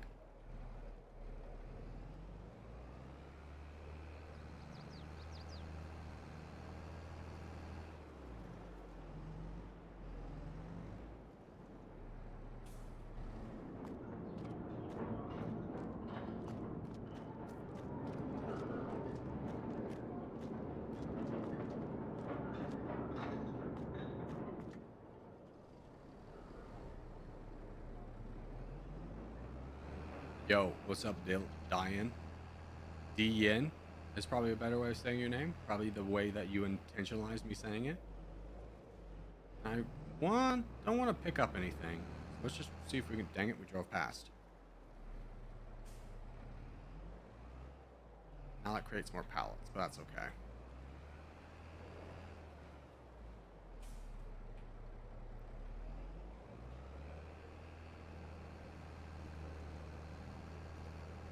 Throw it over here, get the semi.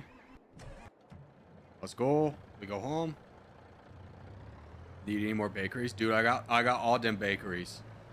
I'm a bakery legend over here. You need bread in this town, you come to me.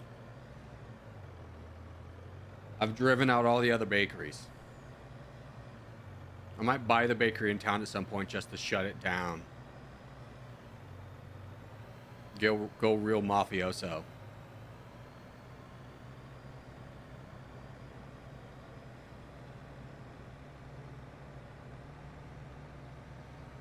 Honey, wake up. The new mafia's in town. They sell bread. Poor family-owned bakeries. It's their fault for not scaling. This is Trump's America. If you're not growing, you're dying.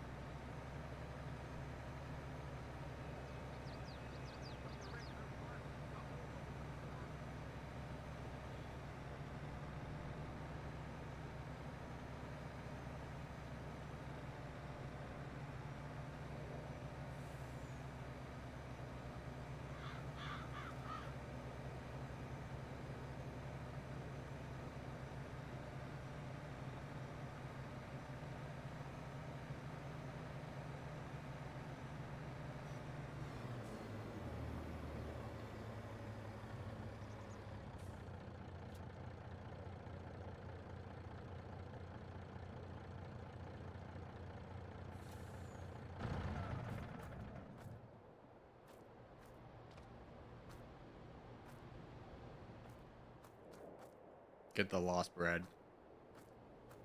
Yes, lest we forget them.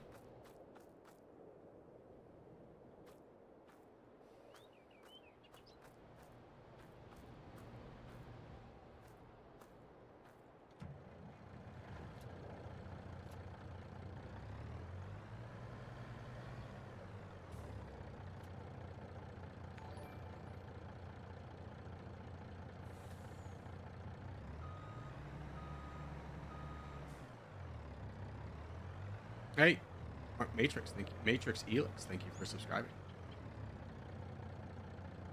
Oh, it's one short. Come on. Let me have it. Just give it to me. Let's go.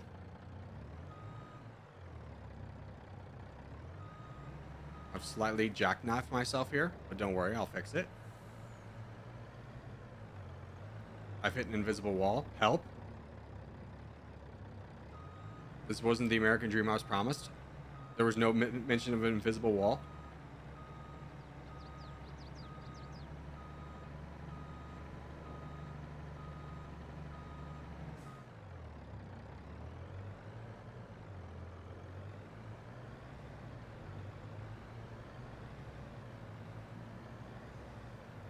Bro got air off a speed bump? Hell yeah, brother. Where we're going, we don't need speed road limits. Can we have a cake when you get to the bakery? The bakeries are all right there. I'm the bakeries. And when I say you're going to eat bread, you're going to eat bread. You're going to like it. We don't make cakes here. So I'm going to buy the bakery in the middle of town to destroy it. What are kids going to have for their birthdays? Bread.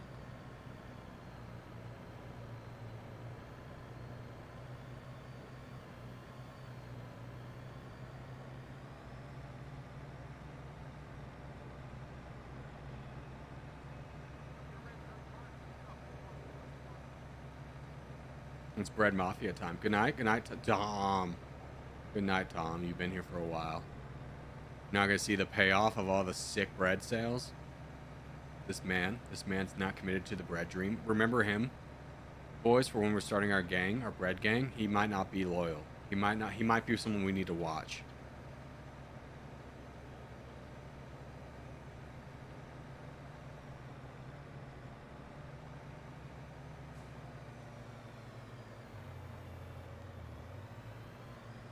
Excuse me, I've come to bring you even more bread. I have no idea where you're going to put all these on your shelves, but they're all here right now.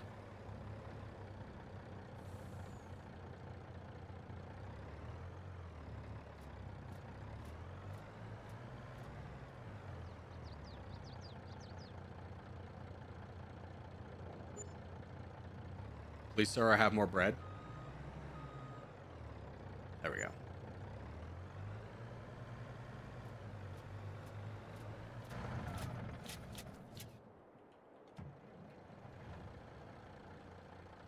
You love cake? Shut up, Miles. No, you want bread.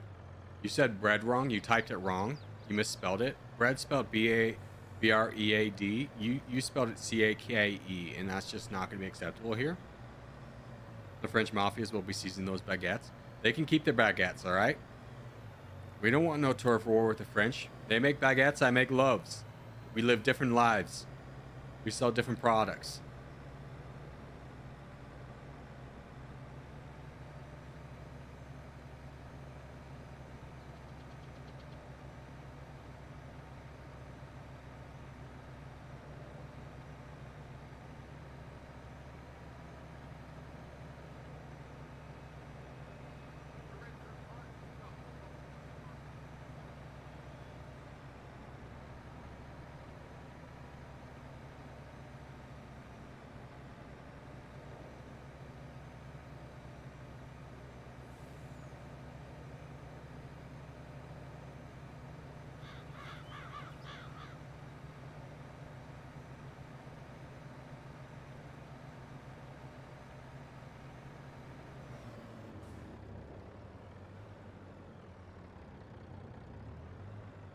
Throw me a buttercup.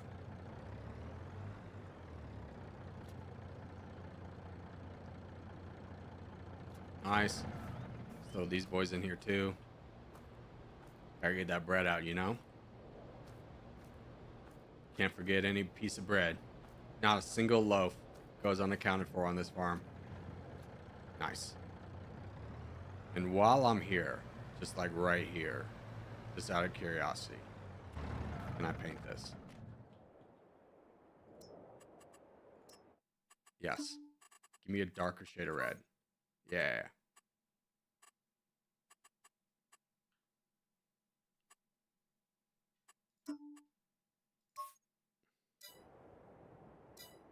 It's not that shade of red. What did I do wrong?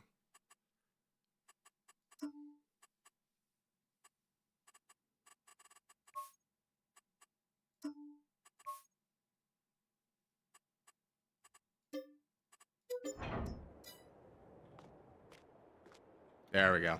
Now everything looks like it belongs. It's a lighter shade of red. Oh my god, we'll figure it out later. Excuse me. Can't be affording to spend this much money on paint. Not this year. When things are gonna be the tightest, when we gotta spend the most money.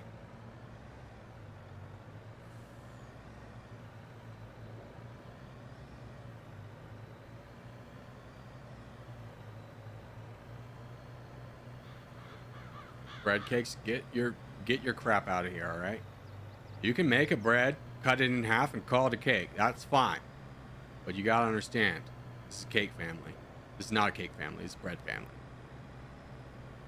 Welcome back, Craft. We're about to buy all the good stuff that we've been aiming for about 3 hours.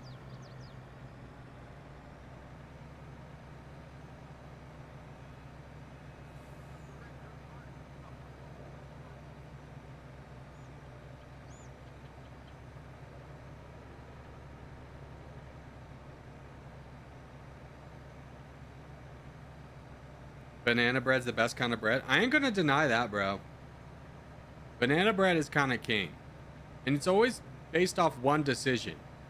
is whoever's the baker in the family has noticed there's bananas that are going bad, and we don't know what to do with them, but we don't want to be wasteful, so we make banana bread. Like, I don't think I've ever seen anyone, any psycho, making banana bread with fresh bananas. That's not the way.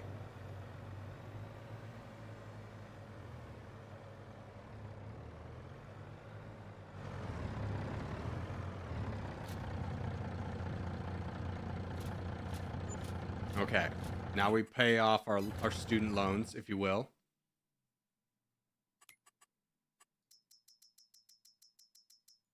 Okay, now we buy all the good stuff. We buy the cedar I've been yearning for.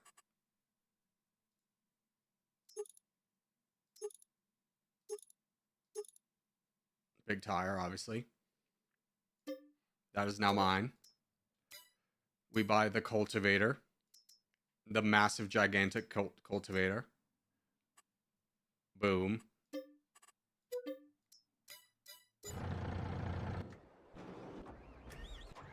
We make a use of the new tractor we got a while ago, but have never actually driven, to bring over the cultivator.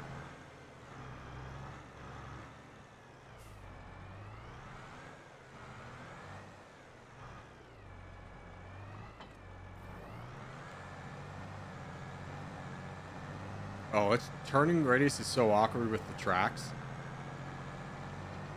I've never driven a tractor before.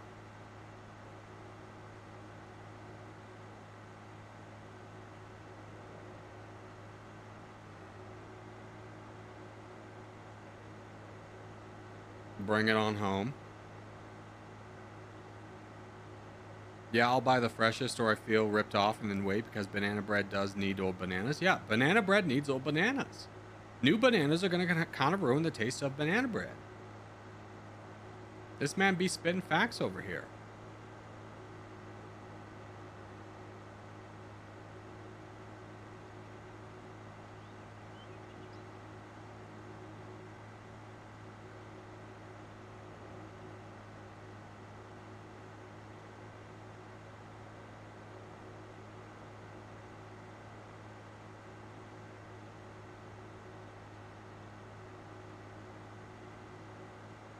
Man, what a difference in speed, right? Between this and the truck.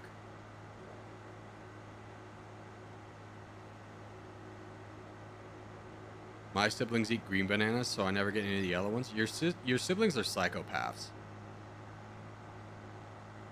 I don't know how to tell you this. Watch your back at night, because, you know, one slip up and you might be dead. They're crazy. So, down where I am? Oh, yeah. That's the map, the area map I took over in my solo playthrough. Not because you had gone there, but because it was like, oh, there's like a nice production place down there. Because I was wanting to do bread.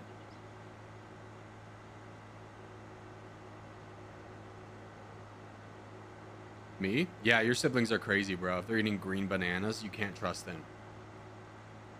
Never give them the password to your computer. They're gonna steal stuff. Just give it time.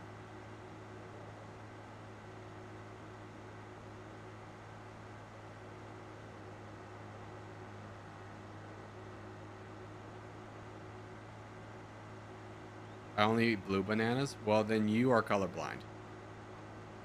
This is an awkward truth to have to tell you right here and right now, but you might be colorblind.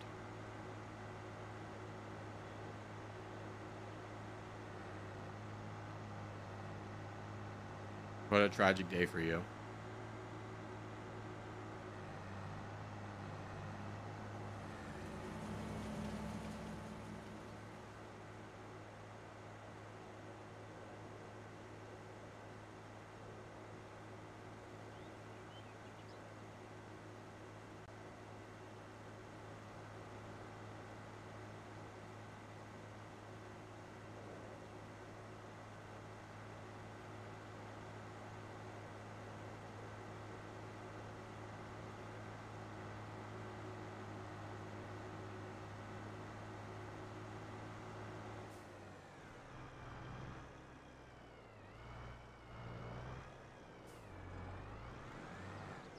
All right, that's home.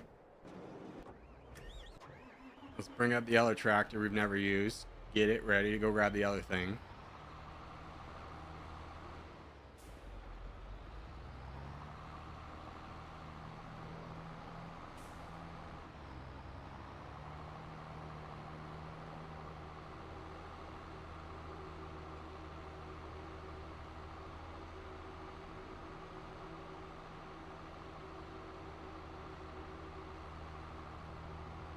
Did you know that bananas are a type of berry? Yeah, I did know that, yeah. Did you know the original species of banana has been bred out? You can no longer eat what was originally found and eaten as a banana. It wasn't as commercially viable or disease resistant, so they crossbred it, and you will never eat an original banana. We've lost it.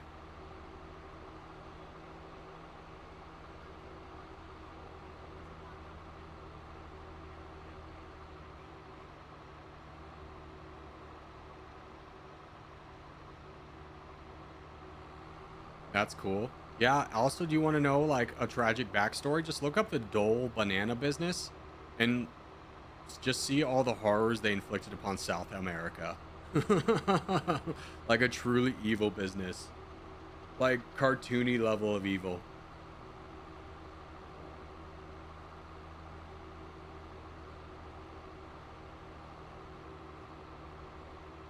Like, surely someone would have stopped him. No, no one stopped the Dole family.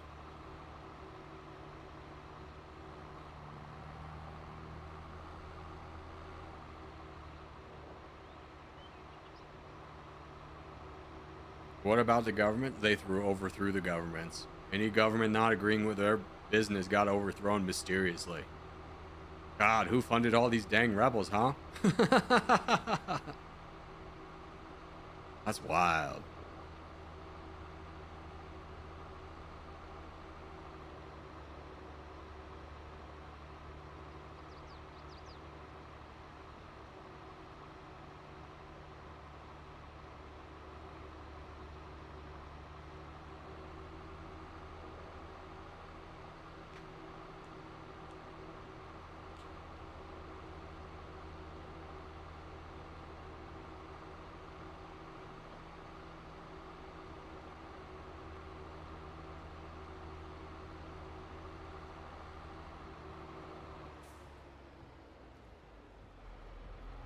Here's my massive new cedar.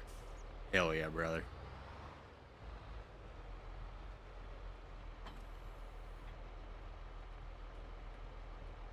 Okay, so we need to buy seeds. I have no idea how much this takes. We'll start it off with 4.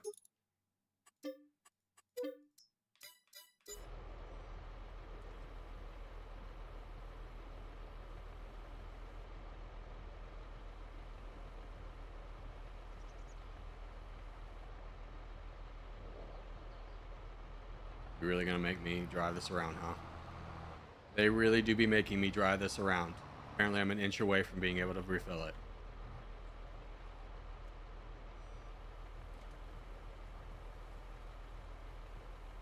Okay, so that takes 3. And then we need solid fertilizer.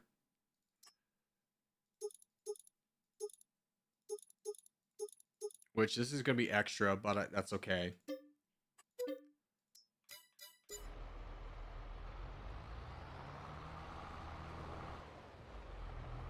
Because we need to refill the other one too.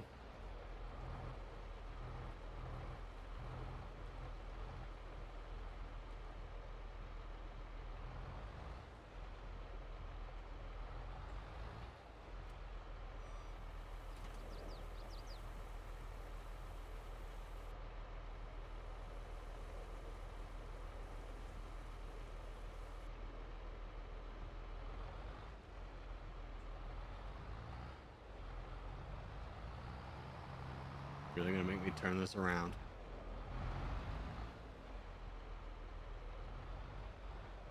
I will say the turn radius is pretty impressive. Get out of the way.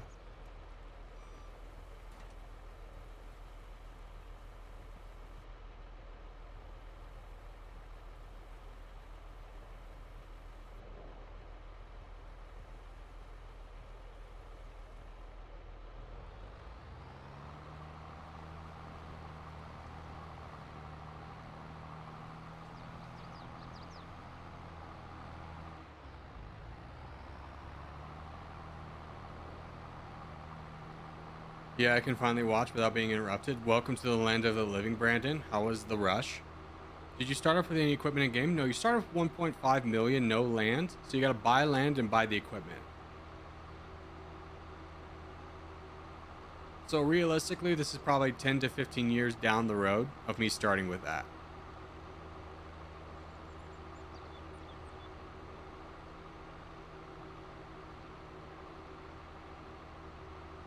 If you put your watch up to the mirror, you'll be able to see a reflection. That's a great piece of advice right there. Let me tell you. Science is going to be calling you shortly. They'll be in contact shortly to discuss your discovery.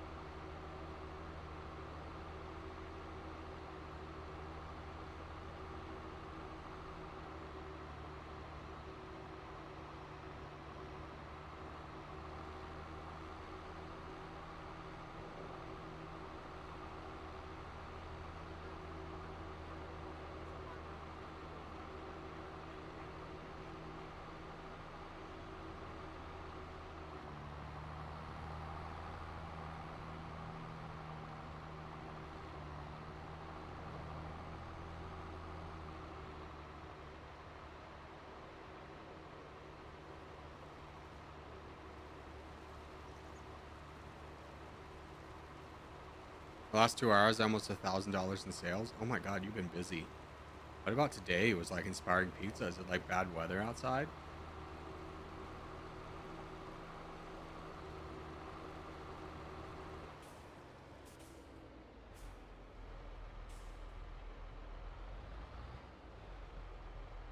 Park these maybe a little bit close.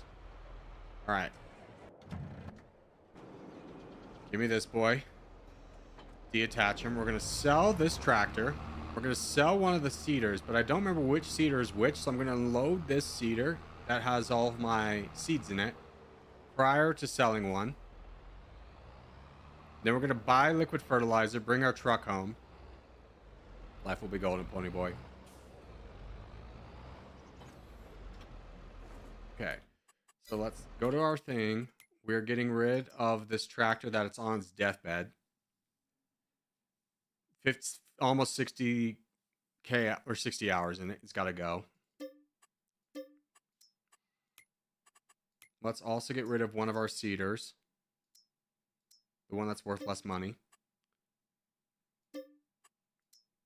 Now we have 88,000. Let's go. That was in fact that seeder, so I'm really glad I didn't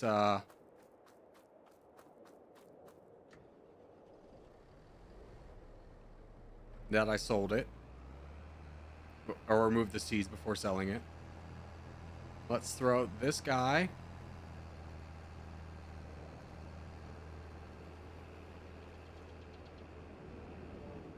Over here to the one bakery. We're going to use it to catch all the one bakery stuff. Hold on, let him cook. Let him cook.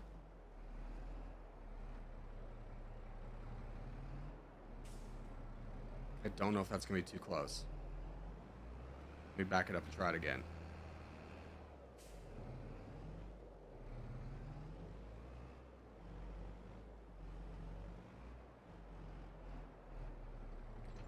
Boom.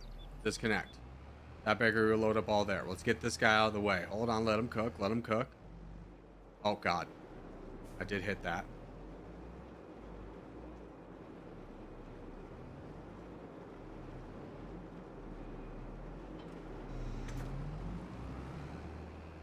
Throw this over here to store. Let him cook. Let him cook. He's seeing in code. You wouldn't believe it. I'm starting to believe.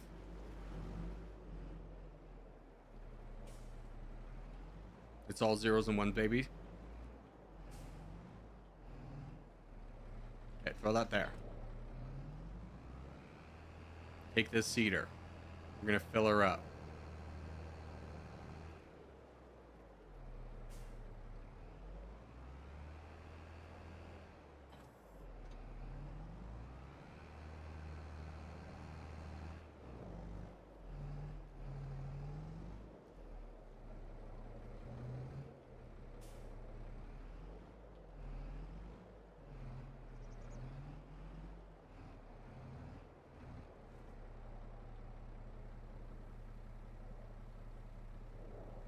I've lurked for the entire thing. Let's go.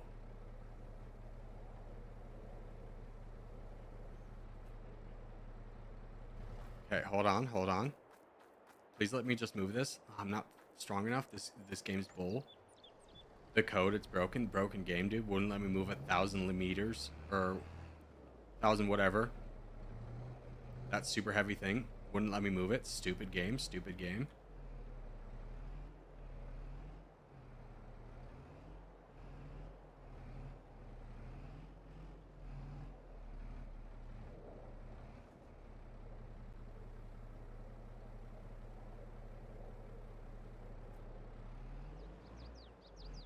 Okay, now we buy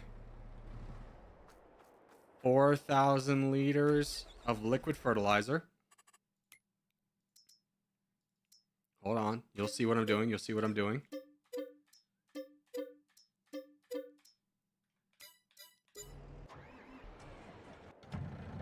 Now we take the truck to the store.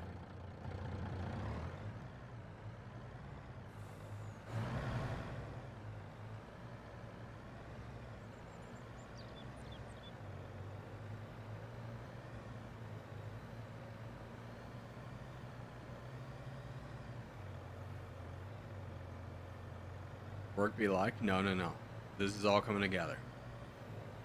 You just don't see the matrix like I do.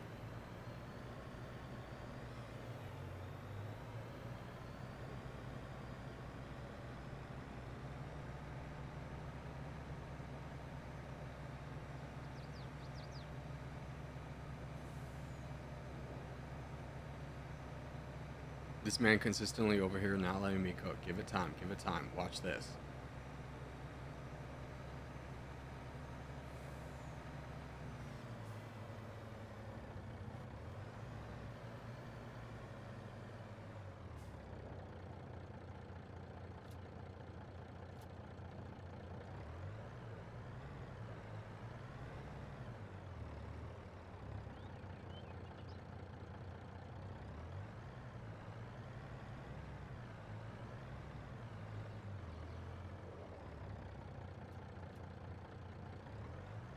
Now we take all this home rather than bringing the equipment over. We're ready for harvest next year.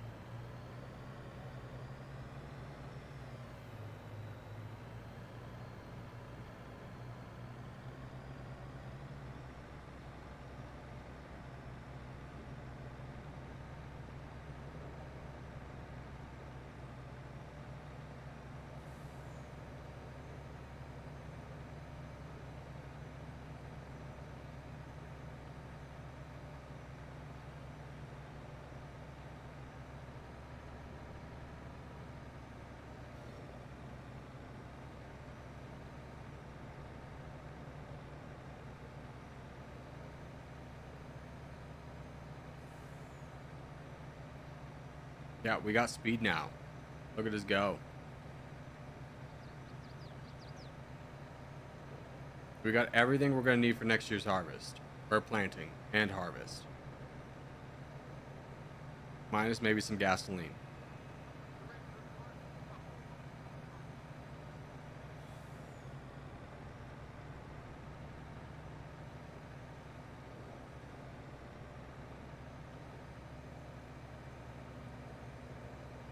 How much did we make off bread? We'll check here in a second. It's a good question. I just don't know. Hold on, hold on. We pick up this last seed. Boom.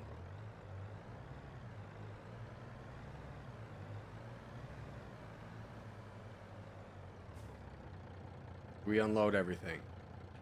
Right there. Now if we need anything, it goes right there. We bring this bad boy. We park it over here.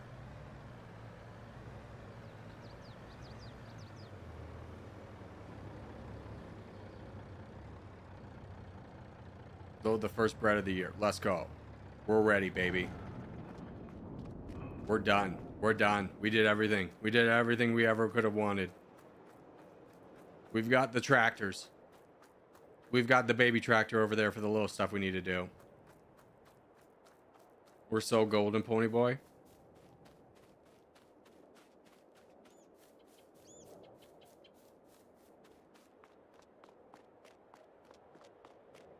$75,000 for operating costs. We in these. All right. But that is going to do it for today. We are set up very well for farming next time. Things should go a little bit faster because we'll be able to 1-2 combo that. The dogs are already knowledgeable that the stream is about to end. They know what's up. They're at the door. They're hyped. They're amped. All right, but that's going to do it for today. Thanks, guys, for being here. Hope you had fun. I had a lot of fun. I'll see everybody hasta mañana.